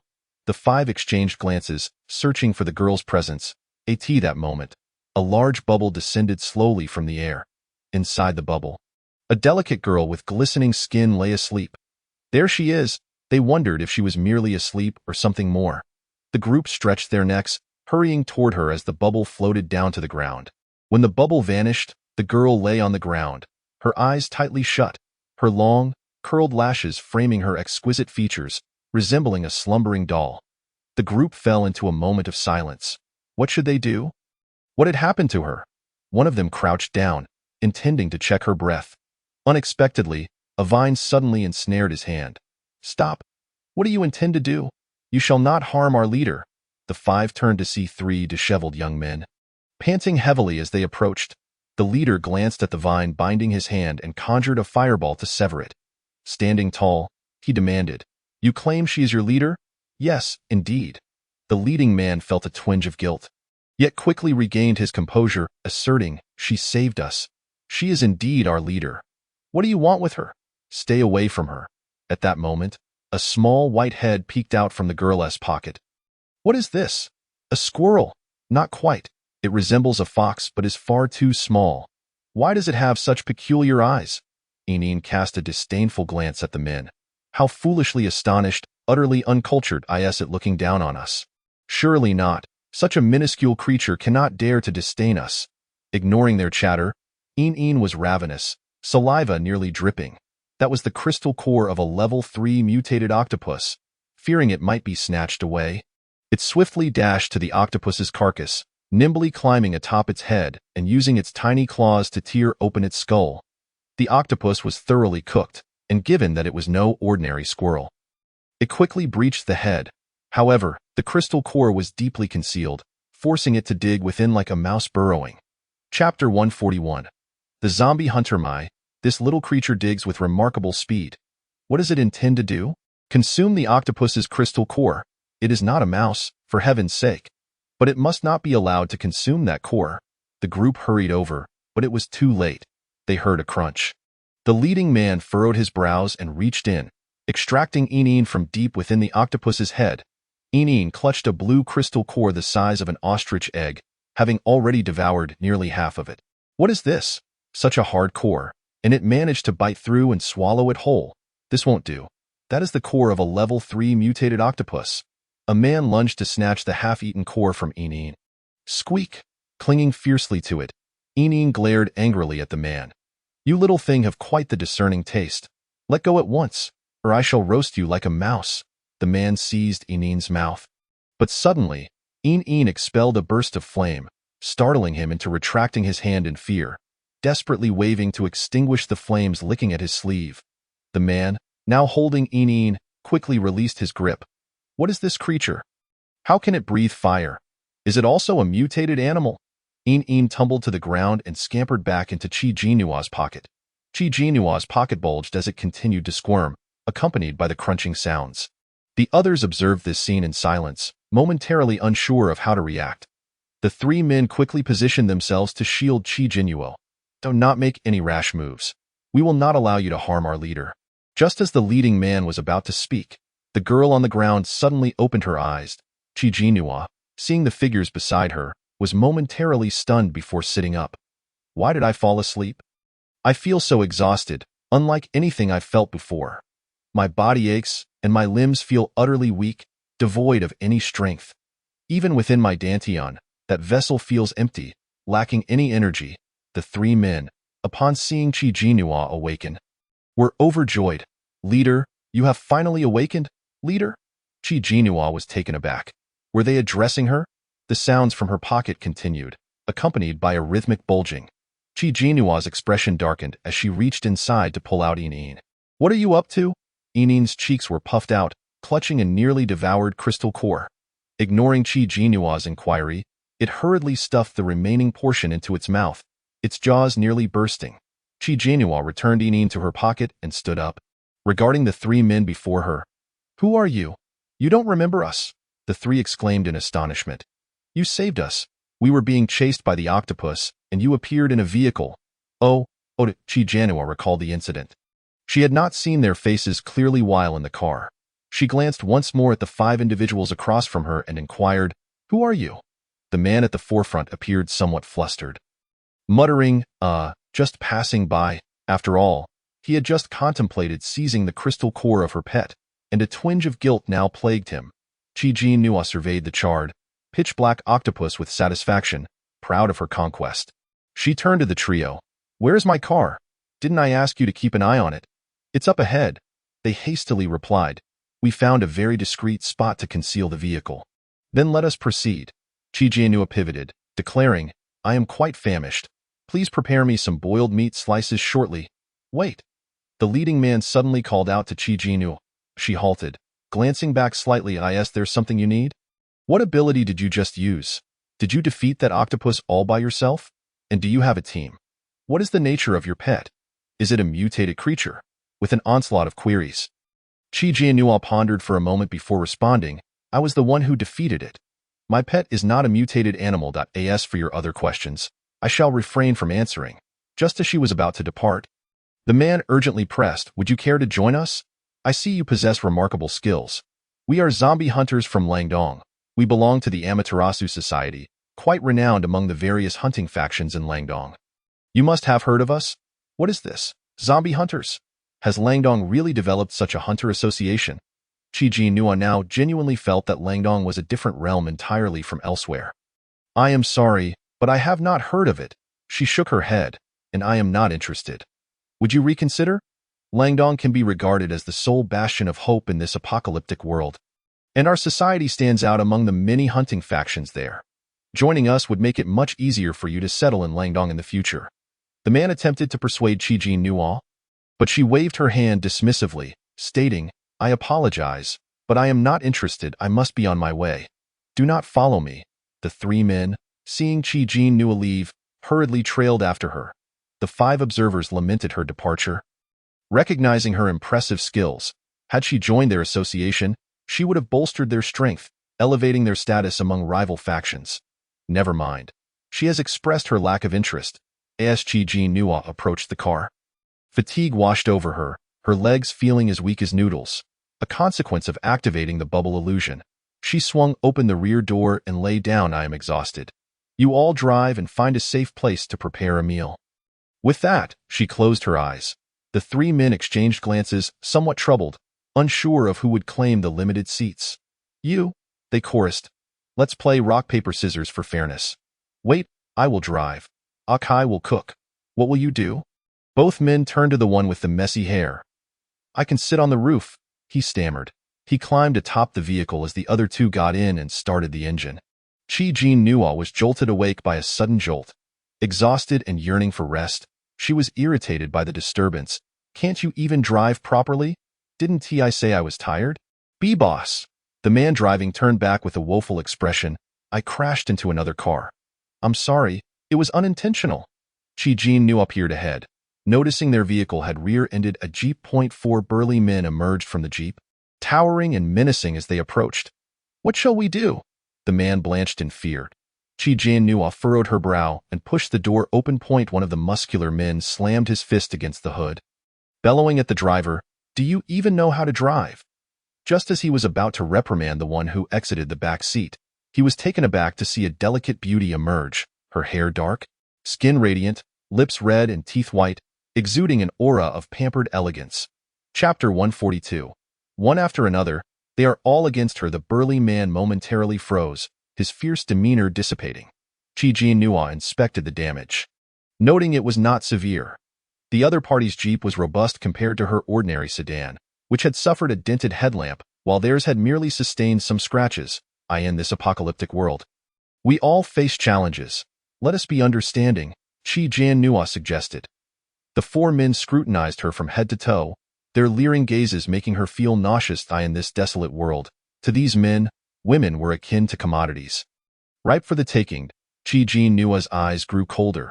Although she had regained a modicum of energy after a brief rest, it might not suffice for what lay ahead. "What's going on?"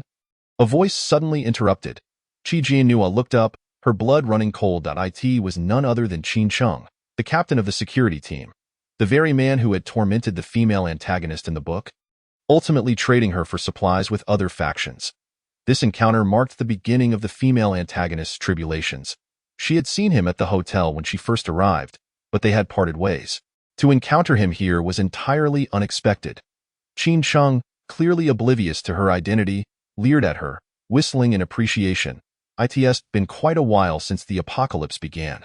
I never expected to see such a captivating beauty. You, a delicate flower, wandering in a land swarming with zombies, how perilous. Why not come to brother's side? I will protect you," he said. Reaching toward her shoulder, Chi-Jin Nua recoiled in disgust at the heavy scent of lust that wafted from him. "Do not touch me." The three men in the car quickly descended, positioning themselves protectively in front of her. "What are you planning to do to our boss?" "Her? Your boss." Qin Cheng's gaze swept over Chi-Jin Nua, then disdainfully regarded the three frail M.E.N.A.S. men. "You actually follow a woman as your leader? How pathetic. She is so delicate. Can she truly protect you? Here's the deal. Join our team, enjoy the luxuries, and I'll conveniently provide protection for your boss. It's a win-win situation. Isn't it?" "I spit on that," the man with the messy hair retorted. "Who doesn't he know your intentions? Why, you better not come any closer." The cook assumed a fighting stance, though trembling in fear. He declared, "We are quite formidable. Just look at how well we've protected our boss thus far." Chi-Jin Nua discreetly appraised the group. They were part of a convoy. Who knew how many vehicles lay ahead? She recalled that Qin Cheng later allied with the pink-haired woman and her boyfriend, who seemed to have significant connections in the military. With Qin Cheng's alliance, their power would surely be formidable. Having just activated her illusion, her energy was depleted, and confronting such a large group would pose a challenge. She glanced down at Inin, only to find it sound asleep in her pocket, truly useless. Presumably, it had just consumed a third-level mutated octopus crystal core and was busy upgrading itself. The individuals ahead, sensing the commotion behind them, approached. "What is going on? Why have we stopped for so long?" came a sharp female voice. Chi-Jin Nua looked up to find the pink-haired woman. Just a few months had passed, and her once vibrant color was now faded, with a significant amount of black hair grown out, appearing dry and unkempt. Although her complexion was not completely dull, likely due to the purification from moon crystals, her neglect had resulted in a noticeable tan and rough texture. The pink-haired woman immediately recognized Qi Jinnuo. The men instinctively parted to make way for her. She circled Qi Jinnuo, observing her closely. Isn't this the spoiled young lady from the hotel who caused her boyfriend trouble? Her gaze lingered on Qi Jinnuo's face, a venomous expression forming. How is it that, months into the apocalypse, you still possess such flawless skin? Your complexion is so refined it seems as though you've been airbrushed. In a world where survival demanded every ounce of effort, where individuals toiled night and day, going weeks without a wash was commonplace, and maintaining one's appearance was a luxury few could afford. She had relied on her boyfriend's military connections to bathe every 3 days and change clothes every 2, striving to remain clean. How had Qi Jinnuo managed to look even more exquisite than when the apocalypse first began? The pink-haired woman eyed her suspiciously, glancing at the car. Where is your boyfriend? Did he fall prey to the zombies? Qi Jinnuo maintained a stoic expression. This accident was unintentional. Let us not dwell on such trivial matters. Shall we? Facing this many adversaries, she anticipated trouble point one after another. They were all against her. The pink-haired woman perceived Qi Jinnuo's demeanor as a sign of weakness. You think you can just brush this off? You crashed into us. Let us clarify that. She looked down at Qi Jinnuo with condescension. Here is what you'll do. Kneel and bow your head, and then I will let you go. Do not go too far. Qi Jinnuo's eyes turned icy. Isn't it more excessive for you to deliberately crash into our vehicle? The pink-haired woman scoffed, since you refuse to bow and apologize. Then let us take you all. She waved her hand, and the muscular men immediately advanced, surrounding Qi Jinnuo and her 3 companions. The chef murmured, Boss, what should we do? Do not resist, Qi Jinnuo replied coolly. You cannot overpower them. Among the 3, one lacked any abilities, while the other 2 possessed only second-tier powers, neither of which posed a significant threat to them. For now, they could only submit. Once she regained her strength, she would seek retribution. The woman with pink hair, seeing Qi Jinnuo's lack of resistance, smirked with satisfaction. Initially, we kindly invited you and your boyfriend to join us, but you refused. Now look where you are. If you had come with us sooner, you wouldn't be in this predicament. She coldly commanded, take her to the vehicle. With that, she turned and left. Qin Sheng's gaze remained fixed on Qi Jinnuo, saliva nearly pooling in his mouth. The pink-haired woman suddenly recalled something and turned back, instructing, do not touch her. I have use for her tonight, if you dare to lay a finger on her. I will not spare you. Qin Sheng furrowed his brow but ultimately refrained from acting. After all, she was the big sister, wasn't she? Qi Jinnuo was shoved roughly, stumbling into the back of a truck. She raised her hand and noticed a scrape on her arm, her eyes darkening. To her surprise, the truck was filled entirely with women. Chapter 143. Energy restoration. Each woman was emaciated, disheveled, and haggard, their faces devoid of vitality, resembling stagnant water. Bossed at a woman with a messy hairstyle helped Qi Jinnuo to her feet, casting a puzzled glance at the others. Why are there so many women locked up here? What are they doing? The chef and the driver hurried over to Qi Jinnuo's side, fear evident in their expressions. Qi Jinnuo furrowed her brow, scrutinizing the women, when suddenly a burly man approached, pointing at one of them. You, come down. The indicated woman numbly stood and descended. The heavy iron door of the truck slammed shut with a resounding bang, isolating them from the outside world. Only a few openings in the roof allowed shafts of bright light to pierce the darkness. In the gloom, all Qi Jinnuo could hear were the faint breaths of the women, and she sensed their despair. Boss, when you fought that mutated octopus, weren't you formidable? Why are you so? The chef hesitated. Qi Jinnuo leaned against the truck wall and closed her eyes. I need to rest. Do not disturb me. Although they had many questions, they ultimately fell silent. Qi Jinnuo felt the container within her dantian expand slightly. Previously the size of a teacup, it had now doubled. Energy was gradually restoring, flowing through her meridians to her limbs, and her fatigue was slowly dissipating. Time passed, and the truck finally stopped.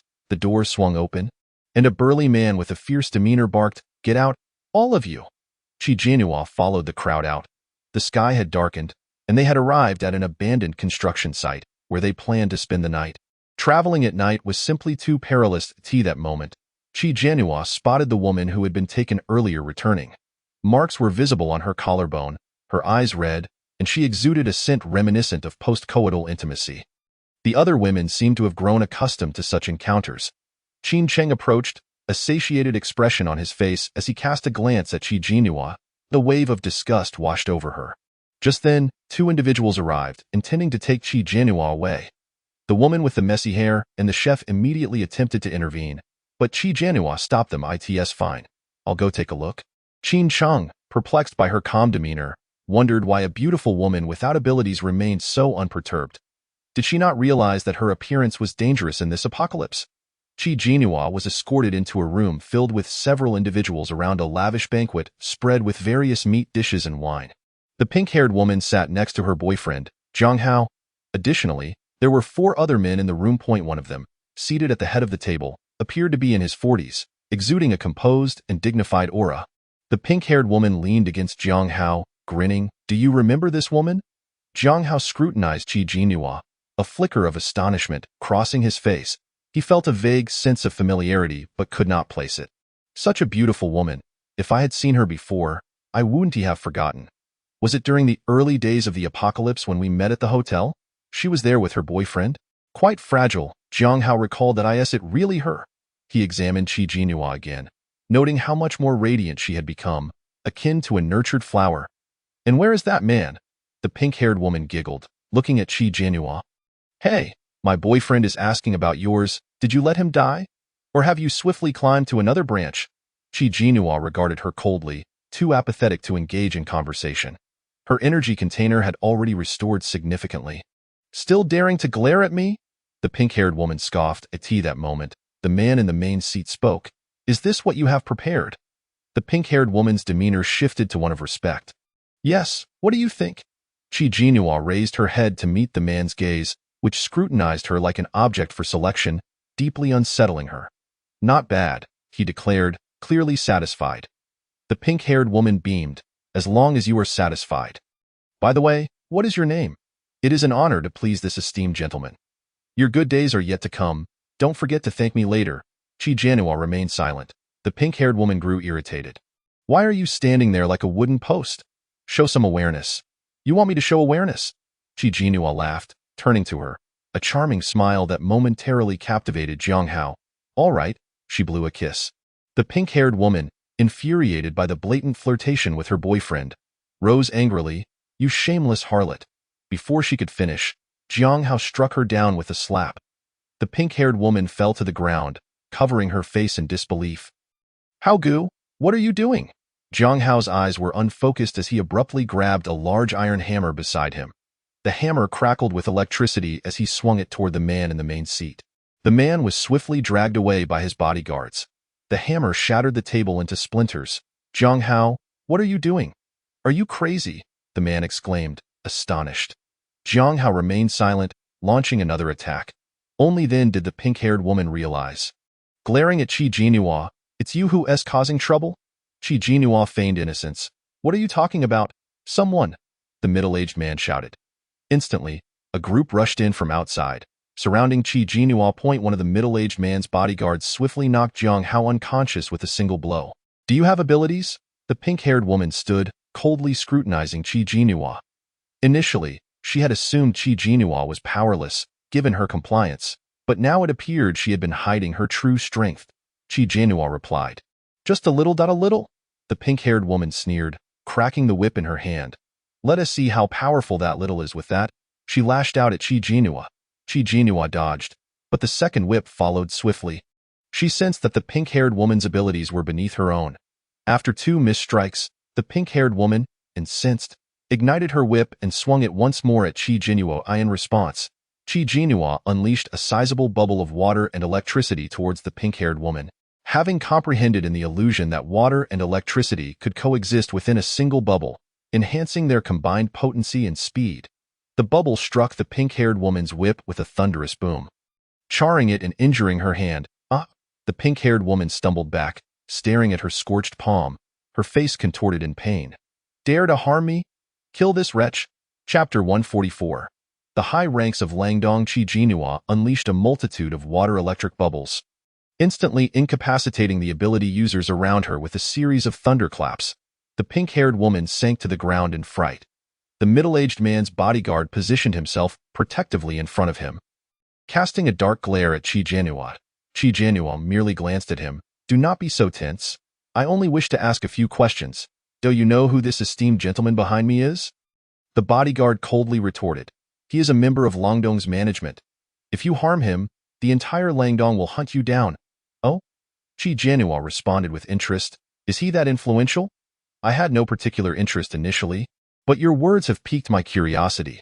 The bodyguard warned. I advise you not to act recklessly. You see, I am rather rebellious. The more others try to stop me, the more I want to proceed. Qi Jianhua's lips curled into a sardonic smile. However, before I eliminate you, it would be wise for you to answer a few questions. What are those women outside for? The bodyguard gritted his teeth. You have no idea the danger you are in. You talk too much.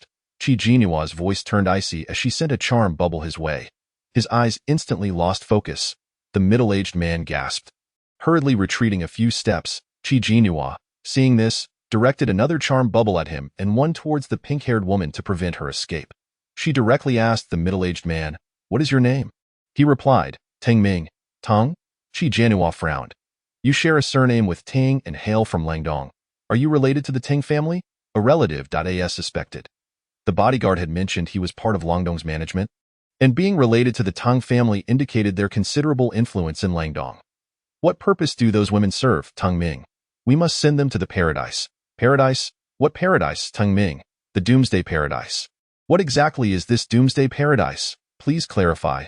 Her brow furrowed. Tang Ming. A paradise is simply a paradise. The back-and-forth exchange seemed futile, prompting Qi Jianhua to turn her attention to the woman with pink hair. Where did you gather these women from? The pink-haired woman replied. Some were taken by force, some were picked up along the way, and others came willingly. Women with abilities are seldom captured by them. While those without powers often meet a tragic fate, in this regard, men fare no better. In the apocalypse, it is invariably the powerless who suffer the most. Like ants, they are trampled upon, unable to control their own destinies. Where are you planning to send these women? The pink-haired woman responded. To the high-ranking officials of Langdong. And then, the pink-haired woman continued. To win hearts using women. Qi Jianhua ceased her inquiries. It was evident she understood only that women were being used to forge connections, yet was ignorant of their ultimate fate. At that moment, Qin Sheng burst in with a group of people. An unpleasant odor assaulted Qi Jianhua, prompting her to take a couple of steps back. Qin Sheng, seeing that the room was filled with incapacitated, superpowered individuals, gritted his teeth and exclaimed, I never imagined you possessed powers. And quite formidable ones at that. But you won't be leaving here tonight. Once I capture you, I shall do as I please. Your tongue is far too foul. Qi Jianhua cast a dark look in his direction, unwilling to even blow him a kiss. After a moment of contemplation, she turned to the pink-haired woman and commanded, Eliminate them. The pink-haired woman immediately rose, hurling a fireball at Qin Sheng. He hastily dodged, shouting, Zhang Lulu, what the hell are you doing? Why are you attacking your comrades? Zhang Lulu paid no heed, continuing her assault. Others hesitated to confront Zhang Lulu, leaving Qin Sheng with no choice but to strike her down with a lightning bolt, rendering her unconscious. Is this you're doing? Qin Sheng glared at Qi Jianhua, sneering. A mere parlor trick. We have a multitude of superpowered individuals here. You cannot escape, so surrender quietly. Whether escape is possible remains uncertain. Qi Jianhua charged forward, leaping into the air, conjuring 2 water-electric bubbles beneath her feet, and delivered a powerful kick to Qin Sheng's abdomen. With a resounding crash, he was sent flying, his clothing singed and a dark patch appearing on his lower abdomen. Qin Sheng writhed on the ground, clutching his stomach in agony, so painful. Qi Jianhua released a flurry of alluring bubbles. Eliminate everyone except yourselves. The superpowered individuals obeyed, turning on one another.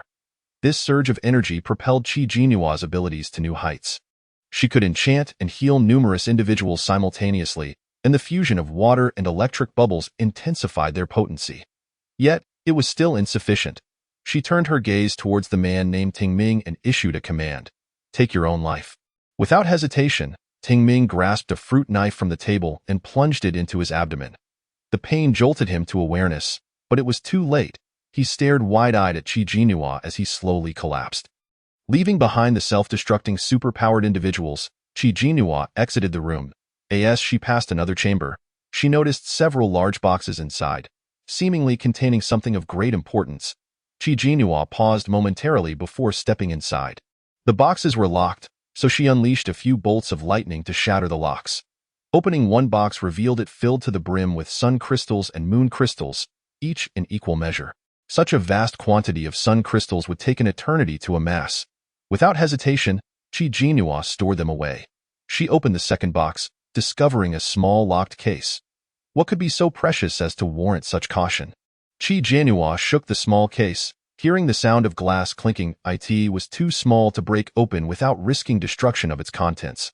Clearly, it contained something significant. She decided to take it with her. Finally, she opened the last box. Inside lay a large, beautiful blue crystal core, radiating energy, blue, reminiscent of the mutated creature's cores. The previously encountered three-tiered mutated octopus was also blued. Chi Jinhua collected it without hesitation.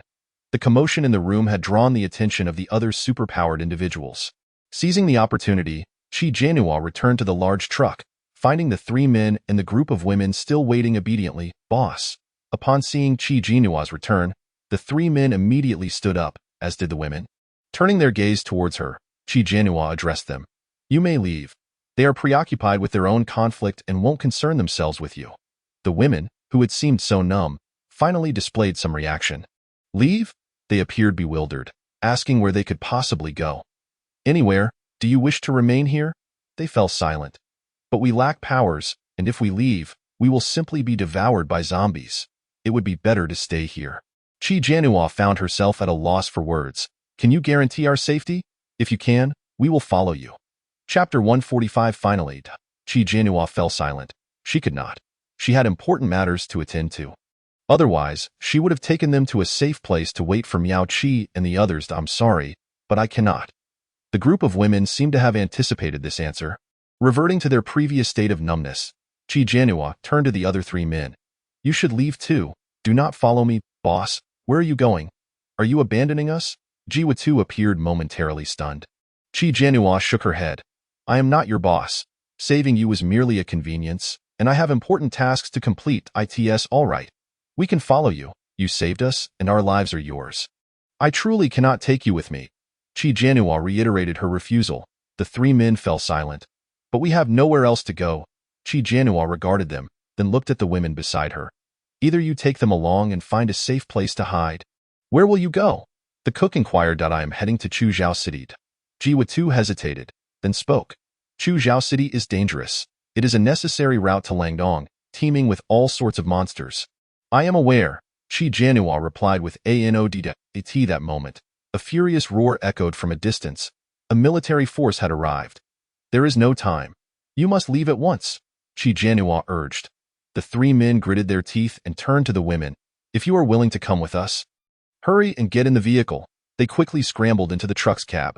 The women initially stood motionless, but gradually, one person rose. Instantly, everyone followed suit, eagerly rushing into the truck's compartment. Boss, what is your name? Where should we look for you in the future? The cook called out as he leaned out. Chi Jinhua replied. My name is Chi Jinhua. If you are fortunate enough to encounter someone from the Yuan Nua base afterward, you may mention my name. Tell them I am waiting for them in Langdong, and they should take you in. As individuals rushed out, Chi Jinhua shouted. Move quickly. The driver immediately started the engine, and the truck surged forward. Chi Jinhua watched as the group of pursuers emerged, releasing water-electric bubbles and summoning several bolts of lightning to destroy all vehicles. Finally, she leaped onto a large bubble, looking down upon the crowd. Farewell. A multitude of heads tilted upward. What is that? It's hard to see. A bubble. A man in a hat emerged, shouting. What are you all waiting for? Hurry up and pursue her. That woman killed Mr. Tung. How are we to explain this to the Tung family? The crowd gasped, immediately looking up. The girl had already vanished without a trace. The vehicles had been sabotaged by that woman, leaving them unable to pursue. One man gritted his teeth. What? The man seethed, suddenly recalling something, and rushed back. He pushed open the door to the room, and sure enough, he found all three boxes had been opened. They were all empty. The man's face contorted in rage. Gone. All gone. The fifth-tier mutated animal cores and the precious extraction liquids meant for the breeding base that we painstakingly acquired. Gone. He spun around, fury rising. If the higher-ups hold us accountable, Who among you will take responsibility? The room fell into a heavy silence. What was that woman's name? Someone quietly spoke up. I was hiding in the shadows and overheard. Her name seems to be Qi Jianhua. Qi Jianhua? The man replied coldly. That name sounds familiar. From this moment on, that woman shall be the enemy of all Langdong. I will make her pay dearly for her actions tonight. 10 days later. Chuzhou City. The black rain disease had erupted in full force. Outside Chuzhou City lay a multitude of decaying bodies, exuding a foul stench, lying on the ground awaiting death. Chuzhou City is the only route to Langdong, thus gathering people from all over the country, all manner of monsters present. On one hand, due to the stringent controls of Langdong, anyone wishing to settle there must pay a high-quality sun crystal each month, or 10 moon crystals, or a second-tier mutated animal core. Ordinary people find it nearly impossible to meet these requirements. Therefore, Langdong is a haven for the strong, while those unable to enter must remain in Chuzhou City. However, with the outbreak of the black rain disease, Chuzhou City has also enforced strict controls, prohibiting entry to those afflicted with the disease. The guards of Chuzhou City, fierce and intimidating, stood watch at the city gates.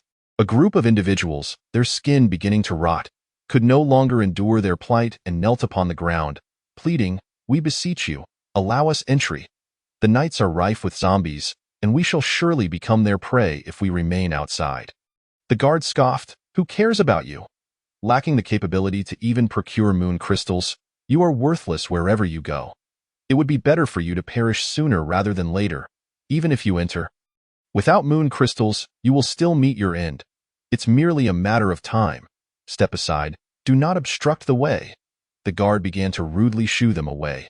Suddenly, a slender figure clad in a cloak approached. The figure appeared diminutive, the large hood obscuring her face, revealing only a delicately pale chin. The guards instantly donned a sycophantic smile. "Ah, you have returned. It seems today has been quite profitable for you." A melodic resonated from beneath the cloak. "Please, do proceed."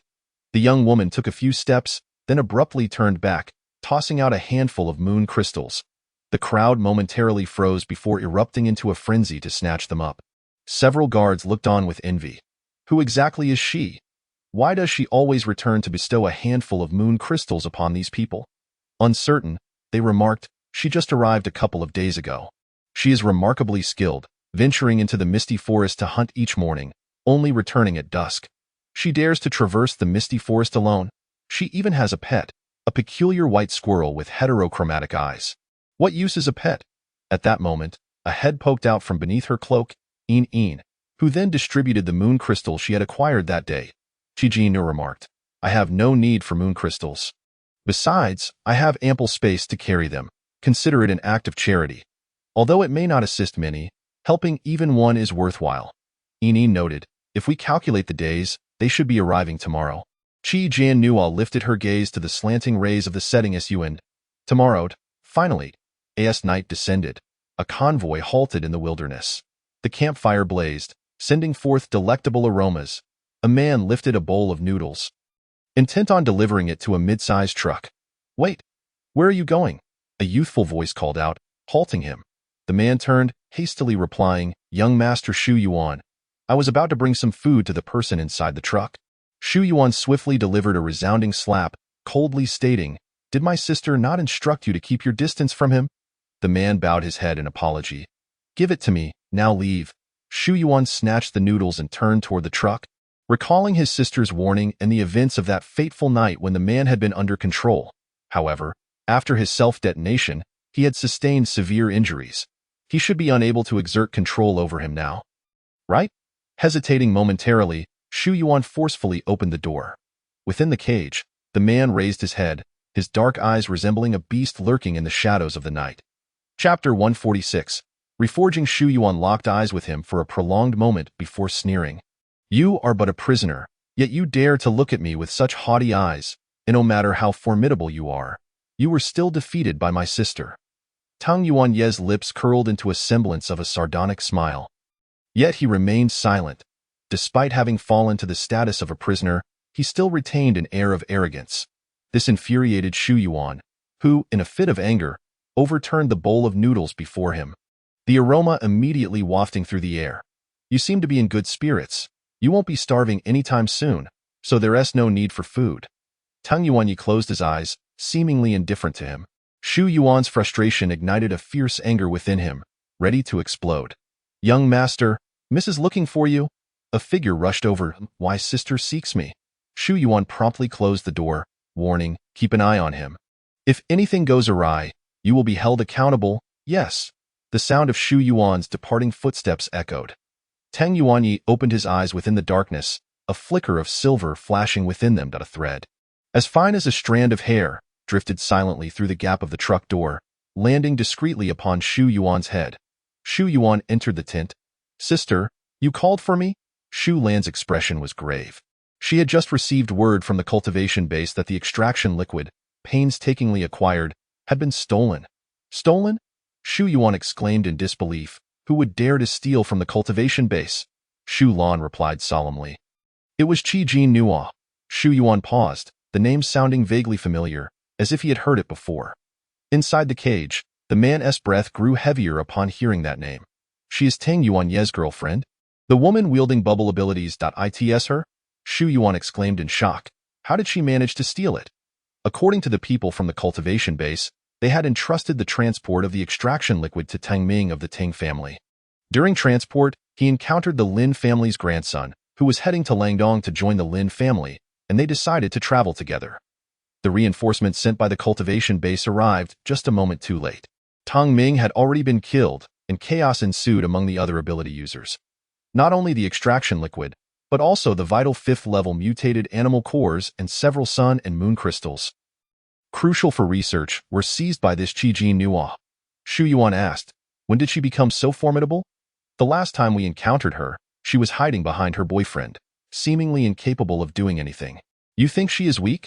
Shu Lan scoffed. She is far from weak. She possesses the abilities of the zombie queen. Among the ability users, she is a standout. It's just her misfortune that she crossed paths with us. And my abilities happen to counter hers. Shu Yuan frowned. What does the cultivation base expect from us now? Shu Lan replied coolly. They hope we can capture Qi Jin Nuo and retrieve the stolen items at any cost. Where is she currently? There are reports stating she arrived in Chuzhou City a couple of days ago, likely waiting for us. Shu Yuan sneered, overestimating herself. Since she has delivered herself right to our doorstep, we shall not hold back. We can capture both of them and exact our revenge on the cultivation base. Suddenly, Shu Lan noticed a white strand in his hair. What is that on your head? She reached out. Yet that white strand vanished in an instant. What? Shu Yuan puzzled, brushing his head, finding nothing there. Shu Lan withdrew her hand. Perhaps I mistook it. I in the dead of night, within the confines of the truck's cage. Faint crackling sounds began to emerge at a hand, with distinctly defined fingers, gripped the bars of the cage tightly, the fingertips turning pale. Tang Yuanye's pallid face was drenched in cold sweat, the veins in his forehead and neck bulging. A suppressed groan of pain echoed through the darkness. It was the sound of flesh and blood feverishly regenerating. Following his self-detonation, his entire network of veins, including the crystal core, had sustained damage. Were he an ordinary person, he would have long since become incapacitated. Perhaps this was why Shu Lan had let her guard down, not employing her cage abilities to confine him, but instead using a standard cage, treating him like livestock. Moreover, she had been injured that day and likely lacked the strength to do so. Yet, she remained vigilant, typically forbidding others from approaching him without permission. This inadvertently facilitated his recovery. His terrifying self-healing abilities would activate at night, gradually restoring his veins and crystal core. Each night, he felt his physical condition improving steadily, even becoming more formidable than before. His entire network of veins was being reforged. However, every night, while enduring the agony, he found himself obsessively thinking of Qi Jin Nuo. The impulse generated by the reforging of his veins compelled him to repeatedly recall her graceful figure. He reminisced about the delightful moments they had shared and the intimate pleasures they once experienced together. Her lips were so sweet, her body so soft. She awaited him in Chuzhou City. No Nuo. Tang Yuanyi painfully shut his eyes, breathing heavily, as if he could detect her faint fragrance in the air. His entire body tensing. Dawn approached. The morning sun cast dazzling rays upon the floor, awakening Qi Jin Nuo, who opened her eyes to see a figure sprawled on the floor, deeply asleep. with white fur and a tail resembling a large feather duster. It swept across the floor. "Wake up," Chi-Jin Nua stretched lazily. "We must set off." The white beast stirred, its eyes revealing a rare heterochromia, strikingly beautiful, resembling a small lion, yet with a slightly pointed fox-like mouth. "Can we not leave a bit later?" Enin rose, its long fur and imposing stature exuding an air of majesty. "No," Chi-Jin Nua replied. "Inside Chuzhou City, we are forbidden from engaging in combat. We must intercept the Shu siblings outside the city and rescue the male lead. However, we are uncertain of their arrival time, so it's best to head out early." Enin yawned. Chi-Jin Nua chuckled at it, tossing a level 1 mutated animal crystal core its way. During her time in the Misty Forest, she had practiced hunting numerous mutated flora and fauna. The mutated plants yielded no cores, only the mutated animals did.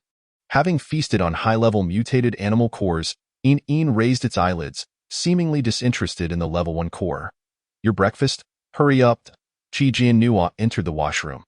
Reluctantly, Enin transformed back into a white-furred squirrel, picking up the crystal core from the ground and slowly gnawing on it. Chi-Jin Nua was currently residing in an inn, where the nightly lodging fee was half a gene of rice or flour, and other materials could be used as substitutes.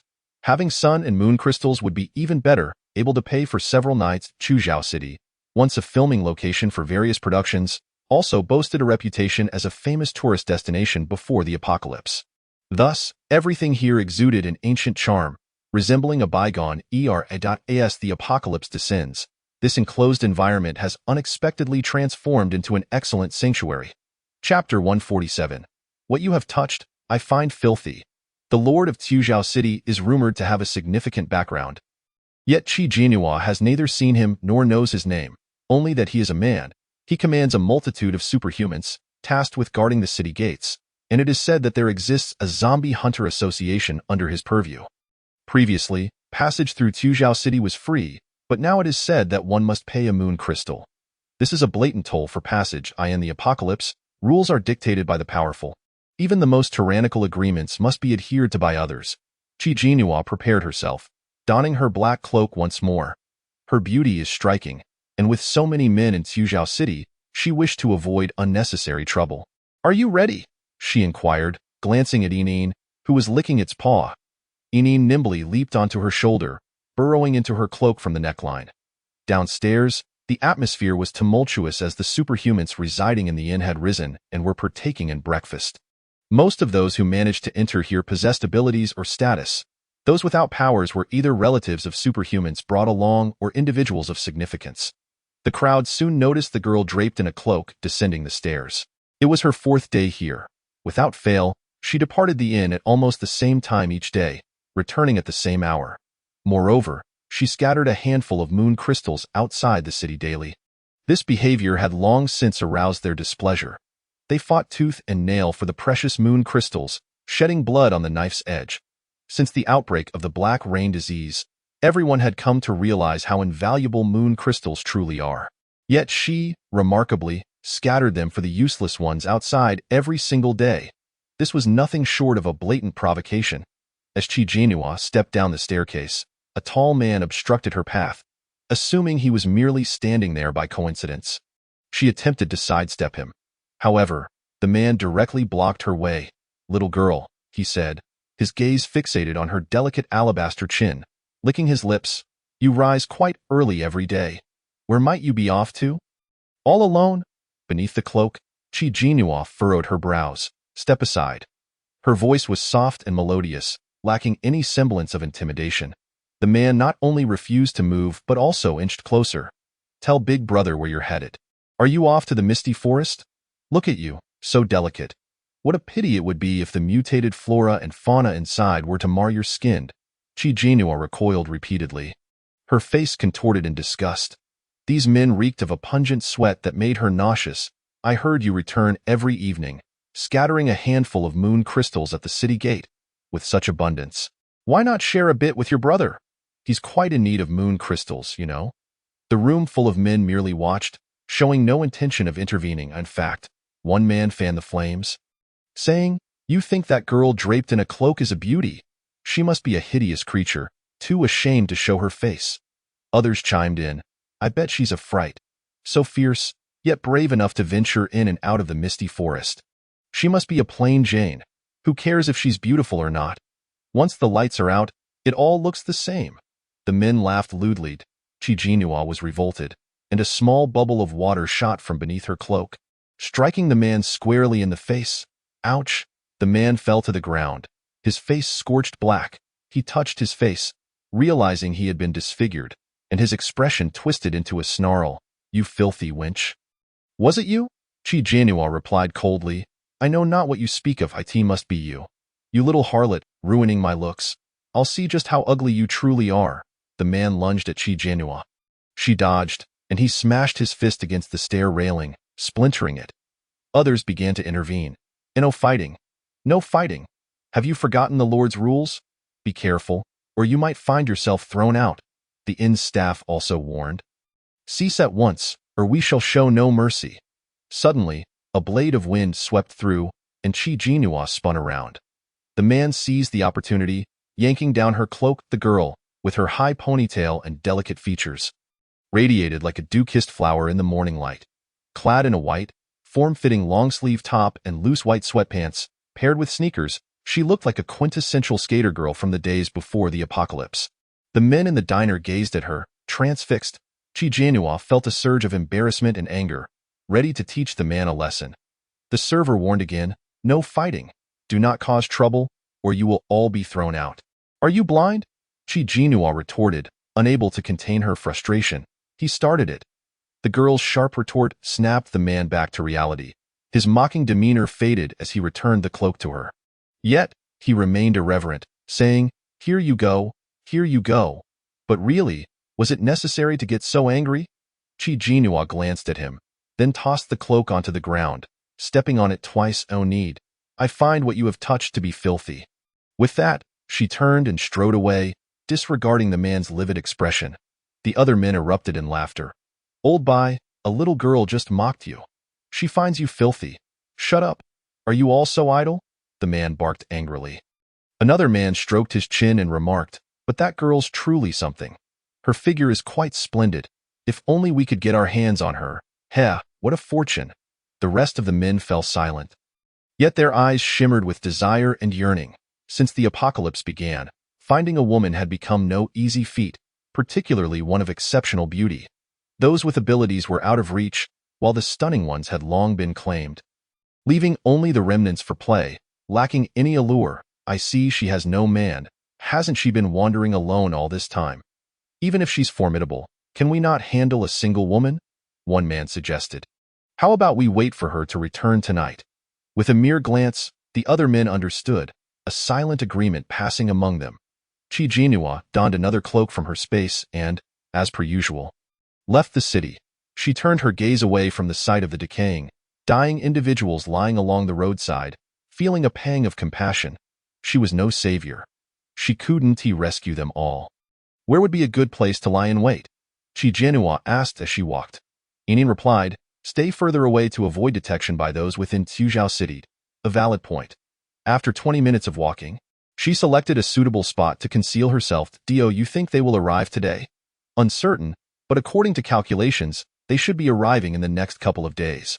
The Shu siblings, along with a group and the imprisoned Ting Yuan, would undoubtedly choose a relatively conservative and safe route, avoiding unnecessary risks. Chapter 148. The one longed for night and day. Sister, we are about a kilometer away from Tuzhou City, Shu Yuan said, rousing Shu Lan. Should we stop? Shu Lan gazed ahead, her expression darkening. Let us halt. Fighting is not permitted within Tuzhou City. This is a rule set by the Lord of Tuzhou City, and no one dares to break it. Shu Yuan scoffed. This Lord of Tuzhou City seems to be just posturing. Calling himself a lord is laughable. Tuzhou City doesn't even compare to a finger of Langdong. This Lord of Tuzhou City holds considerable influence and remains mysterious. Yet no one dares to provoke him lightly. It's wise to exercise caution until we ascertain his background. Shu Lan opened the car door and alighted. The moment the vehicle halted, Ting Yuan sensed it. He opened his eyes, expanding his mental domain. A familiar silhouette entered his range. He laughed. A smile crept across his lips, and a flash of white light flickered in his eyes as the entire vehicle was encased in ice, subsequently detonating. Shattered ice flew everywhere. The tremendous explosion elicited gasps. Shu Lan and Shu Yuan turned abruptly, witnessing the man, who should have been obliterated by the blast, standing there with a sinister expression, as if he had returned from hell. "What was that sound?" Qi Jinhua exclaimed, rising to her feet, yet saw nothing. "It's the male lead." Enin cried out, "Ahead!" "What?" Unable to contain her excitement, Qi Jinhua conjured two bubbles beneath her feet, her lithe figure leaping gracefully into the air. The wide cloak billowing in the wind. "Sister, how can this be?" Shu Yuan was astounded. Wasn't he supposed to be rendered powerless, a mere shell of a man? Shu Lan gritted her teeth, acutely aware that his energy had escalated to a new level, entirely different from before. "What kind of monster are you?" Teng Yuan sneered. "The kind that comes to claim your life." His energy surged dramatically, his mental power overflowing, controlling everyone present. Shu Yuan was momentarily dazed, jolted back to clarity by Shu Lan's forceful slap. "Focus. Don't let him control you." Shu Yuan snapped back to reality, biting his lower lip until it bled. The faint metallic taste of blood sharpened his awareness. Shu Lan's expression darkened. One understood better than her just how formidable this man was. The last time they managed to capture him was purely due to his self-detonation. This time, he had ascended to an even higher level. Could she still contend with him? "Yuanyi." Suddenly, a girl's voice rang out from above, and Tang Yuan looked up to see the girl leaping down from midair. He stepped forward to catch her, enveloping her tightly in his embrace. "It's really you? Oh, I'm so glad. I've finally seen you again. I've missed you so much." The girl clung to his neck, her petite frame nestled in his arms. Weeping uncontrollably, Tang Yuan rested his head against her neck, inhaling the intoxicating fragrance that enveloped her. He took a deep breath and murmured softly, "I apologize for causing you worry. You need not apologize." Qi Jinhua released him, her eyes glistening with unshed tears. "It is my fault that you were taken away. I am too weak to assist you, merely cowering behind you and becoming a burden." "I have never regarded you as a burden," Tang Yuan replied, shaking his head as he gently wiped away her tears. "It is my duty to protect you. You need not do anything," observing the gauntness etched upon his face. Qi Jinhua noted with sorrow that he had lost considerable weight, his jawline now sharper and more defined, his hair in disarray. She could only imagine the suffering he had endured these past few days. He bore no resentment towards her and even sought to comfort her, stirring a profound ache within her heart.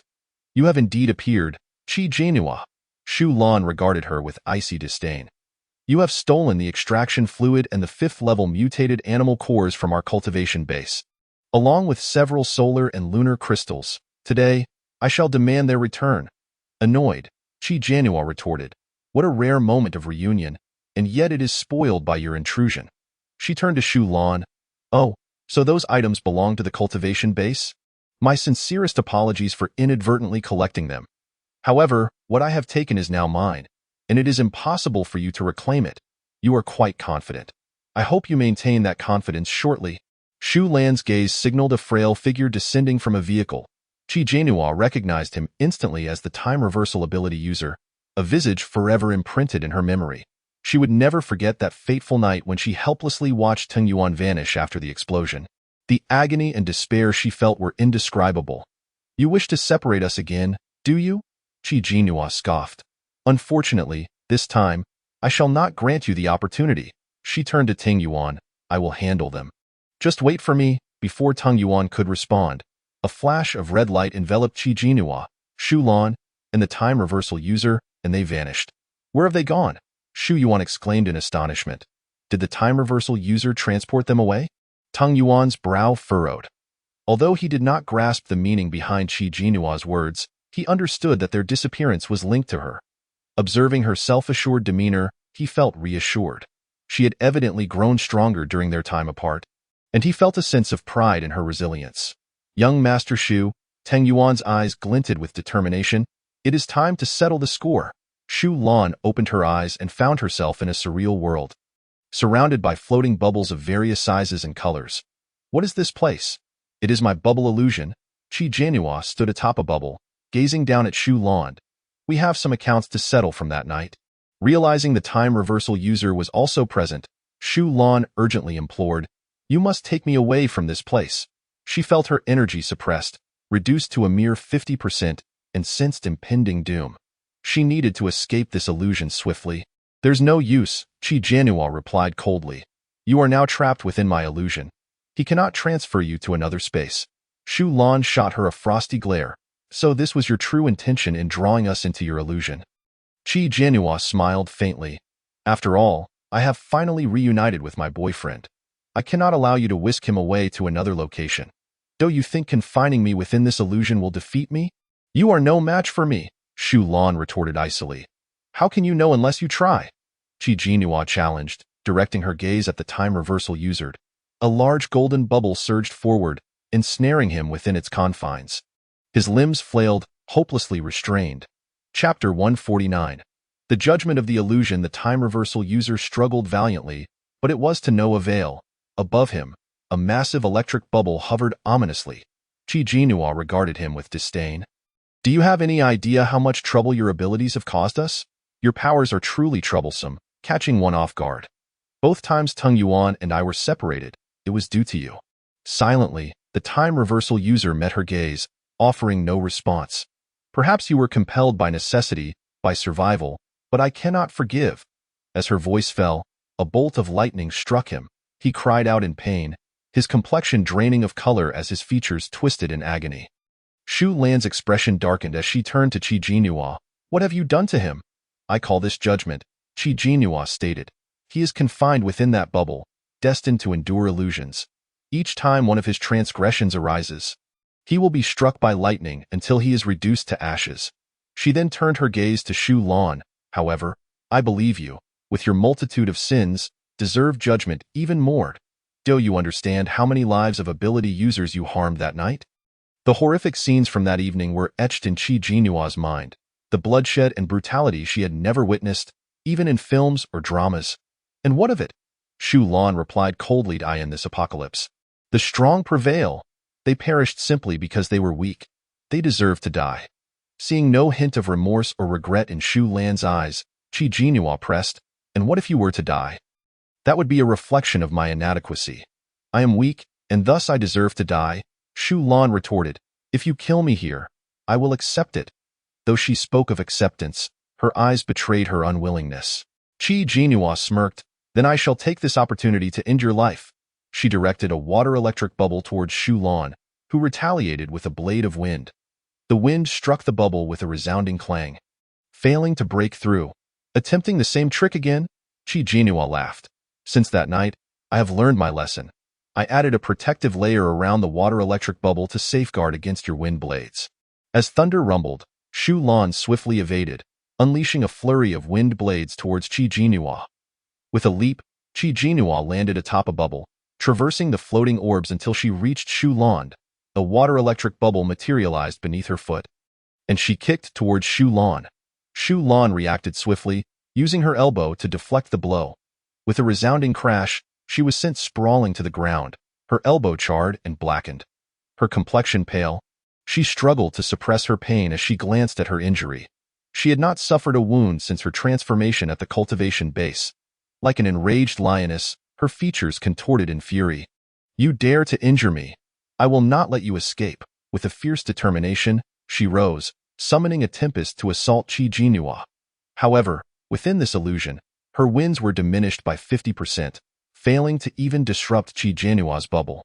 Witnessing Shu Lan's faltering defenses, Qi Jianhua gritted her teeth. She had traversed perilous paths to arrive in Chuzhou City, enduring countless trials and moments of exhaustion, drawing upon her own strength to survive. Every challenge she overcame felt like a rebirth, a transformation. The helplessness, despair, and hatred from that night were finally being unleashed in full force, offering her solace as the wind surged towards her. A golden protective shield enveloped Qi Jianhua, effortlessly absorbing Shu Lan's assault. Shu Lan's signature move had now become ineffective. Her face ashen, she found herself bereft of options. Qi Jianhua leaped forward, delivering blows to Shu Lan's leg, abdomen, shoulder, back, and head. Shu Lan was powerless to retaliate. Collapsing to the ground, bruised and battered, at last, Qi Jianhua conjured a large bubble, ensnaring Shu Lan within. "Now, you too shall face judgment." Terror-stricken, Shu Lan lifted her gaze to see a massive water-electric bubble suspended above her. A pink bubble erupted before her eyes, causing her vision to blur. Two transparent bubbles floated before Qi Jinhua, revealing fragments of memories belonging to the time reversal user. He had grown up in a village. His father, a murderer, executed for his crimes, and his mother had fled, leaving him to be raised by a grandfather who scavenged for refuse. The tales of his father's deeds spread through the village, leading the other children to bully and humiliate him. They beat him, stole his books, and even urinated on him. While teachers looked upon him with disdain. One day, his grandfather was struck and killed by a vehicle while scavenging, leaving him with a compensation that was quickly seized by relatives, who cast him out. With nowhere to turn, he sought refuge at school, only to face more humiliation. Eventually, he obtained a fruit knife and murdered those who tormented him. The authorities were alerted, but due to his tender age of 10, he escaped punishment, only to be taken in by a gang. From that point onward, he was embroiled in a life of petty crime and lawlessness. One day, he fell in love with a girl who treated him sincerely. He yearned to turn over a new leaf and live peacefully with her. Tragically, she was killed in an accident by a wealthy heir. The heir's wealth afforded him leniency, and her parents did not pursue justice. In a fit of rage, he stormed into a nightclub with a knife and killed the heir, resulting in his imprisonment in Punan prison. Sentenced to death. However, when the apocalypse descended, he was spared and awakened his time reversal ability. Though his life was tragic, he had inflicted harm upon many, committing numerous heinous acts through his newfound power. He recalled how he had used his supernatural abilities to capture a girl for the scarred leader of Team 2 at the Punan base. The girl was the only daughter of a wealthy merchant, but she was later tortured to death. He felt no remorse. A thunderbolt struck from the heavens, leaving him gasping for breath. With a few more strikes, his life would come to an end. Shu Lan endured the first lightning strike, letting out a cry of anguish. Qi Jinhua gazed into her memories. She and her brother Shu Yuan were twins, born out of wedlock. Their father was a notorious playboy, sowing his seeds indiscriminately, employing methods akin to breeding insects to cultivate successors. Shu Lan's mother was a weak, desperate woman who took a sum of money and abandoned the siblings. Shu Lan and her brother were taken to a villa, where their father's other children resided. Their father hired various tutors to educate them, punishing the last ranked harshly.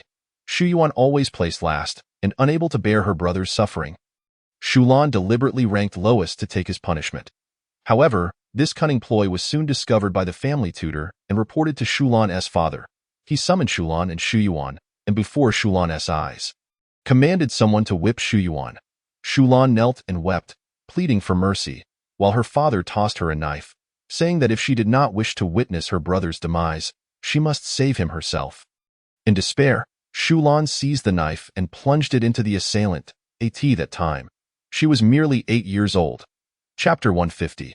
I love you so much. Shu Lan, terrified and frantic, received her father's praise for her audacity, declaring her capable of great things, a true daughter of his. He ensured that the two siblings were well cared for. This preferential treatment made Shu Lan realize that as long as she kept her father pleased, both she and her brother could live comfortably. The colder and more heartless she became, the happier her father was. From a young age, she had been indoctrinated with this notion, and with no one to correct her. Shu Lan's methods grew increasingly ruthless and cruel. Upon reaching adulthood, she engaged in a battle of wits and strength with her father's other illegitimate children, maiming or killing them one by one.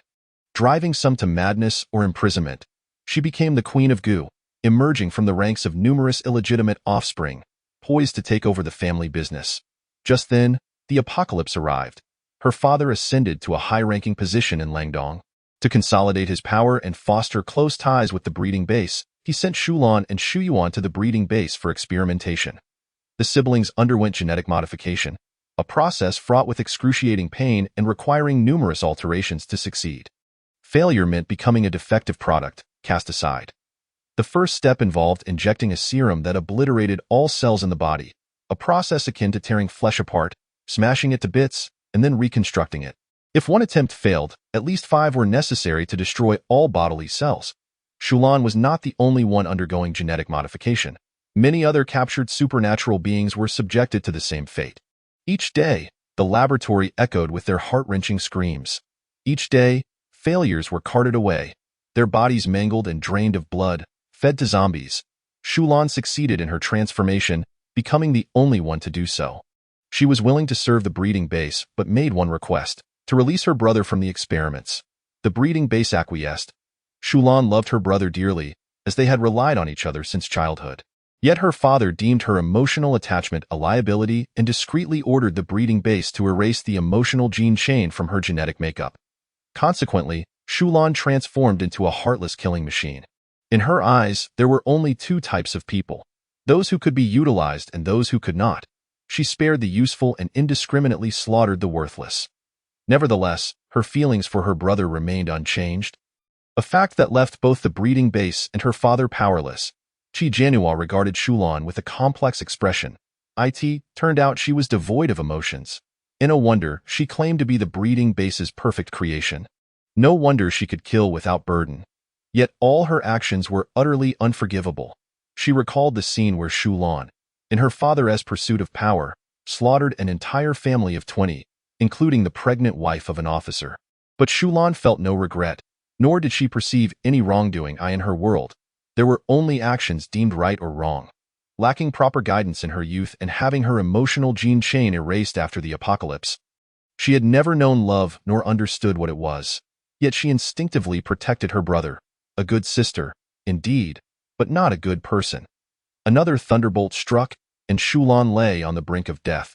Meanwhile, the time-reversing supernatural being beside her had already lost all signs of life. Chi Jianhua glanced at the black bubble ball in her hand, which had dwindled to a third of its original size. Time slipped away slowly, and finally, the black bubble ball transformed into transparency. The illusion dissipated. Chi Jianhua returned to reality. Opposite her, two corpses fell. Turning her head, she saw Teng Yuan standing beside her, his expression calm. Yet his eyes gazed at her tenderly. Noticing the scattered ice shards on the ground, she realized he had resolved everything. A faint smile graced her lips as she opened her mouth to speak, only to be interrupted by a heart-wrenching cry. "Sister, what is wrong? Wake up, sister." Shu Yuan, disheveled and covered in wounds, cradled his sister's lifeless body, consumed by grief. Beside him stood a figure clad in a black cloak. Wearing a mask, Teng Yuan spoke solemnly. "It's someone from the breeding base." The masked figure glanced at Shulan, disdainfully remarking, "Utterly useless." Upon hearing this, Chi Jianhua furrowed her brow. The masked figure suddenly turned to Chi Jianhua, saying, "You must be Chi Jianhua, the one who stole something from my breeding base point one day. You shall return what you took." He then looked at the weeping Shu Yuan, impatience creeping into his tone. "Enough. She can still be saved." After all, she underwent genetic modification from the breeding base, the most perfectly crafted killing machine. How could she die so easily? Upon hearing the words killing machine, a shadow flickered in Shu Yuan's eyes as he raised his head to ask the man, "Is my sister really still savable? If we delay, will there truly be no hope?" A black crescent moon appeared behind the man, drawing them all into its embrace. They vanished into thin air. "What kind of supernatural ability is this?" Chi Jianhua exclaimed in astonishment. This breeding base was indeed a den of hidden talents, capable of conducting inhuman genetic modification experiments that ought not to exist in this world. It would be best to eradicate it as soon as possible. "I don't know," Teng Yuan replied, shaking his head. "His ability is peculiar. It can devour all my powers. When I attempted to kill Shu Yuan, he appeared to save him. No matter. I'm not afraid of them coming after me." "After all, I have you," Chi Jianhua said, smiling at him. Teng Yuan's lips curled into a smile as he patted her head before abruptly pulling her into an embrace. "I miss you," he murmured softly. Chi Jianhua was astonished. He actually said he missed her? "How rare," she asked. "How much do you miss me?" he replied.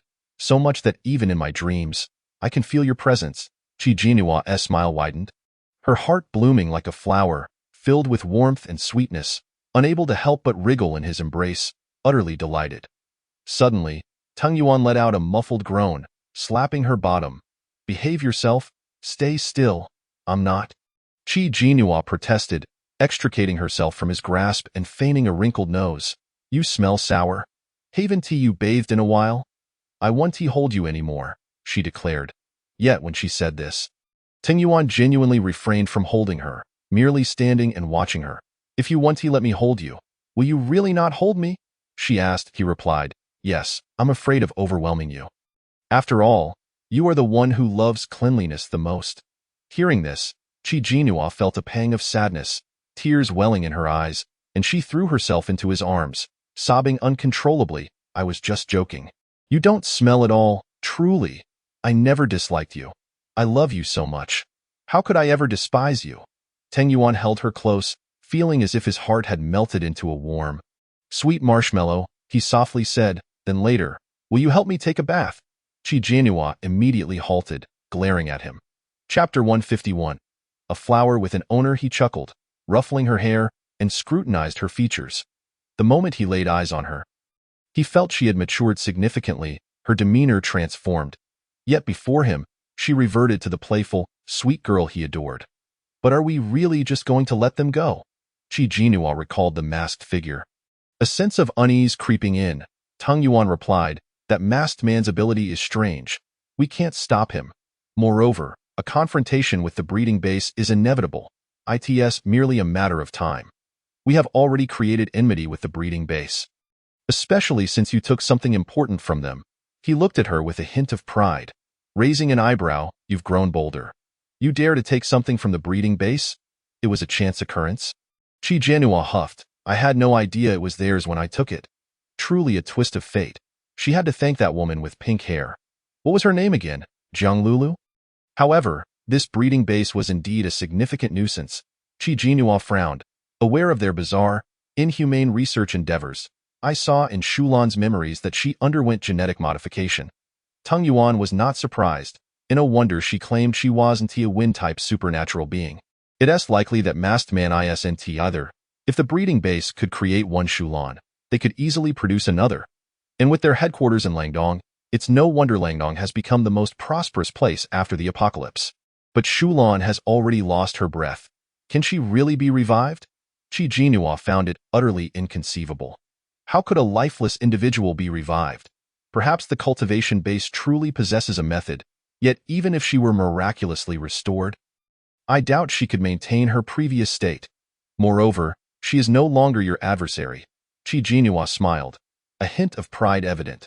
Indeed, after enduring such arduous training, it was all for this moment of vengeance. You must be exhausted, right? Are you injured? When you self-detonated that day, I was deeply worried. She began to check him over, but he gently restrained her hand. It's nothing. He gazed into her eyes, his own dark and profound. As he softly caressed the back of her hand, I've already recovered. Chi Jinhua met his gaze, feeling a flush of embarrassment as she turned away. His eyes burned with an intensity that seemed to consume her entirely. In that instant, she understood what he yearned for. Then, shall we return to the inn? Chi Jinhua stammered. I think you need to rest now. Let us go. He did not release her hand, guiding her forward. At that moment, In peeked out from her bosom. No Nua. Teng Yuan also halted, turning to frown at it. Where did you come from? In looked bewildered. He swiftly grasped it by the nape and coldly declared, If I catch you emerging from there again, I will skin you alive. In trembled in fright. I understand. He casually stuffed it into his pocket. Chi Jinhua was left speechless. After all, it was merely a small creature. It's a male and quite perceptive. Henceforth, keep your distance from it. Teng Yuan frowned. Very well. Chi Jinhua realized that if she did not comply at this moment, he would surely be displeased, so she obediently fell silent. He pulled the hood of his cloak over her head before taking her hand again. It was already noon, and the sun blazed brightly. Outside Chuzhou City, the ground was littered with individuals afflicted by the black rain. Their bodies in a state of decay, both men and women. There had been more yesterday, but every midnight, mutated beasts would come to hunt, resulting in fewer people. Under the scorching sun, their rotting flesh emitted a foul stench. As Teng Yuan and Chi Jinhua approached, many gazes fell upon them. Some recognized Chi Jinhua, knowing that she returned every dusk to scatter moon crystals. They surrounded her like desperate souls grasping at a lifeline. Kneeling before them, Miss, please give us some. Mississippi, they pleaded pitifully. Teng Yuan's expression darkened as he shielded Chi Jinhua behind him, coldly stating, Step aside, or I shall not be courteous. They still refused to budge. Please, just a few moon crystals. Miss, please. The guards, noticing the commotion, rushed over, driving the crowd away with fierce expressions. Only then did Ting Yuan lead Qi Jinhua into the city. The two guards exchanged glances, whispering among themselves as they observed the couple. Wasn't she always alone? Why has she brought a man back today? Who knows? Judging by their intimate demeanor, he must be her man. Deske, that man is certainly fortunate. How so? She wears a cloak every day. How can you say her man is fortunate? I saw it during breakfast. A man snatched her cloak away, revealing her true appearance. That face, that figure, that skin, truly exquisite. They were even discussing how to get her last night. But now that her man has arrived, they probably wouldn't dare.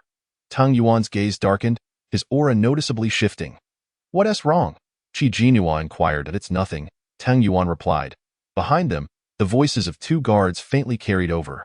What's wrong with you? Why are you hurting yourself? What are you doing? Stop, someone, come quickly. Old Zhang suddenly stabbed himself with a knife. Qi Jinhua pointed at an inn. That is where I am staying. Tang Yuan glanced over before leading her inside. It was lunchtime, and the establishment was filled with patrons, mostly zombie hunters. They had set out in the morning to hunt for crystal cores in the misty forests or other locations, returning for lunch before heading out again until evening. Crystal cores are valuable, whether zombie or mutated animal cores, serving as currency. The once boisterous hall fell silent upon their entrance, all eyes discreetly assessing the pair. The woman in the cloak was recognized. They had just seen her true form in the morning, remarking on her solitary nature without a man by her side. Little did they expect her to return with a man at noon. They scrutinized the man. Among men, there exists an inherent hostility. Males possess a strong territorial instinct and possessiveness. Just this morning, they had discussed ways to pursue that woman, only to find she now belonged to another. Consequently, this man naturally became the target of their enmity. The server also recognized Qi Jinhua, glancing at Tang Yuan. An extra person incurs an additional moon crystal charge. You two are staying together, right? Qi Jinhua tossed a moon crystal toward him. She had amassed plenty throughout her journey, losing track of how many she possessed. Chapter 152. Your visit brings me joy. Let us go. Qi Jinhua tugged at Tang Yuan's hand. He led her upstairs. Once their figures disappeared from sight, the gossip resumed. That man looks somewhat familiar, doesn't he? Dressed in ragged clothing. He must be a kept man that woman brought back from outside. A man jested. Why keep a man? If there's a need, just find a buddy. There are plenty of men here. Does she fear not being satisfied? No sooner had he spoken than he slapped himself across the face. The others paid no mind. Still laughing and joking. Look, he realized he had spoken out of turn and slapped himself. Hey, when did you become so moral? Suddenly, the man grabbed a chopstick and stabbed it into his left eye. The eyeball burst, blood splattering. His tablemates jumped up in shock. What are you doing? Have you gone mad? What happened? He blinded himself. As soon as they entered the room, Qi Jinhua heard a cacophony from downstairs. What is going on? Why is it so noisy? She frowned. It's probably just an argument. Let us not concern ourselves with it. Tang Yuan approached her from behind, wrapping his arms around her waist tightly. Qi Jinhua turned her head slightly to look at him. Are you all right? Are you tired? He buried himself in her neck, his voice a little hoarse out a bit. Then why don't you take a shower? Should I run some water for you? Qi Jinhua offered. He held her for a moment longer before releasing her. Go ahead. I'll be just a moment. Qi Jinhua entered the bathroom. This inn, located within a film and television city, was not used for filming but rather provided accommodation for stars, designed like a traditional inn. Thus, the facilities were quite comprehensive and the decor was splendid, featuring a large bathtub in the bathroom. Qi Jinhua was most pleased with this bathtub. After long days of labor, her greatest delight was to soak in a warm bath and then sleep. She kept plenty of spirit spring water prepared for leisure moments, ready for use at any time. Filling the tub halfway with steaming spirit spring water, she added an equal measure of cool spring water. Testing the temperature to her satisfaction, she turned to call out to Ting Yuan, only to find he had silently appeared behind her. His deep, dark eyes were fixed intently on her, resembling a famished beast poised to devour her whole. Upon seeing him enter, Qi Jinhua understood his intentions. You? Tang Yuan slowly closed the door with one hand. Advancing towards her. Would you wash me? The pressure was overwhelming, prompting Qi Jinhua to take 2 steps back, only to find her waist captured and yanked back forcefully. She collided against his muscular form, the impact causing her discomfort. Ouch, Chi Jinhua gasped. Where does it hurt? Let me massage it for you. Chi Jianhua's face flushed as she pressed down on his hand, twisting in his embrace, attempting to escape his grasp. Just wash yourself properly, Dayu. He chuckled softly in her ear, refusing to release her. Since you want to help me wash, then I shall help you instead. Chi Jianhua sensed that she was about to endure a rather tumultuous experience, especially in the bathroom, at a location that always seemed to ignite a certain thrill within him. Each time they were here, he became particularly fervent. I won't wash. I'm not dirty. You wash yourself properly and make sure you're clean. Be serious about it. She managed to break free from his hold and hurriedly turned to open the door, but before her hand could even touch the doorknob, she was yanked back again. His heated body pressed against her back, his breath heavy, as if he were about to melt her away. Her ears flushed crimson from the warmth of his breath. The restlessness emanating from him seemed to infect her as well. Feeling flustered and anxious, she clutched his fingers tightly, calling out uneasily, Yuan Yi. The soft tremor in her voice, with its quivering end, acted like a catalyst, igniting an explosion in Tang Yuan's mind. He suddenly pinned her against the wall, lifting her chin as he fiercely claimed her lips with his own. Outside the room, in the corridor, two figures stealthily peered into the room. Did you see anything? Nothing at all. A man and a woman entered the room, their curiosity piqued. Why can't we hear anything? Boring. The man frowned, about to leave when suddenly he caught a faint, almost imperceptible moan. Did you hear that? The man felt a surge of excitement, as though ants were crawling on his skin. Swallowing hard, he spoke gruffly, Hurry, hurry, go to the back alley and find a woman.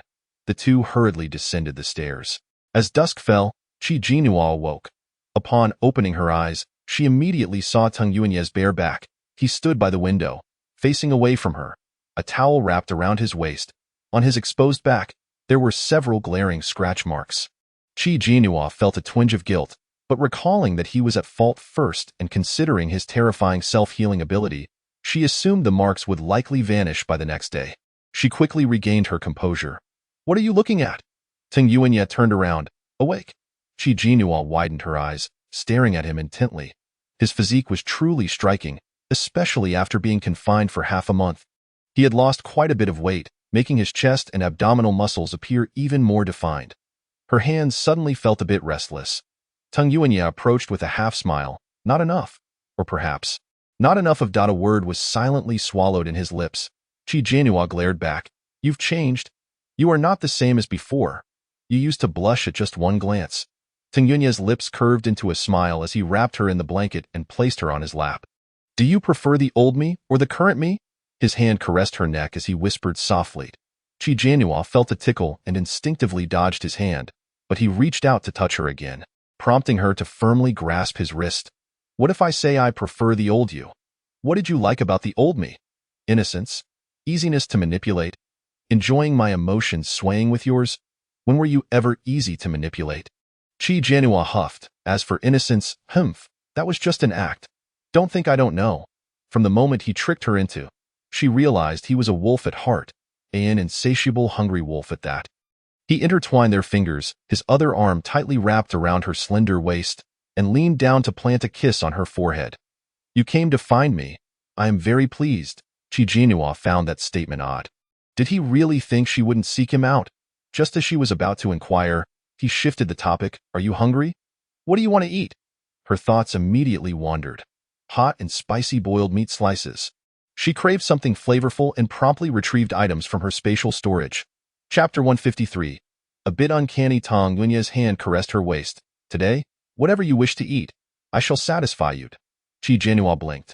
Then, I want to eat you. Tang Yuanye's gaze deepened, his eyes shimmering with a mysterious light. I was just joking.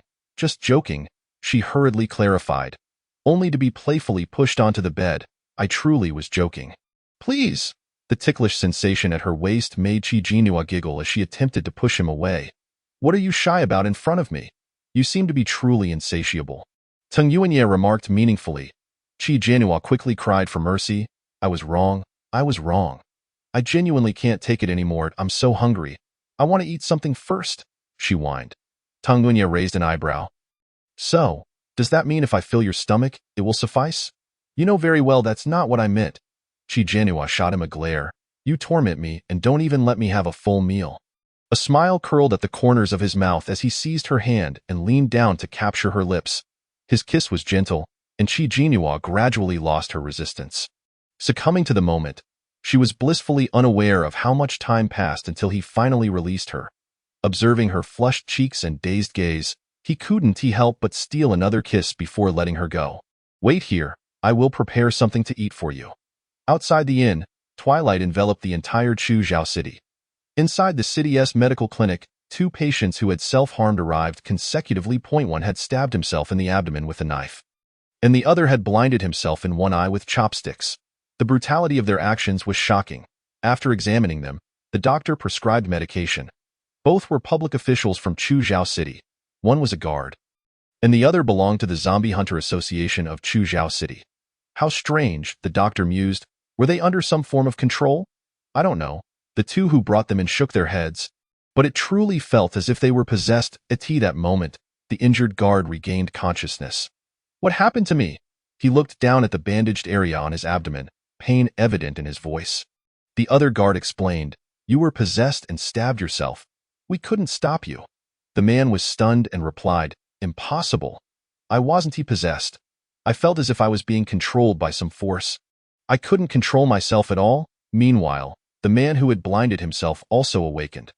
What's wrong with my eyes, my eyes? The other hurriedly grabbed his hand to prevent him from touching his injured eyes. Don't touch them. They've just been treated. You suddenly stabbed your eyes with chopsticks, and we were all terrified. Someone controlled me. He gritted his teeth. It must have been. Both men claimed they had been manipulated, and the expressions of the others grew serious. The doctor turned to the guard. Has anything unusual occurred in the city recently?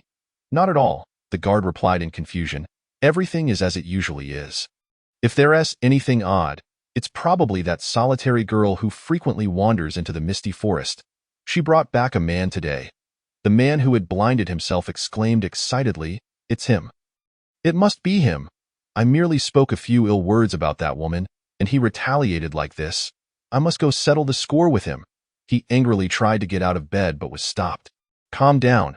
He was able to control you before, and you couldn't resist. How could you possibly be his match now? Are we just going to let him blind me like this? He fumed. The doctor replied sternly. The city lord will return tomorrow. I will discuss this with him and see how to resolve it. This person seems quite sinister. You must not seek him out on your own, lest you fall into his trap. The others fell into silence. The hot and spicy boiled meat slices were ready, filling the room with a delightful aroma. Qi Jianhua also prepared a fruit salad. A new batch of fruits and vegetables had ripened in her spatial storage, filling the warehouse to the brim. There was more than enough to eat. Come and eat, Teng Yunya called out. Coming. Qi Jianhua slipped on her fluffy slippers and walked over. She intended to sit across from him, but he pulled her to the side. You sit here. Qi Jianhua smiled and complied, taking a seat next to him. It had been a long time since she had tasted his boiled meat slices, and the craving was strong. Before she could even pick up her chopsticks, he had already served her a portion. Eat slowly. Qi Jianhua nodded in response, diving into her meal. Throughout the process, Teng Yunya hardly ate, focusing solely on her bowl, serving her dish after dish. It was only when Qi Jianhua had nearly finished that she noticed and quickly stopped his hand. Don't serve me anymore, aren't you eating? You must have eaten poorly at the Shu family. Look how much weight you've lost. She placed some food into his bowl. You should eat more.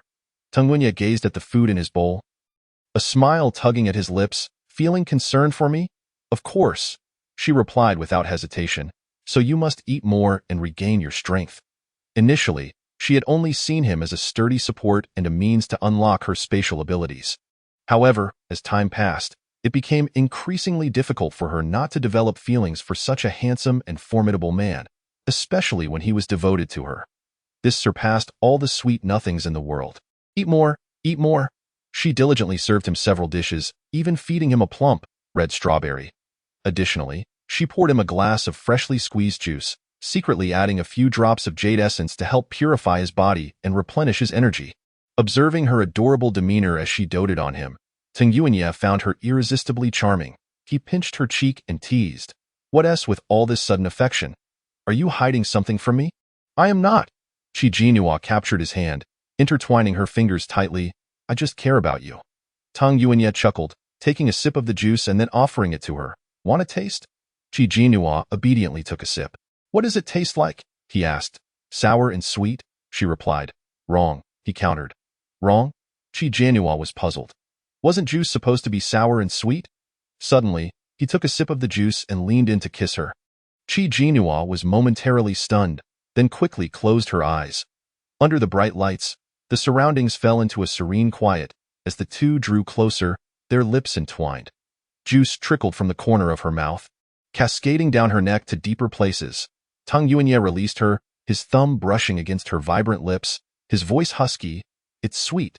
Chi Jinhua gasped for breath, her gaze dreamy as she looked at him. Sweet. His eyes were deep, and he effortlessly pulled her onto his lap, chuckling softly. Do you like strawberries? He held up a bright red strawberry. Chapter 154. A cunning man. Chi Jinhua looked at the large strawberry in his hand. A sense of foreboding creeping over her. She kept silent, not responding. Tang Yuanye raised an eyebrow, bringing the strawberry to her lips. Want a bite? Did she misinterpret his intentions? Chi Jinhua hesitated, glancing at him before taking a cautious bite from his hand. Is it good? Delicious? Chi Jinhua replied. Produced from the space, how could it not be good? Tang Yuanye chuckled, leaning closer. Then I shall try it too. Chi Jinhua, she just knew it wouldn't be that simple. She could not evade him, twisting in his embrace like a serpent. His hands firmly encircled her waist, pinning her against his thigh, leaving her no avenue of escape. Suddenly, several drops of vibrant red strawberry juice splattered onto the white tabletop. Casting an ambiguous glow under the light, he released her and softly inquired, Have you had enough to eat? Chi Jinhua snapped back to reality, vigorously shaking her head. No, I am still hungry. Since you are not full. Then it is my turn. I am still hungry. Chi Jinhua struggled in his arms, yet he effortlessly lifted her, leaving her to protest helplessly. I am not full yet. A few strands of cool breeze wafted in through the window. Outside Chuzhou City, the night was thick and heavy. The night wind already bore a hint of chill. Summer was on the verge of concluding, and with the arrival of winter, survival conditions would inevitably become more arduous. The guards atop the city towers stifled yawns. Beneath the city gate lay those suffering from grievous wounds, unable to sleep due to their pain, their mouths emitting weak, stifled cries. Suddenly, a howl akin to that of a wolf pierced the air. The guards were jolted awake, goosebumps erupting across their skin. What creature made that sound? Another guard remarked. No need to panic. It is likely just a mutated beast from the misty forest out hunting. Pay it no mind, and as soon as he spoke, a shadow materialized in the night. The figure gradually approached the city gate. Look quickly. One guard hurriedly nudged another. The shadow resembled some ferocious beast, yet its size was at least 2 to 3 times larger than that of an ordinary creature.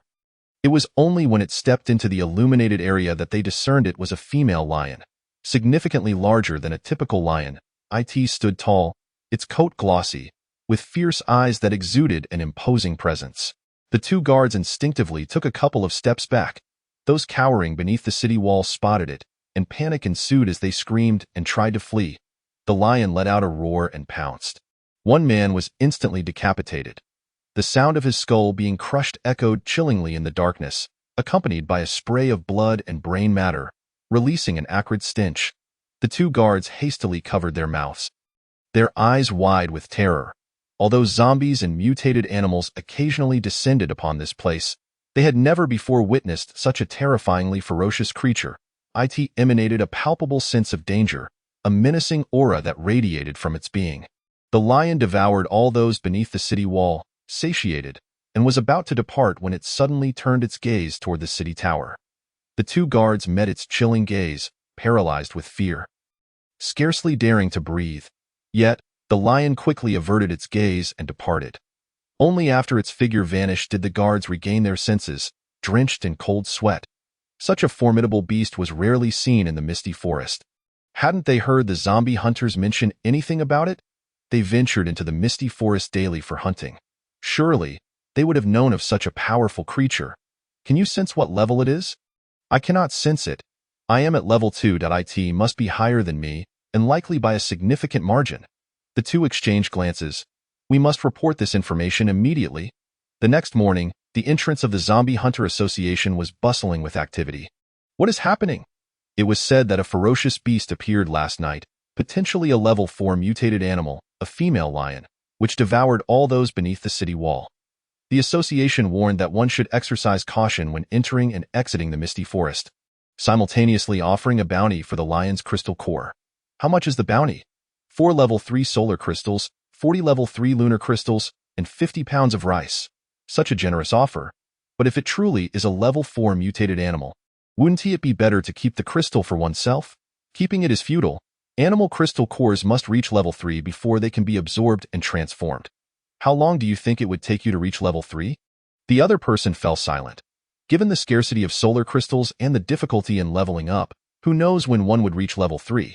It would be more practical to exchange for some solar crystals, lunar crystals, and food. However, if it is indeed a level 4 mutated animal, it would be quite a challenge. The reward of 4 solar crystals is just enough for 4 individuals to form a team and collaborate. Suddenly, the entrance of the inn was surrounded by a group of people. Members from the security office and the Hunter Association had arrived. The attendant was blocking their way. Call that man and woman out. The two from yesterday. One man shouted, that man injured one of our guards and a hunter from the association. He must come out to explain. The attendant frowned. The city lord has not yet returned. We shall wait for his arrival to discuss this. We demand to see him now. Do not cause a scene here. The boss emerged, his expression turning cold. Have you forgotten the rules of Chuzhou City? We have not forgotten. We merely wish for him to come out. We are not seeking a confrontation. Moreover, if there is to be a confrontation, it was initiated by him, shattering the city lord's rules. Shouldn't he face punishment? Are you speaking of me? A slow, deliberate voice interjected. The crowd turned to see a tall man descending the stairs, clad in a black tracksuit, his demeanor aloof, from his hair to his clothing to his shoes. Everything about him was impeccably stylish, starkly contrasting with the desolate environment of this post-apocalyptic world, as if he were merely on holiday rather than struggling to survive. In comparison to their grimy appearances, he appeared as if he belonged to a different realm. He radiated an aura of cleanliness, while they seemed to exude a foul odor. Indeed, a pretty boy. You've certainly landed yourself a good life by being with that woman. A man remarked sarcastically. Tung Yuanye replied, Indeed. What? The crowd was incredulous. How could this man lack self-respect, so comfortably relying on a woman for sustenance? It was a disgrace to masculinity. Tung Yuanye casually scanned them. I hear you are looking for me, you bastard. Did you control me into blinding myself with chopsticks? Shouted a man with his eyes bandaged. Another man, clutching his abdomen, joined in. Is it you? However, due to his abdominal injury, his voice sounded weak and was quickly drowned out. Chapter 155, Level 4 Mutated Animal Crystal Core. Tung Yuanye replied. Where is the evidence? The others exchanged glances. We have no evidence, but nothing unusual happened in Chuzhou City yesterday. Except for your presence. If it wasn't you, then who could it be? Tung Yuanye scoffed. Without evidence, you dare to wrongfully accuse someone. Is this how things are handled in Chuzhou City? He glanced at the boss. Almost everyone within Chuzhou City was under the command of the city lord. Those who resided here were all under his control, except for transient visitors. Chuzhou City was a necessary stop on the way to Langdong. It attracted many people from various regions. Some stood by the roadside, while others watched from the upper floors, observing the spectacle. The boss said, Enough of this commotion.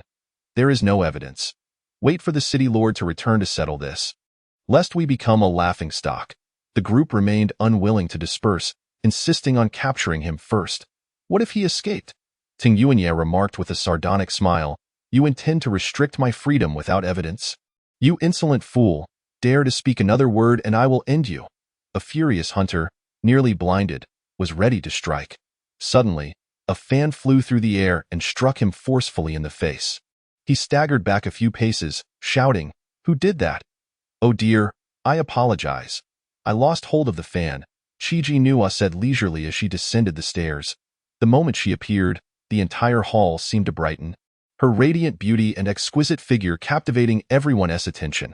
Until now, she had been clad in a black cloak, obscuring her appearance and form. Now, without it, the men could not tear their eyes away. Tung Yuanye frowned slightly, stepping forward to shield her behind him. You scheming woman, you did this on purpose to protect your pretty boy.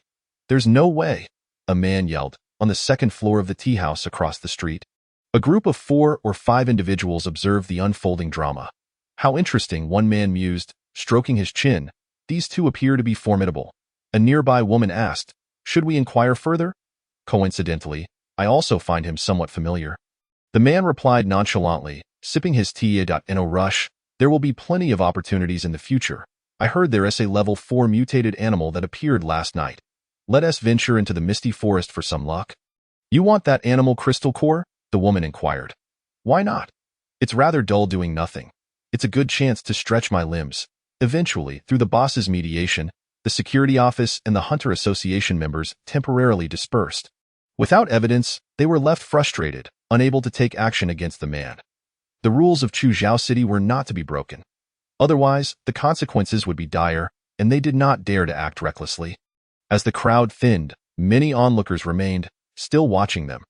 Tung Yuanye furrowed his brow, scanning the surroundings, when he suddenly sensed an ominous gaze from the second floor across the street. He raised his head and locked eyes with the person. A palpable tension hanging in the air.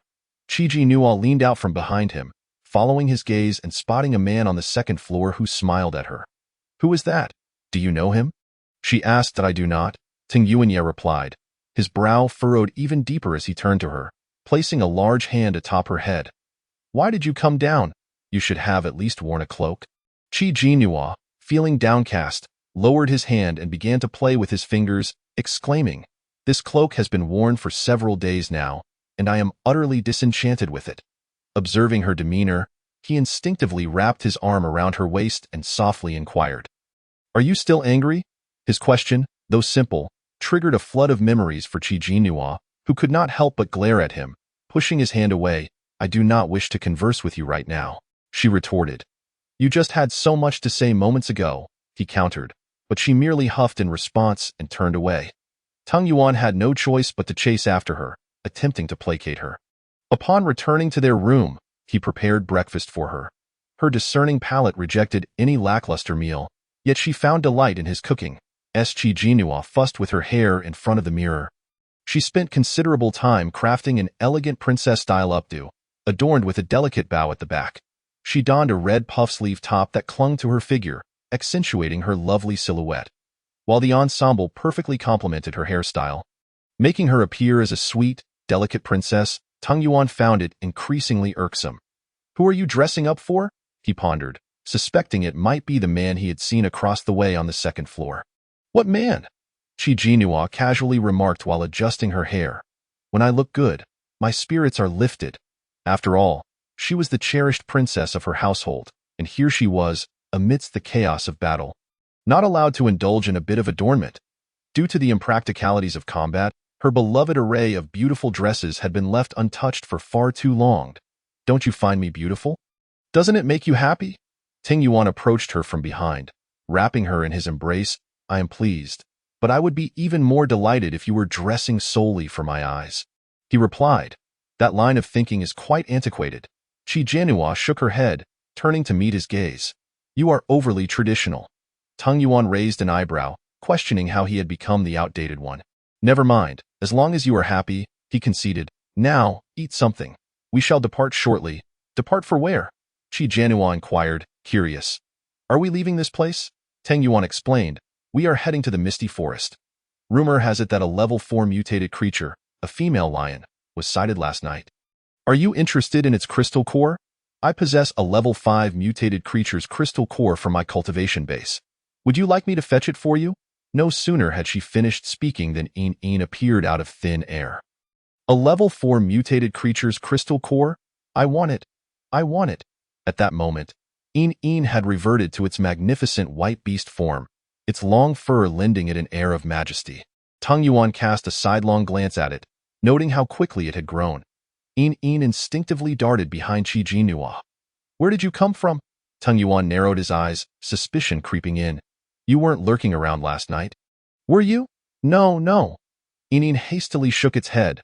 I spent the entire night outside. I found a bird's nest to sleep in. Oh, how I miss the days of roughing it outdoors. In its youth, it could rest beside Qi Jinhua. But as it grew larger, it had to settle for sleeping on the carpet. Yet, upon Tang Yuan's return, it found itself relegated to the outdoors, even having to compete with birds for a place to nest. You are quite perceptive, Qi Jianhua chuckled. Why do you always pick on it? It is very well behaved. Tang Yuan replied, I hadn't noticed. To him, it was merely an eyesore. As they prepared to set out, Enin transformed back into its smaller form, timidly curling up in Tang Yuan's pocket.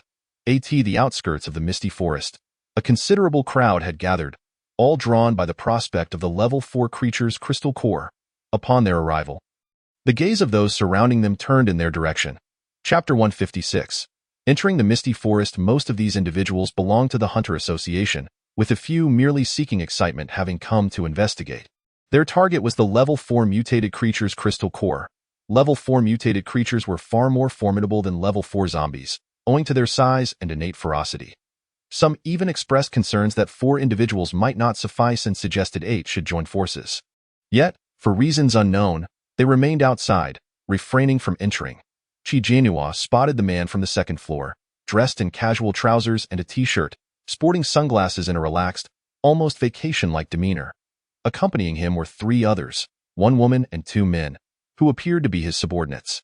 Although his sunglasses obscured his eyes, Qi Jianhua felt his gaze upon them, and it was evident that others were also scrutinizing their presence. After all, both Tang Yuan and Qi Jianhua were well-known figures. Tang Yuan had garnered the attention of both the Security Bureau and the Hunter Association, while Qi Jianhua had attracted interest since her arrival in Chuzhou City. Given her frequent excursions into the misty forest and her encounters with various zombie hunters, her prowess was well recognized. However, Tang Yuan's background remained a mystery to them. What are they waiting for? Qi Jianhua whispered. Why is everyone staring at us? Tang Yuan replied, perhaps they are waiting for everyone to gather, or maybe they are waiting to see who will be the first to enter. Within the misty forest, sunlight was a rarity. Thick fog enveloped the treetops, so dense that sunlight could scarcely penetrate. Inside lay numerous mutated plants and creatures, as well as the lurking threat of zombies. It was a perilous place where one could easily fall victim to the undead. Even members of the Hunter Association seldom ventured alone, typically moving in groups.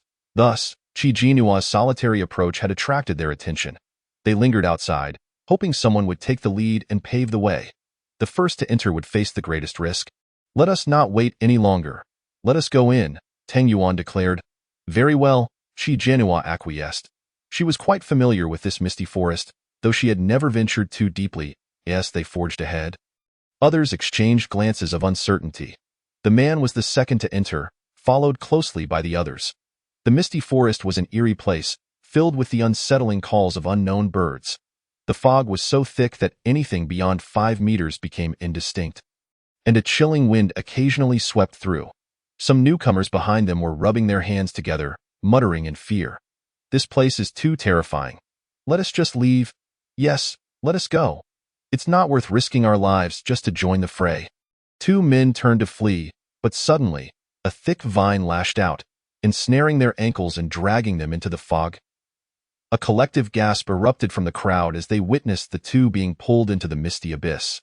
The atmosphere grew tenser, with everyone instinctively drawing closer together to minimize danger. One man glanced back, disdain evident on his face.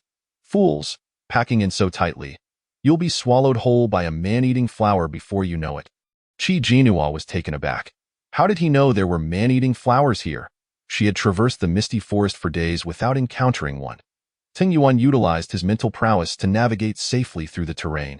They soon arrived at a fork in the path. One route appeared brighter, with sparse trees and low grass, while the other loomed dark and foreboding, shrouded in mist, evoking a sense of dread. Without hesitation, the 2 leading figures proceeded down the darker path.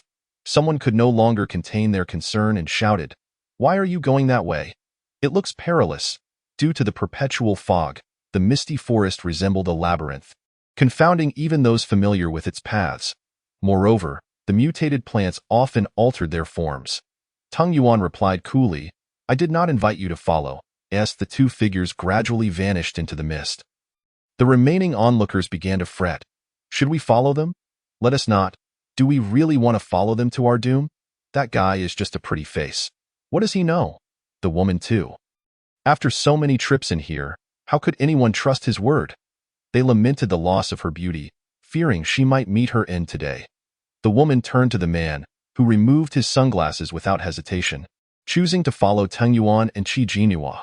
The others, seeing him take the lead, felt compelled to follow suit. Forget them. If they want to die, let them. Is there anyone who knows this misty forest better than our Hunter Association?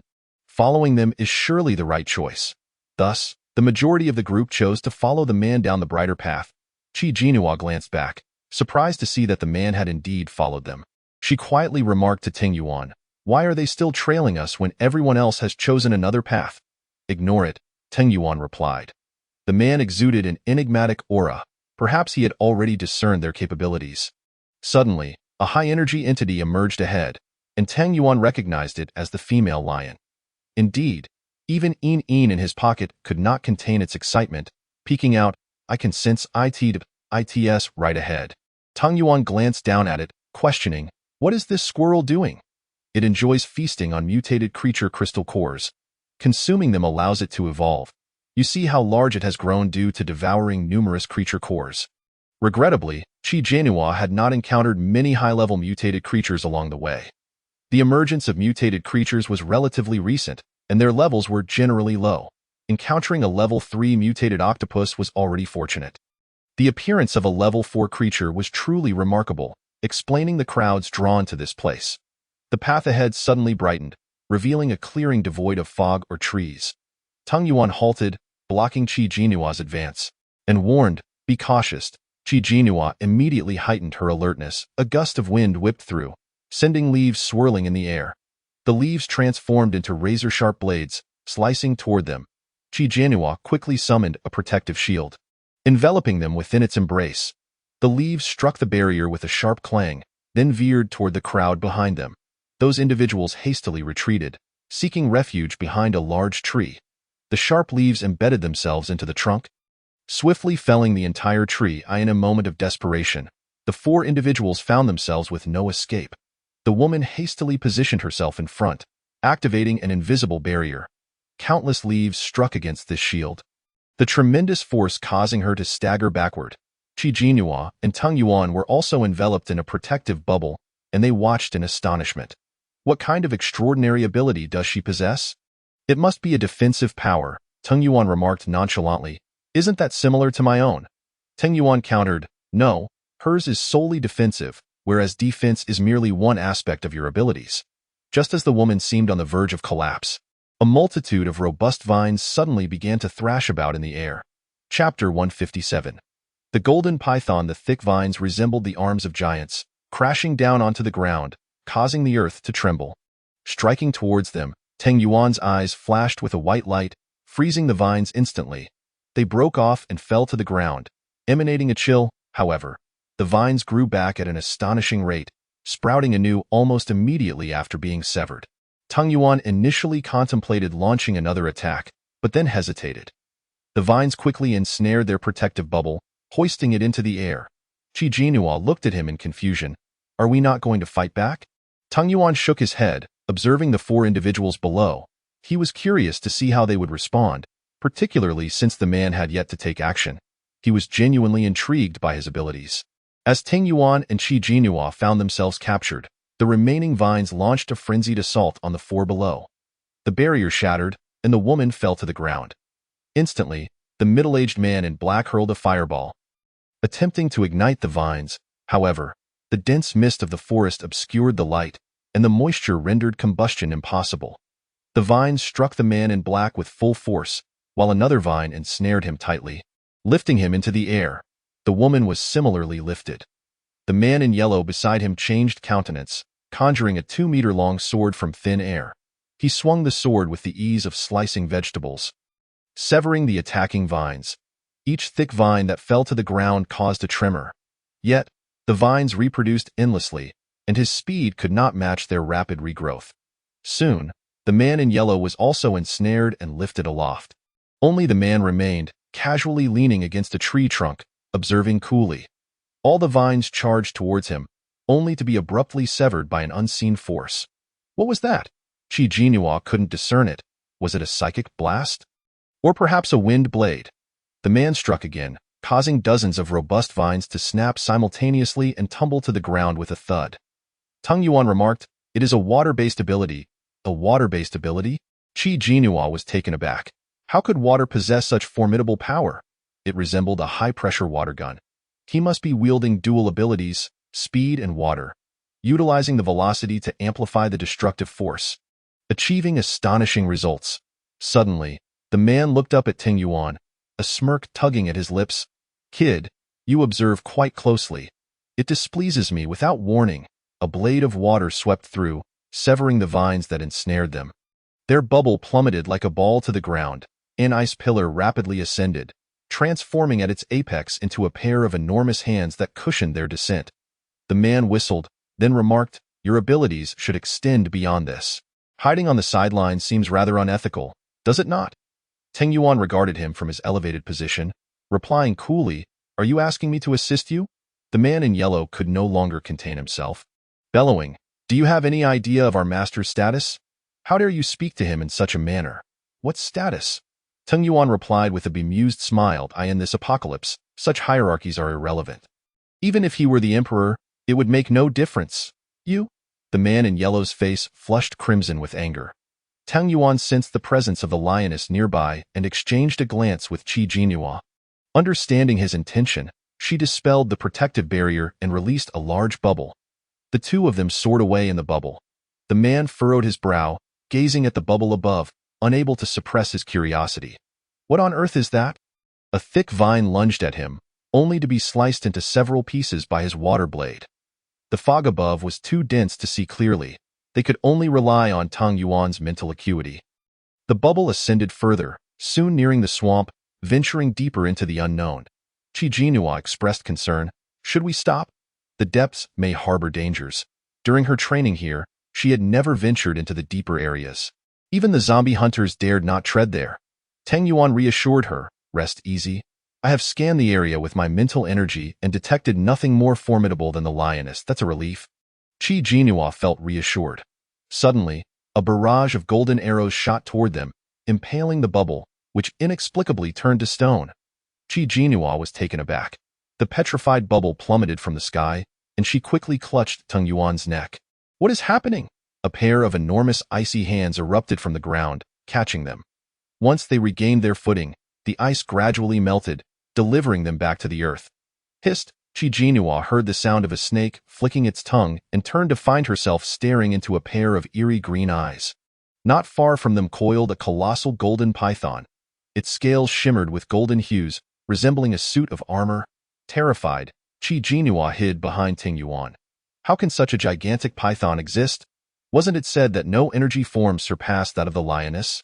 Tung Yuan frowned at the great serpent, feeling an inexplicable sense of familiarity. In poked its head out, only to recoil in fright at the sight of the massive python. Pythons feast on rodents. "What are you so useless for?" Qi Jinhua could not resist exclaiming. "After feeding you so many beast cores, you prove useless at a critical moment. What good are you?" In retorted, "But it's just too big. How am I supposed to contend with it? Were those arrows shot by it? Can its arrows petrify people?" The python made no move to attack. Instead, it fixated its gaze on them, particularly on Qi Jinhua. After a moment, Qi Jinhua realized, "Is it looking at me? Why do I feel as though it is staring directly at me?" Tung Yuan's expression grew grave, a glimmer of silver flashing in his eyes. Releasing his mental energy, he heard the python calling out for a master. "Master, master." It was a child's voice. "Master." Qi Jinhua also heard it, momentarily stunned. "Is it calling for me?" "Master, mastered." Qi Jinhua gazed into the creature's eyes and felt an inexplicable sorrow. It seemed to be weeping. A wave of discomfort washed over her. "Master, master, master." Slowly, Qi Jinhua approached, while Tung Yuan reached out to pull her back. "Don't go. It's fine." Qi Jinhua calmly replied. "I sense it means me no harm." She edged closer to the python, which indeed did not attack her. Yet, its emerald eyes suddenly welled with tears. Qi Jinhua felt a profound shock. By the time she realized what was happening, her own face was streaked with tears. "What is going on?" She wiped her face, choking back tears as she murmured, "Why am I crying?" She reached out to touch the golden python's scales. Though they appeared hard, they were surprisingly soft as she moved to the other side. She discovered that it was bound here. Its tail was pierced by a thick iron rod deeply embedded in the earth. Chapter 158. Naming Medusa, the iron rod was rusted, indicating it had been there for quite some time. It must have been trapped here for ages. Master, it continued to call out. A pang of pain surged in Qi Jianyuan's chest as she gazed at the iron rod, contemplating its removal. Tang Yuan approached her, grasping her hand. You cannot pull it out. Allow me to try. Qi Jianyuan shifted aside slightly, and Tang Yuan gripped the iron rod with both hands, exerting his strength. The veins in his hands bulged, and the veins on his forehead became visible, revealing the immense effort he was exerting. Yet, the rod remained firmly in place. The golden python let out a long, mournful cry, tears rolling down its face. Qi Jianyuan instinctively comforted it. Are you in great pain? I'm so sorry. Please endure a little longer. As she spoke, she stroked its scales, and it gradually quieted. Tang Yuan released his grip, frowning. This iron rod has been here too long and is embedded too deeply. It cannot be removed. Then it is truly pitiful. Qi Jianyuan felt a pang of sympathy. What should we do? Is there no way to help? She looked at the iron rod, then at the golden python. It gazed back at her with its gentle green eyes, a surprising tenderness reflected in them. Why is that? Qi Jianyuan pondered. After a moment, she declared, let me give it a try. She grasped the iron rod with both hands, gritting her teeth as she pulled with all her might. The rod did not budge. Determined, she continued to tug. Suddenly, a burst of golden light erupted, as if something had shattered. The iron rod was abruptly dislodged. The recoil caused Qi Jianyuan to stumble backward, and Tang Yuan caught her from behind. Are you all right? He tossed the iron rod aside. Qi Jianyuan exhaled in relief. I'm fine. Thankfully you caught me just in time. She turned to look at the golden python, and in a flash of golden light, the python shrank down to the size of a small snake. Yin poked its head out, exclaiming, Huh? Why did it suddenly become so small? Now that it is smaller, it is no longer afraid. He jumped out of Tang Yuan's pocket, strutting confidently towards the golden python. Why do you call her master? She is not your master. She is mine. Before it could finish, the golden python suddenly coiled tightly around it, causing Yin to gasp for breath and roll its eyes. The golden python loosened its grip, causing Yin to tremble in fear and swiftly retreat back into Tang Yuan's pocket. Tang Yuan cast a fleeting glance, deeming it futile. Yin exclaimed, Why do you call me master? Do you recognize me? Qi Jianyuan inquired curiously, recalling the serendipitous circumstances that brought her to this realm, the water-ripple jade pendant gifted by the master, which had drawn her into this world. The master had mentioned that she was destined to face a calamity. Since her arrival, she had encountered several water-ripple artifacts, such as the water-ripple imprint of space and the sword sheath adorned with water-ripple carvings. What could this signify? Before she could decipher the meaning, the head of the golden python suddenly nudged against her palm in an affectionate manner. Qi Jianyuan stroked its head and remarked, Why are you so docile? Would you like to accompany me from now on? The golden python nodded in agreement, demonstrating an astonishing level of sentience. Qi Jianyuan smiled and turned her gaze towards Tang Yuan, asking, Do you think I should accept it? Certainly, Tang Yuan replied. It has already acknowledged you as its master. Indeed, Qi Jianyuan mused, looking at the golden python. Let me give you a name. After a moment of contemplation, she suggested, How about Medusa? Your venom can petrify. And the name Medusa suits you quite well. The golden python nodded once more. Just as she was about to continue, a sudden roar from a lion echoed through the air. Qi Jianyuan turned to see a majestic white-furred lioness emerging from the depths of the forest. Its eyes filled with ferocity and malice. The lioness had finally appeared. Qi Jianyuan's expression darkened as she stood up. The lioness let out another thunderous roar, poised for an attack. Qi Jianyuan unleashed a large water-electric bubble. But before she could launch it, a golden figure darted past her. Medusa had charged forward, engaging the lioness in fierce combat. Qi Jianyuan was left astonished. Even Yin couldn't help but peek out from the pocket. The lioness roared in fury, attempting to bite down on Medusa's robust serpentine body.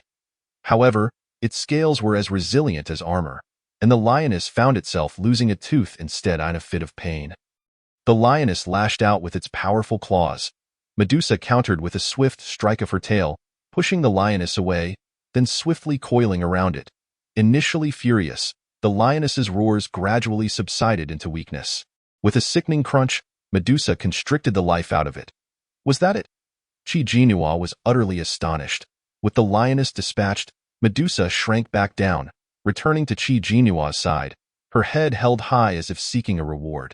Chi Jinhua beamed and patted her head. You are truly remarkable. Medusa, thrilled, slithered up her arm, cool and smooth. Just as Chi Jinhua was about to speak, Medusa transformed into a golden bracelet, resting quietly on her wrist. She traced her fingers over the bracelet, marveling, how extraordinary. Tung Yuanye remarked, this is indeed a fortunate turn of events. You have gained a powerful ally. You are right, Chi Jinhua replied, sharing a smile. Tung Yuanye reached into his pocket, retrieving Yin and tossing her onto the ground. Go on. Relying on others for your meals is rather shameful. Yin felt humiliated, but transformed into a formidable white-furred beast, sprinting toward the fallen lioness. With claws unsheathed, it tore into the lioness's head, extracting its crystal core and devouring it with gusto. Just as it finished, four individuals rushed over. Yin shrank back down, retreating into Tang Yunye's pocket. Upon their arrival, a disheveled group emerged from another direction, their bodies caked in mud, clothes tattered, and barely half of them remaining. Upon spotting the lioness's corpse, their eyes widened in disbelief. Is this resolved? Is this the fourth-level mutated beast? No way, it was killed so easily? They stared at the lioness's lifeless body, then turned their gaze to Ting Yuanye and Chi Jinhua, dumbfounded. Suddenly, a gust of wind swept through, rustling the leaves. A horde of red-eyed zombies and mutated flora and fauna emerged from the depths. They surged forth as if unshackled, the sheer number sending shivers down spines. The onlookers, paralyzed with fear, shouted, "Run!" Before anyone could react, a carnivorous plant lunged forward, devouring one unfortunate soul in an instant. The zombies followed suit. And Tang Yuanye cast a freezing spell, immobilizing them. Being trapped in this misty forest was perilous. Who knew how many more zombies and mutated creatures lurked within? It would be unwise to expend their energy here. Grasping Chi Jinua's hand, Tang Yuanye urged, we must leave this place. Chapter 159. The Lord of Chuzhou City. Chi Jinhua released a large bubble and glanced at the others. What about them? Do not concern yourself with them, Tang Yuanye replied. They willingly entered the misty forest. We have no obligation to rescue them. He wrapped an arm around her waist and leaped onto the bubble, which ascended into the air.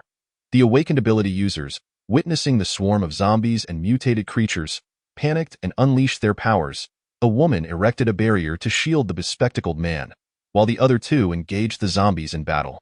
The zombies appeared ravenous, emitting guttural sounds and drooling a viscous liquid, each one looking famished. One unfortunate individual was bitten by a zombie.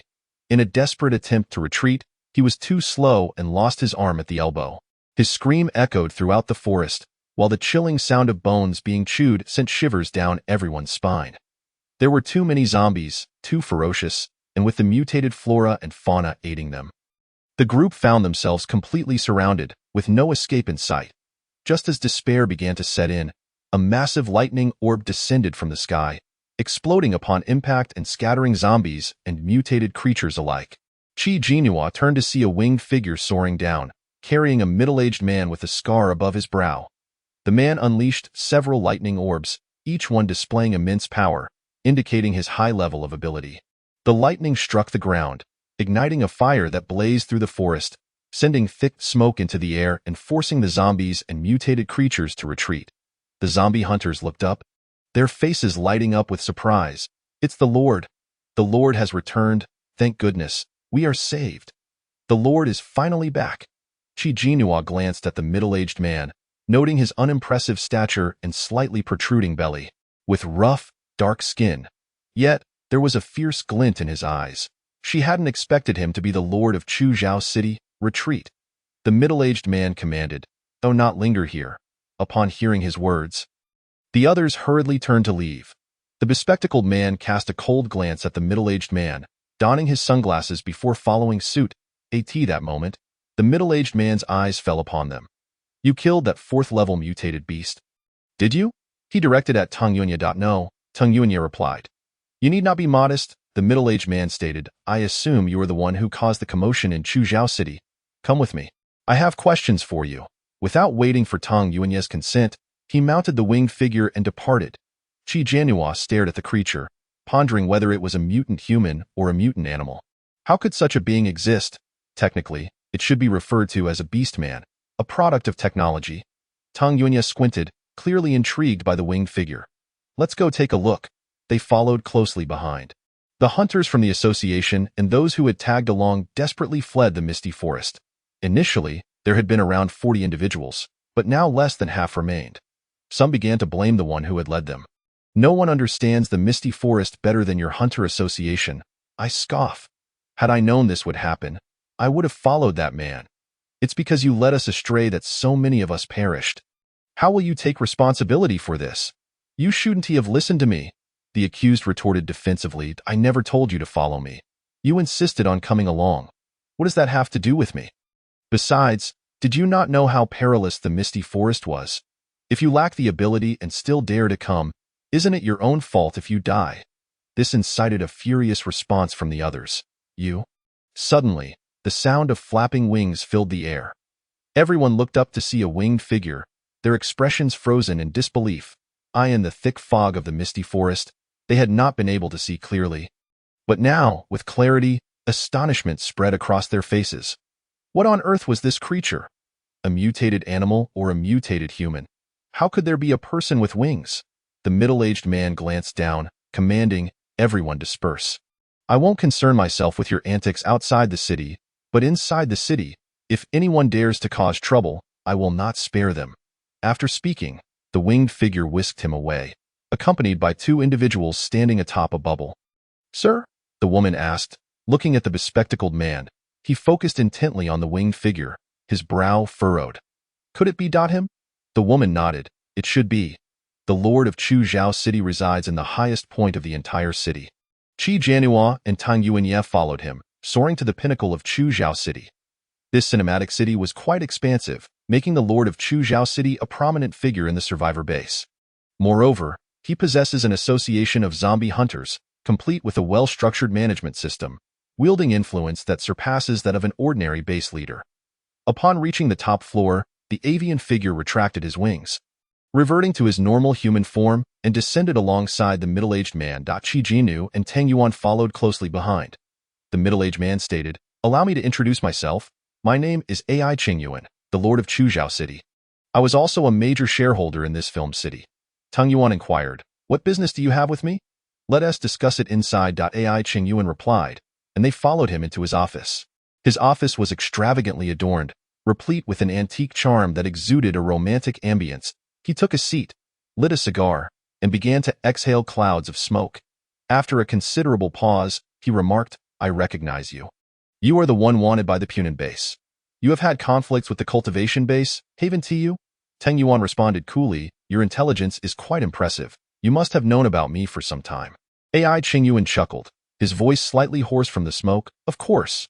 I keep a close eye on anyone opposing the cultivation base. I have been monitoring the anti-cultivation base alliance for quite a while, hoping for your success, but to my dismay, you were ultimately defeated by the Shu siblings and a mother zombie. He took another puff of his cigar, inhaling too forcefully and choking momentarily before hoarsely continuing. However, this is not your fault. The resources of the cultivation base are beyond the reach of ordinary individuals.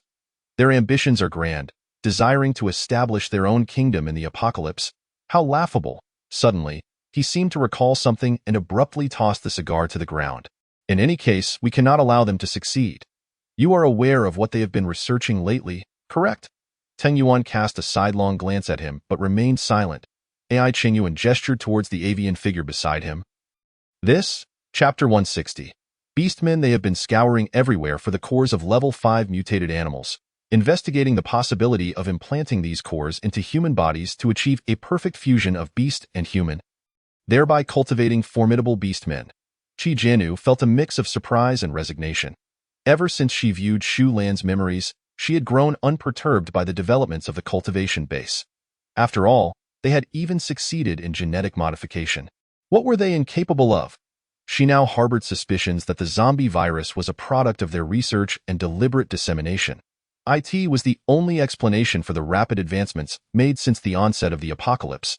With the cultivation base producing innovations far beyond the era's capabilities, from cultivating cores to genetic alterations, and now the creation of beastmen. The cultivation base always seemed to be a step ahead. Acquiring the core of a level 5 mutated animal is no easy feat. AI Qingyuan squinted, noting how recently these mutated plants and animals had emerged. Even a level 3 specimen was exceedingly rare. With only a level 4 appearing in the misty deep forest, he turned to Tang Yuan. That level 4 mutated core, do you have it? Not here, Tang Yuan replied. It was already consumed by Yin. Why isn't it with you? AI Qingyuan inquired, puzzled, then shifted his gaze to Qi Jinnu. Is it with you? Qi Jinnu responded, no, it isn't. Then where has it gone? It wouldn't have fallen into the hands of the cultivation base. Would it? AI Qingyuan exclaimed, alarmed, then added thoughtfully, however, a level 4 core cannot sustain beast form. Only a level 5 core can. Even if the cultivation base took it, it would be of no use to them. It was consumed, Qi Jinnu stated, trying to prevent him from over-speculating. Consumed by what? I'm not sure, she replied vaguely. AI Qingyuan abandoned his curiosity, concluding that as long as it hadn't ended up with the cultivation base, it was fine. Nonetheless, I have heard that the cultivation base recently acquired a level 5 mutated animal core. It is the core of a level 5 mutated python. Exceedingly rare. It is said that this python possesses formidable abilities, and the cultivation base went to great lengths to slay it and secure the core. However, it has recently been reported that this level 5 mutated animal core was stolen, infuriating the cultivation base. Qi Jinnu listened intently. It turned out that what she had taken was the core of the level 5 mutated python. Within her, she had implanted a level 5 mutated eagle's core, having been transformed into a beastman, capable of assuming two forms, beastman and human. AI Qingyuan pointed at the beastman nearby. He was injured while rampaging and managed to escape from the cultivation base. I found him and brought him back. Oh, by the way, his name is Lu Xing. Qi Jinnu felt a sense of familiarity with the name, as if she had heard it before. Upon closer inspection of Lu Xing's features, there was an indescribable familiarity. The visage of Lu Maidong flashed through her mind, prompting her to exclaim, "Do you know Lu Maidong?" The reticent Lu Xing suddenly became animated. "Yes, she is my sister." "So, you are Maidong's brother." "Rest assured, she is doing well. She has abilities now and can protect herself." "Where is she?" Lu Xing asked eagerly. Qi Jinnu pondered. "She should still be at Kenyang village, but she will likely come here soon." "You will meet her shortly. That's wonderful." AI Qingyuan interjected solemnly. "I fear that may not be possible." Qi Jinnu frowned slightly, suspecting he was reluctant to allow the siblings to reunite. "I have received news that the new generation of Zombie Queen is about to emerge." At his words, both Tang Yuan and Qi Jinnu's expressions grew grave. Those from the cultivation base were already preparing, intent on securing the core of this zombie queen. AI Qingyuan stated coolly, "The cultivation base is affiliated with Langdong. There are several high-ranking officials within Langdong. Although there is significant infighting, their interests remain aligned. Their combat capabilities are already formidable. Should they acquire the core of the zombie queen, it would spell disaster. All of us would be subjected to their rule, and they would truly establish the kingdom they desire in this apocalypse. Present-day Langdong is a perfect example, akin to a small kingdom where the upper echelons engage in a battle of wits while various hunter associations below also vie for supremacy. Just tell me what you intend to do, Tang Yuan said. AI Qingyuan raised an eyebrow. Naturally, we must thwart them. Are you interested? You were once part of Kenyang village. You must have some interest, right? Qi Jinnu turned to look at Tang Yuan, eager to hear his response. Tang Yuan returned her gaze. What do you think? Regardless, I do not wish to see the cultivation base secure that core. Qi Jinnu stated. Tang Yuan replied, "Are you proposing an alliance with me? Certainly, it's not just you. There are also those from Kenyang village. If you unite your forces with mine in Chuzhou City, we should possess the strength to confront the cultivation base." Tang Yuan pondered for a moment. He had a grudge against the cultivation base, and given that Qi Jinnu had stolen a level 5 mutated animal core from them, it was only a matter of time before they came knocking. It's possible, but I have conditions. State them. The core of the zombie queen. Whoever seizes it will keep it. If it ends up in my possession, I will not relinquish it. Agreed. AI Qingyuan readily accepted. I do not care for the core of the zombie queen. I only wish to oppose the cultivation base and Langdong. As long as the core does not fall into their hands, it can be with whomever. Tang Yuan asked, When do we set out? AI Qingyuan replied. The information I have indicates that it will be in half a month. The zombie queen will complete her awakening then, and her core will be fully formed. Killing her and seizing the core before her complete awakening is the perfect opportunity. Qi Jinu added. That works. This half-month will also allow time for the others from Kenyang village to arrive. Recalling something, she continued, oh, by the way, Kenyang village is no longer called that. It is now known as Yuan Nua Base. Yuan Nua Base? The name deepened the shadows in Tang Yuan's eyes. Qi Jinu felt an unexplainable embarrassment. It wasn't my choice of name, it was Jia Zhou and Miao Qi who decided on it. They said they were grateful for our rescue and would pledge their loyalty to us, acknowledging us as the leaders of the cultivation base. So, you two are the decision-makers? It seems I have indeed come to the right place. For this half-month, feel free to stay anywhere in Chuzhou City. If you find the inn uncomfortable, you are welcome to stay with me, no need. The inn is quite satisfactory. Qi Jinu declined. AI Qingyuan did not press further. Very well. How about we have lunch together? At the entrance of Chuzhou City, a convoy arrived. The guards recognized the Langdong insignia and immediately intercepted the vehicles. Chapter 161. The half-sister of the supporting female lead one person jumped out of the vehicle and hurried forward. Why are you stopping us? It's not like we're refusing to pay a toll. The guard glanced at him. I'm sorry, but vehicles from Langdong are not permitted to pass through here. You'll have to take another route. The driver retorted angrily, this is the safest route to Langdong. Which other route do you suggest we take? The guard replied, I'm sorry, but that's your issue. Our lord has issued a mandate prohibiting Langdong vehicles from passing through. The car door swung open, and a pair of high-heeled shoes stepped down. Old Lu, let me handle this, a somewhat overbearing voice rang out. The driver, referred to as Old Lu, promptly stepped aside. Mississippi, the young lady wore a pink luxury outfit, her complexion fair and rosy, impeccably groomed, even adorned with makeup. The guards straightened their backs involuntarily in the apocalyptic world. One who maintains such an appearance undoubtedly possesses a significant background. The sound of high heels clicked as she approached the guard. We are merely passing through and intend to stay for a day or two. We won't cause you any trouble. As she spoke, her slender fingers delicately offered 2 level 2 moon crystals. Please extend us a favor. Although she was unaware of why your lord had issued such an order, it surely had nothing to do with ordinary folk, right? Is there no profit to be made from crystals? The guard, perplexed by the 2 level 2 crystals in his hand, hesitated. Go inform the higher-ups. Within the castle, AI Qingyuan and Tang Yuanya were dining with Qi Jinuo Damwai Lord. Why didn't you inform anyone of your return? They have been worried about you. A charming woman approached, directly seating herself on AI Qingyuan's lap. Qi Jinuo squinted and recognized her. Isn't this Xia Zhibing? Xia Zhibing, surprised, exclaimed. What brings you here? AI Qingyuan, wrapping his arm around her slender waist, narrowed his eyes and asked, Do you know her? I've seen her before in Kenyang village.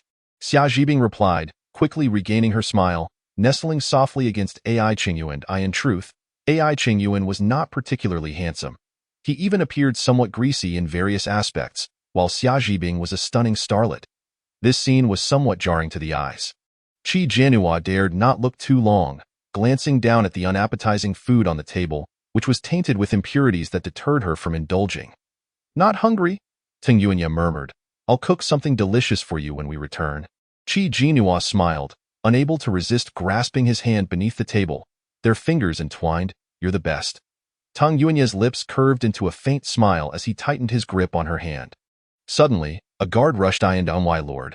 There is a convoy marked with the emblem of Langdong outside, requesting to stay in Chuzhou City for a day or two and asking for your leniency. He presented 4 level 2 crystals. It was initially 2, but the young lady added 2 more. AI Qingyuan glanced at the crystals, furrowing his brow, then said, Very well, let them in. I wish to avoid conflict with Langdong for the time being. Understood. The guard hurried away. As Qi Jinuo exited the restroom, she encountered Xia Zhibing, who was smoking in the corridor. I never expected to meet you again in such a manner. She exhaled a cloud of smoke. It is indeed surprising, Qi Jinuo replied. Xia Zhibing brushed off the ashes. AI Qingyuan and I are old acquaintances. I used to frequently film in Chuzhou City, so I've met him quite a few times. On the night of the Mother Zombie's attack, you fled with him, didn't you? Qi Jinuo inquired. Yes, Xia Zhibing replied nonchalantly. When Huso ran, I had to follow him since I possessed no supernatural abilities. If I had any powers, Would I still cling to a man? I merely wished to survive. Qi Jianhua recalled Huso's original wife, the pitiful and submissive woman. What of Huso's wife? How is she faring? She died, Xia Zhibing stated, that night. Huso abandoned her and took me away. Is she not laughable? Despite being treated so poorly, she remained devoted to Huso. She shook her head, such a foolish woman. Honest people never end well, regardless of gender. Later, I encountered a horde of zombies with Huso, and fortuitously, AI Qingyuan passed by and rescued me, so I followed him. Qi Jianhua nodded. That's quite commendable. You've managed to thrive through your own efforts. Xia Zhibing was surprised. I thought you would look down on someone like me. In this environment, surviving is already remarkable. Everyone relies on their own abilities, and there's no room for disdain. I genuinely admire your character. I was somewhat envious of you at first. Xia Zhibing shrugged. We're all women. Why should you be so well protected and pampered by men? But I've come to terms with it now. As for you, my friend. Qi Jianhua interjected promptly. I never said I wanted to be friends. Xia Zhibing chuckled at her retreating figure. As Qi Jianhua and Tang Yuanye exited the castle, they spotted a grand convoy entering the city. People lined the streets, drawn by the spectacle, remembering the guard's words. Qi Jianhua surmised, this must be Longdong's convoy. Among the various off-road vehicles, a pink SUV stood out, halting in front of the inn where they were staying. As the vehicle came to a stop, the driver quickly circled to open the rear door. Qi Jianhua's curiosity piqued. She wondered who might be inside. A pink high heel stepped down first. In this world of desolation, it was astonishing to see someone in high heels. Such attire required a formidable background and assurance of safety, allowing her to wear them without the need to flee. It had been ages since Qi Jianhua had donned such footwear. The woman clad in an extravagant pink outfit descended from the vehicle. Exquisitely adorned, reminiscent of a pampered heiress from the pre-apocalyptic era. In this world, such attire alone symbolized status. The woman turned, her face petite yet lacking in the refinement and vibrance of true beauty.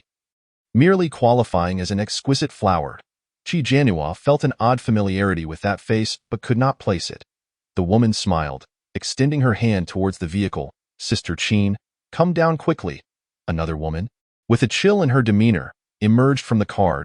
Qi Jianhua's eyes widened in recognition. Isn't that Qin Wenqing? Instinctively, she glanced at Tang Yuanye, feeling a surge of anxiety as she clutched his hand. I'm hungry. Let's hurry back. I want to eat what you've cooked. Tang Yuanye regarded her with a bemused smile. Are you truly hungry? Indeed, I'm famished. My stomach has even shriveled up. You can check for yourself. She tugged him toward the inn while chattering, don't look. If you do, I'll get jealous. She wished to enter swiftly, hoping Qin Wenqing wouldn't see Tang Yuanye, fearing she might cling to him. Just as they approached the entrance, they unexpectedly collided with the wealthy young lady. The heiress immediately fumed. Are you blind? A cold voice echoed behind them. Nian Nian. Qi Jianhua froze. Nian Nian? The name sounded vaguely familiar. Suddenly, she recalled that the biological father of the character Qi Jianhua was named Su Ruiming, and he had a daughter named Su Nian Nian. Chapter 162. When provoked, even one's own self becomes a target. Su Nian Nian, by blood, was Qi Jianhua's half-sister. It appeared that the Su family wielded considerable influence in Langdong, raising such an arrogant daughter. Qin Wenqing recognized Tang Yuanye and Qi Jianhua at a glance, hastily approaching him. It's you. I never expected to find you here, that day. I clearly. Miss Qin. Tang Yuanye's eyes darkened as he regarded her. His tone slow yet laced with warning. Please conduct yourself appropriately. Qin Wenqing felt the murderous intent in his gaze, a chill coursing through her, prompting her to release her grip. Who is this? Su Nian Nian remarked, taken aback by Tang Yuanye's sharp, profound features and daunting demeanor. However, she quickly raised an eyebrow. Who gave you the audacity to speak to my sister Qin like that? Do you know who she is? Tang Yuanye dismissed her entirely, pulling the stunned Qi Jianhua away. Su Nian Nian, experiencing being ignored for the first time, was infuriated. Stop! Who allowed you to leave? She pointed directly at Qi Jianhua. You bumped into me. Yet you haven't apologized. Qi Jianhua turned to glance at her, initially intending to say something. Yet, Tang Yuanye seemed unwilling for her to engage with them further, leading her upstairs without a word. Su Nian Nian seethed. Block them! Several supernatural beings swiftly sprang forward, obstructing Tang Yuanye and Qi Jianhua at the staircase. Bystanders gathered, eager to witness the unfolding drama. Noticing the escalating tension, a staff member emerged to intervene, declaring, "Fighting is prohibited within Tuzhou City. Violators will be expelled and forbidden from entering again. Which of your eyes saw us fighting?" Su Nian rolled her eyes, striding toward Qi Jinhua in her high heels. Upon recognizing Qi Jinhua's face, she paused momentarily, then a look of disgust crossed her features. "You resemble someone I utterly despise. Apologize to me." Although the Su family held considerable sway in Langdong, they were not at the pinnacle of power. Thus, Su Nian did not dare to act as brazenly within that circle as she did elsewhere. In her view, everywhere outside of Langdong was a backwater, populated by unsophisticated country bumpkins. The splendor of Langdong was unmatched.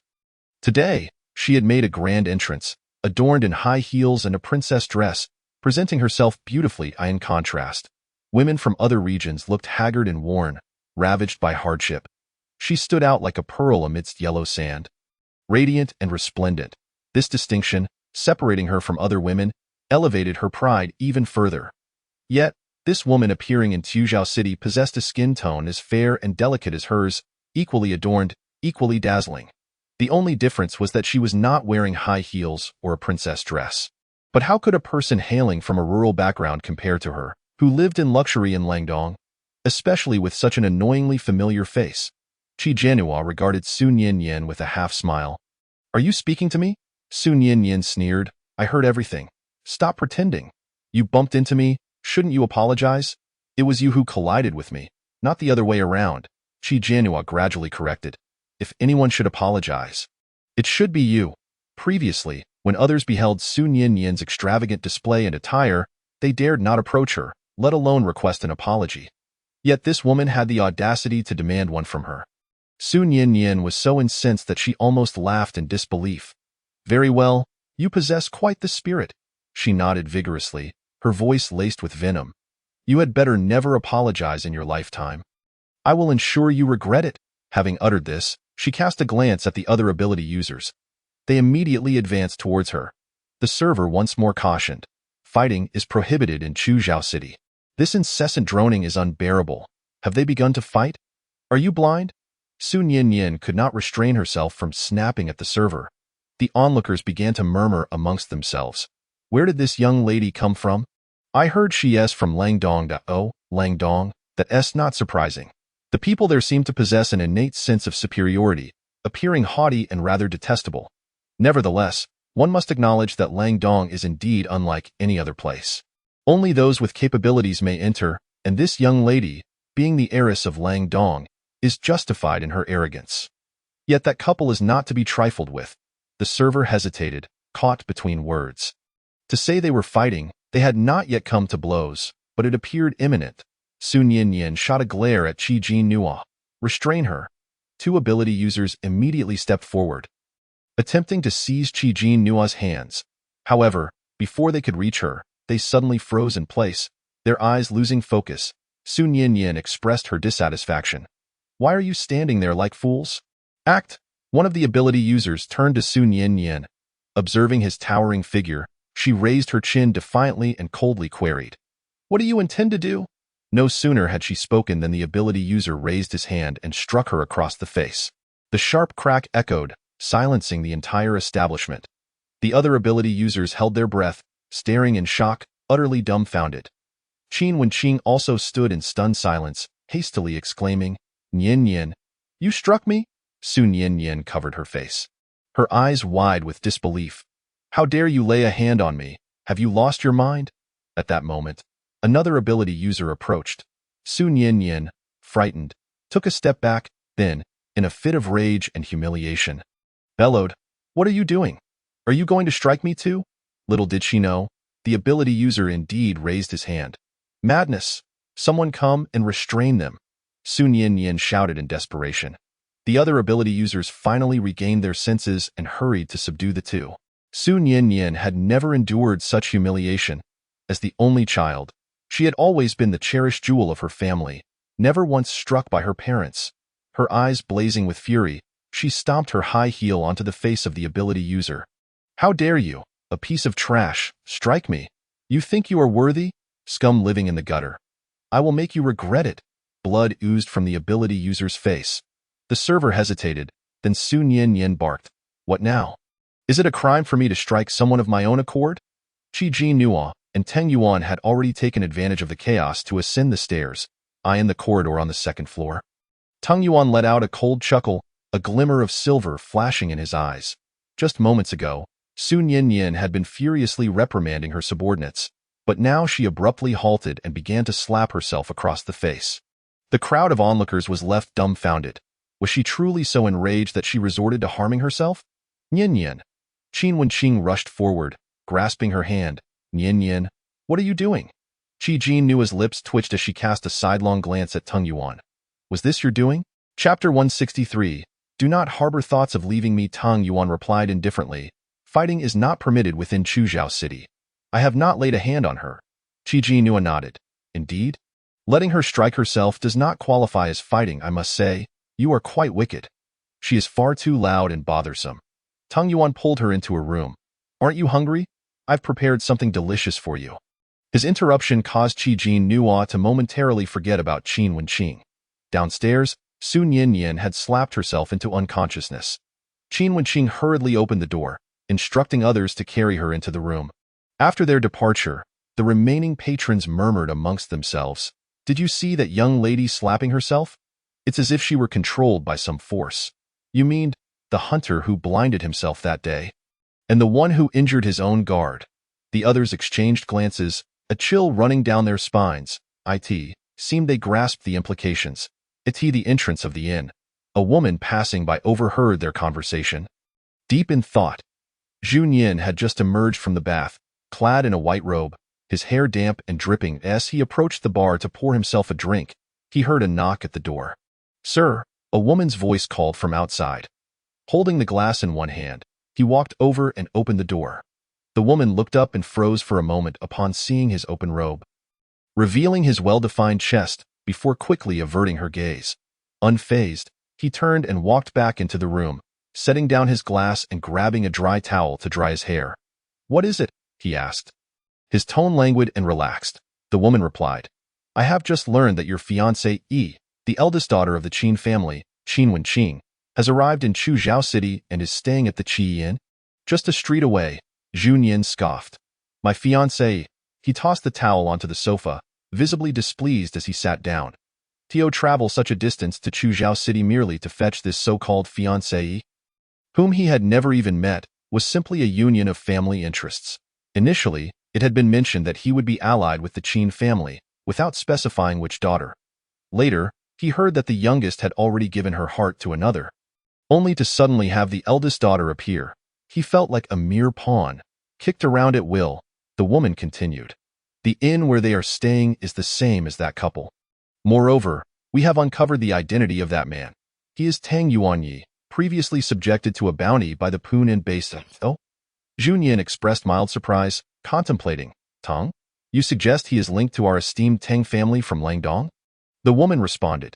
He is the illegitimate son of the Teng family. Illegitimate son? Zhu Nian's expression shifted to one of intrigue. This development had become rather interesting. Tell me, should I extend a charitable hand and inform the Teng family of this news? After all, he appears quite formidable, the woman added. He likely possesses a mental type ability. He just passed by the inn and overheard the discussions inside. Oh, the one sent to retrieve Miss Qin is Su Nian, the eldest daughter of the Su family. She is Qin Wenqing's cousin. She encountered Teng Yuanyi and his girlfriend at the inn, seemingly offending his girlfriend and subsequently slapping herself into unconsciousness. Zhu Nian snorted. The Teng family, each more cunning than the last. Let them deal with Teng Yuanyi among themselves. Send a message to the family, instructing them to relay this matter to the Teng family. Realizing something, he added meaningfully. Ensure that Teng Ziqian is informed. The woman nodded. Understood. After a pause, she inquired. Will you not pay a visit to your fiancé, Zhu Nian replied nonchalantly. Perhaps tomorrow. The woman refrained from further comments and exited. Qi Jinhua, desiring steak, seized the opportunity while Teng Yuanyi was cooking to take a shower. The misty bathroom was thick with steam, and the sand had soiled her clothes. As she filled the bathtub, a small golden python descended from her wrist, swimming about before looking up at her. Locking eyes with its emerald pupils, Qi Jinhua felt an indescribable sensation, as though an immense weight pressed upon her chest.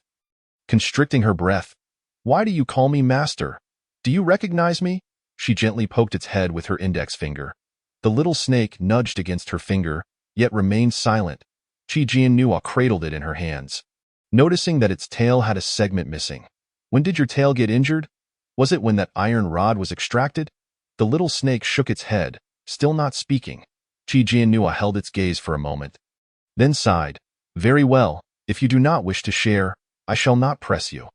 After her bath, it transformed back into a golden bracelet, coiling snugly around her wrist.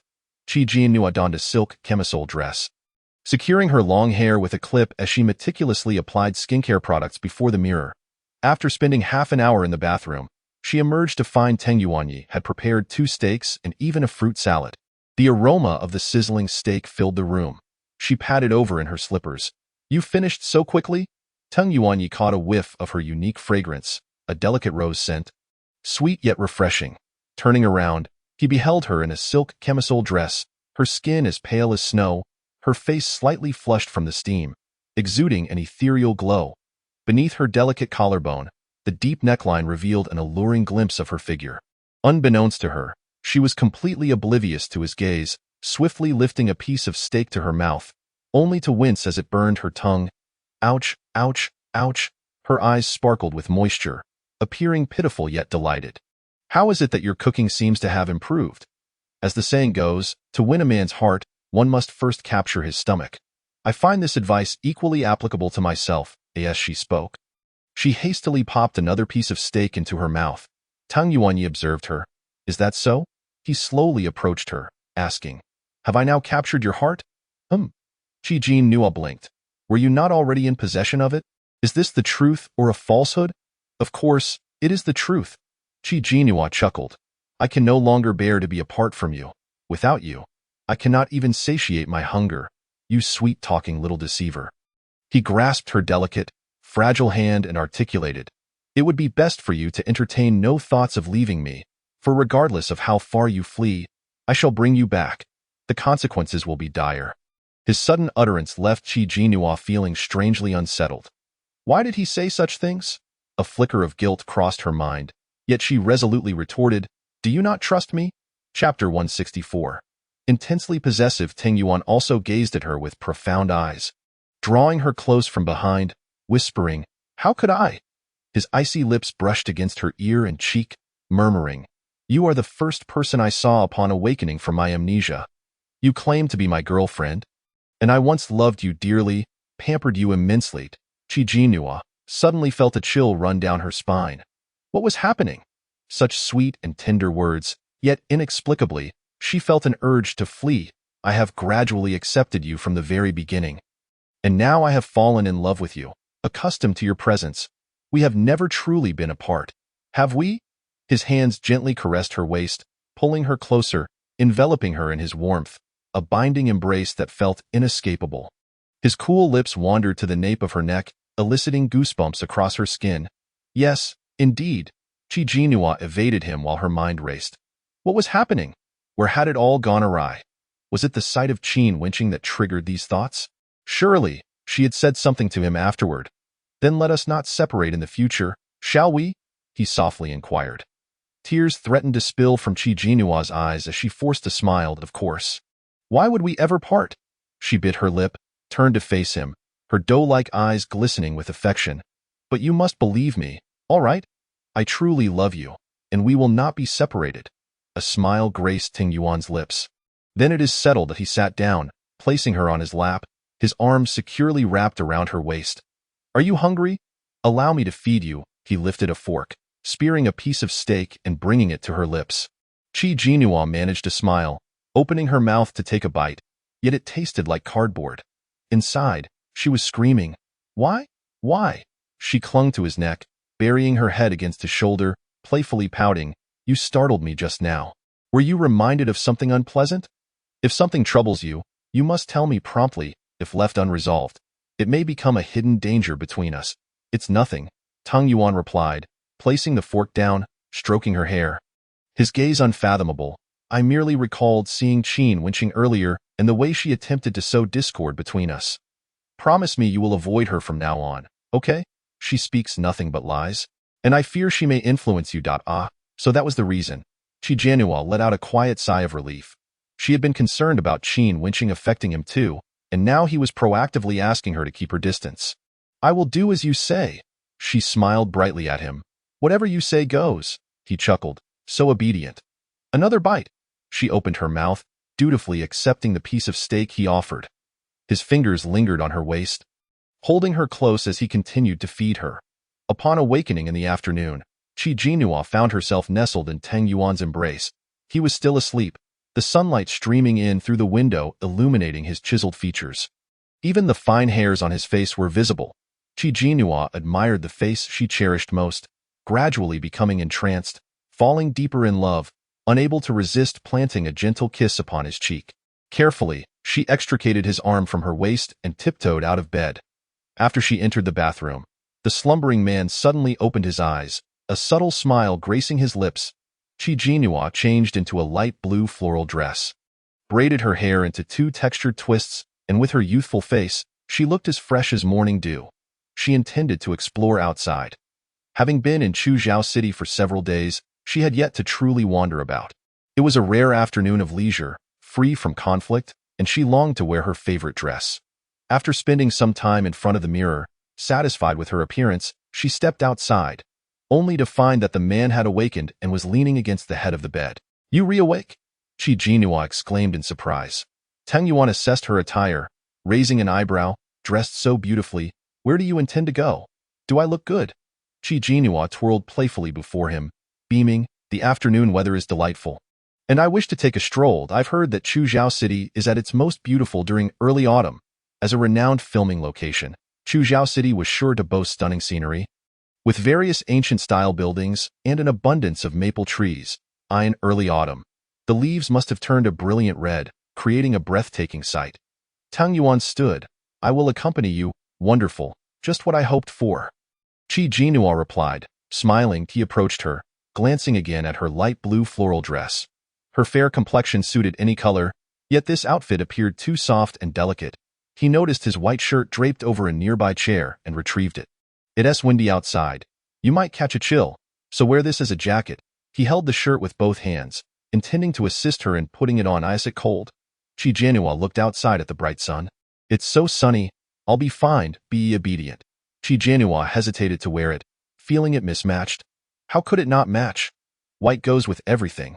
Ultimately, half coaxing and half insisting, he managed to put it on her. The oversized shirt fell to her thighs, matching the length of her dress, resembling a coat. The lingering scent of him on the white shirt made Chi Jianhua recall certain moments. Her cheeks flushed slightly. I think I'll change into something else, all right? Just this one. Teng Yuan pressed down on her hand, his gaze laden with meaning. It looks splendid, and it complements your outfit beautifully. Really? Chi Jianhua asked with skepticism. I'll check in the mirror. Are we not heading out? We should seize this moment to explore. Teng Yuan took her hand and led her outside. Suddenly, a striking couple appeared on the street. The man was tall, with deep-set features, yet his sharp aura made it difficult to gaze upon him. In contrast, the young woman beside him, clad in a white shirt and a light blue floral dress, with white sneakers and braided hair, radiated vibrant beauty. However, the oversized shirt seemed somewhat out of place. Nevertheless, it still attracted many glances. The man remained close to the young woman, silently warning any men who dared to stare. The surrounding men averted their eyes, unwilling to meet his gaze. While others might not comprehend, men understood the significance. The white shirt she wore was clearly his. A man dressing a woman in his clothing was a declaration of possession. Such intense possessiveness. Chapter 165. Autumn. Chuzhou City sprawled across a vast area, with numerous streets. If it weren't for the modern attire of the people, Chi Jianhua might have thought she had traveled back in time. Crowds moved in groups, for in the apocalypse, solitary survival was nearly impossible. The markets gathered in one place, predominantly selling food, with many visitors. Curiosity piqued, Chi Jianhua wished to see what was available, while Teng Yuan remained close behind to protect her from the throng. Their pairing drew many eyes, with passers-by covertly observing them. Yet, at the slightest glance from Teng Yuan, they hurriedly diverted their gazes, afraid to linger. From one end of the street to the other, Chi Jianhua noted that most stalls were food vendors.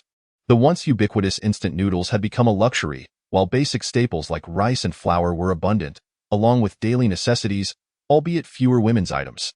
The market resembled those before the apocalypse, save for the fact that transactions had shifted from currency to solar crystals. The lowest tier of solar crystals could still exchange for 5 packs of instant noodles. The apocalypse had only begun a few months prior, and already many appeared gaunt and pallid. Yet, the inhabitants of Chuzhou City seemed to fare better than most outside its walls. The only way to save everyone was to eradicate the virus and restore peace.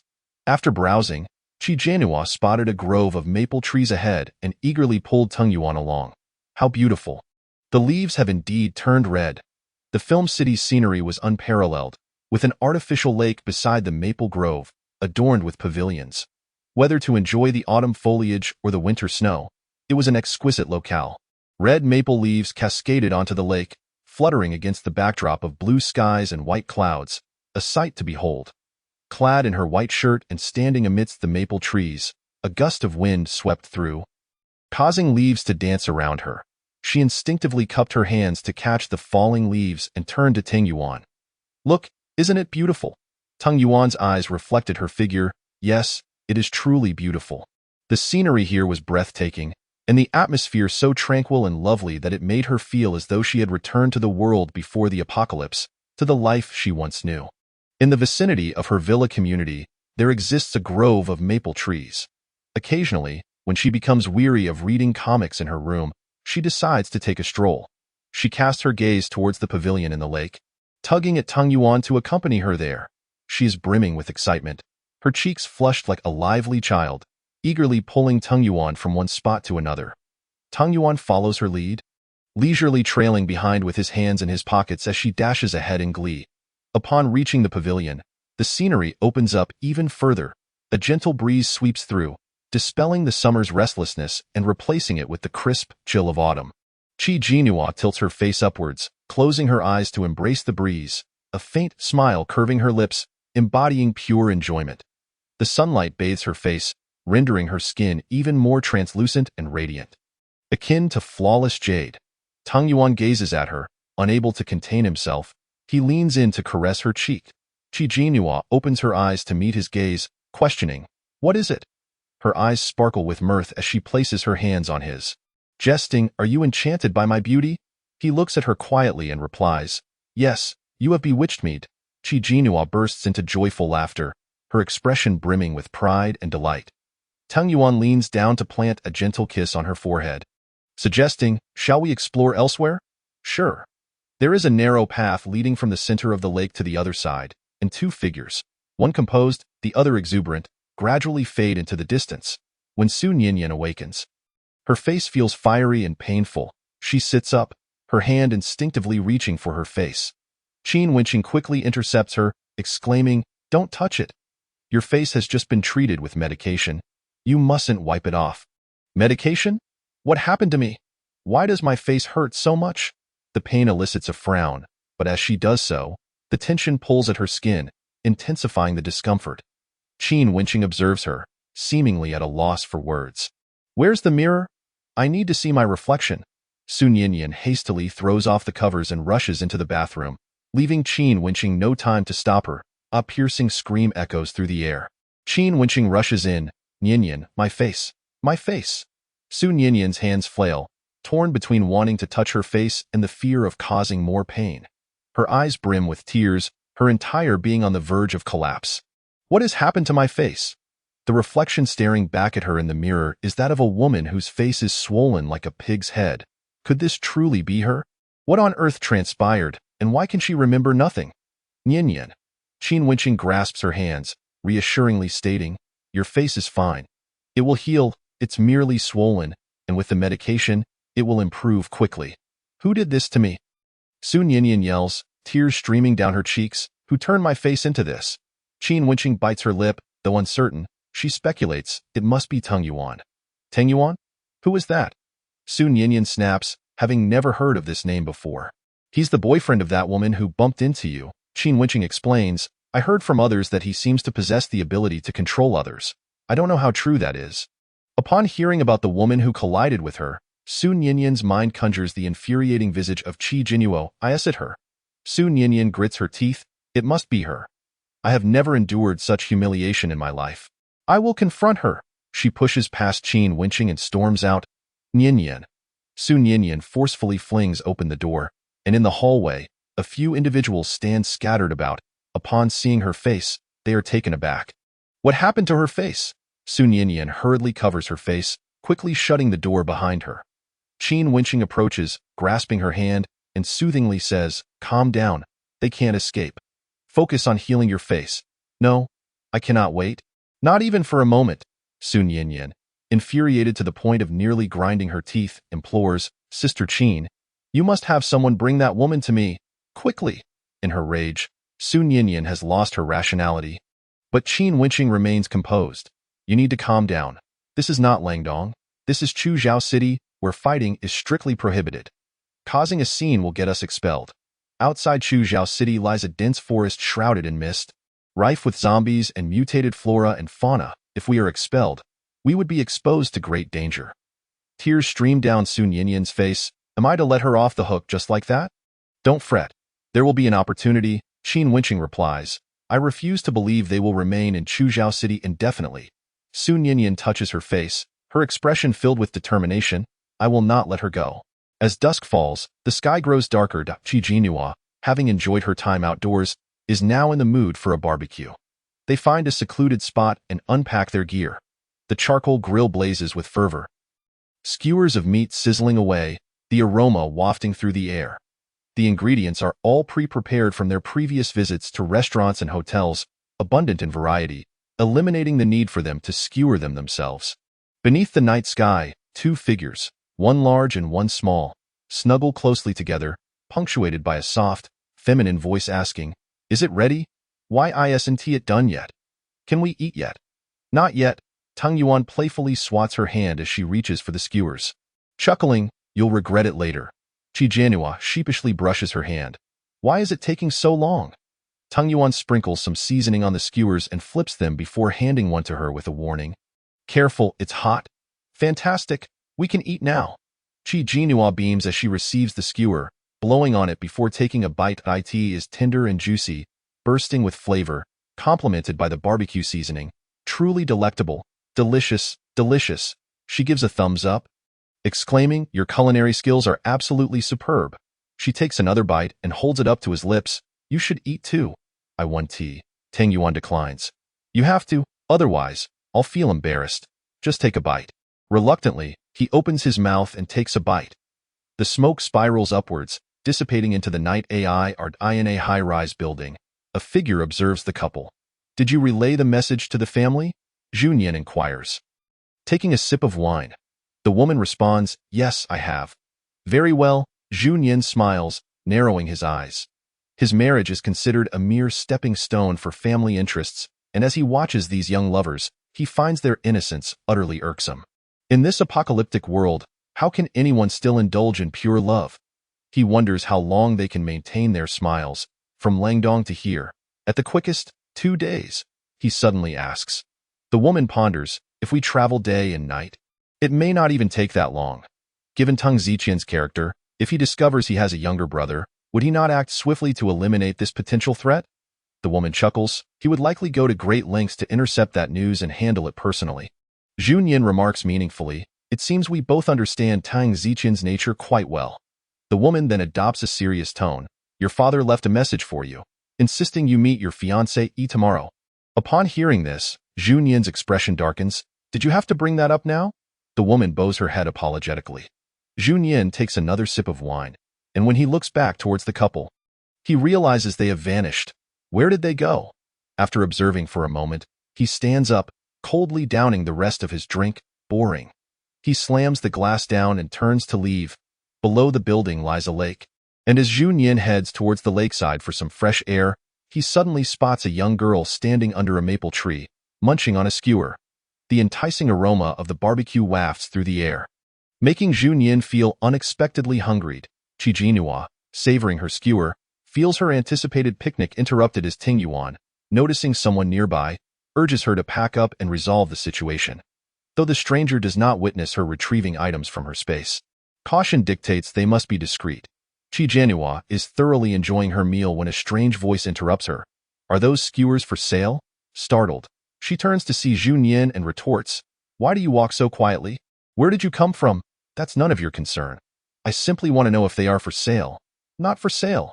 Zhu Nian frowns, noticing her oversized white shirt with disdain. What kind of taste is this? That shirt is far too big for you. It looks terrible. Terrible. Qi Jianhua replies, casting a skeptical glance at her outfit. Whether it matches or not is none of your business. Tang Yuan's cold voice interjects. Qi Jianhua lifts her head to see him returning. He strides over, subtly positioning himself protectively behind her, his gaze dark as he addresses Zhu Nian. Is there something you need? Oh? Zhu Nian smirks knowingly. Recognizing Tang Yuan's protective demeanor, it's nothing. I merely wanted to buy a few skewers. Not for sale, Tang Yuan curtly replies, pulling Qi Jianhua away. Zhu Nian's lips curl into a smile. Tang Yuan. Tang Yuan halts abruptly. Am I right? That S your name, isn't it? From the Tang family in Langdong, aren't you going to return? Qi Jianhua furrows her brows, realizing this person is also from Langdonji. It doesn't matter if I don't return. Zhu Nian speaks slowly. In a couple of days, someone will come to take you back. Don't say I didn't warn you. Be cautious. Your troublesome brother is not to be trifled with. Qi Jianhua instinctively glances at Tang Yuan, anxious he might recall something. However, he remains silent, simply leading her away. The atmosphere on their way back is laden with silence. Qi Jianhua could not help but speak up. What he just mentioned about the Tang family of Langdong is of no concern to me at all. Tang Yuan also suddenly interjected. Are you truly unconcerned? Meeting his gaze, Qi Jianhua immediately shook her head. Not at all. He looked at her, tightening her coat against the brisk night wind. Don't catch a chill. Let us return. Just as they arrived back at the inn, they were unexpectedly surrounded. A few extraordinary individuals, affiliated with Sun Yinyan, approached them. Ladies, our young mistress requests your presence. One of them gestured invitingly. Qi Jianhua scoffed. We shall not go. What can you do about it? Are you intending to cause a disturbance in this Chuzhou city? The extraordinary individual replied. Our young mistress harbors no ill intentions. She merely wishes to invite you for a meal. Who would believe that? Qi Jianhua retorted dismissively. We have already dined and cannot eat another bite, so we shall not be joining you. She grasped Tang Yuan's arm, intending to return to their room. But the extraordinary individuals once again blocked their path. Tang Yuan's expression darkened. Mr. Tang, they mean no harm. Qin Wenqing suddenly descended the stairs. I believe there has been a misunderstanding, and I would like to invite you both to dinner to clear the air. A glint of coldness flashed in Tang Yuan's eyes. There is no misunderstanding. Have your people step aside, or do not blame me for being impolite. Qin Wenqing promptly waved them away and added. It is not far from here to Langdong, merely a 2 or 3 day journey. Are you heading to Langdong? Why would that concern you? Qi Jianhua replied. You seem to be moving quite freely. Where's Feng Huahao? He has been so protective of you, yet you have abandoned him so easily? Mentioning Feng Huahao darkened Qin Wenqing's expression. I did not compel him to protect me. It was his own choice. If that is your stance, then so be it, as long as your conscience remains clear. Qi Jianhua tugged at Tang Yuan, determined to ascend the stairs, but Qin Wenqing suddenly said, It is you, Miss Qi.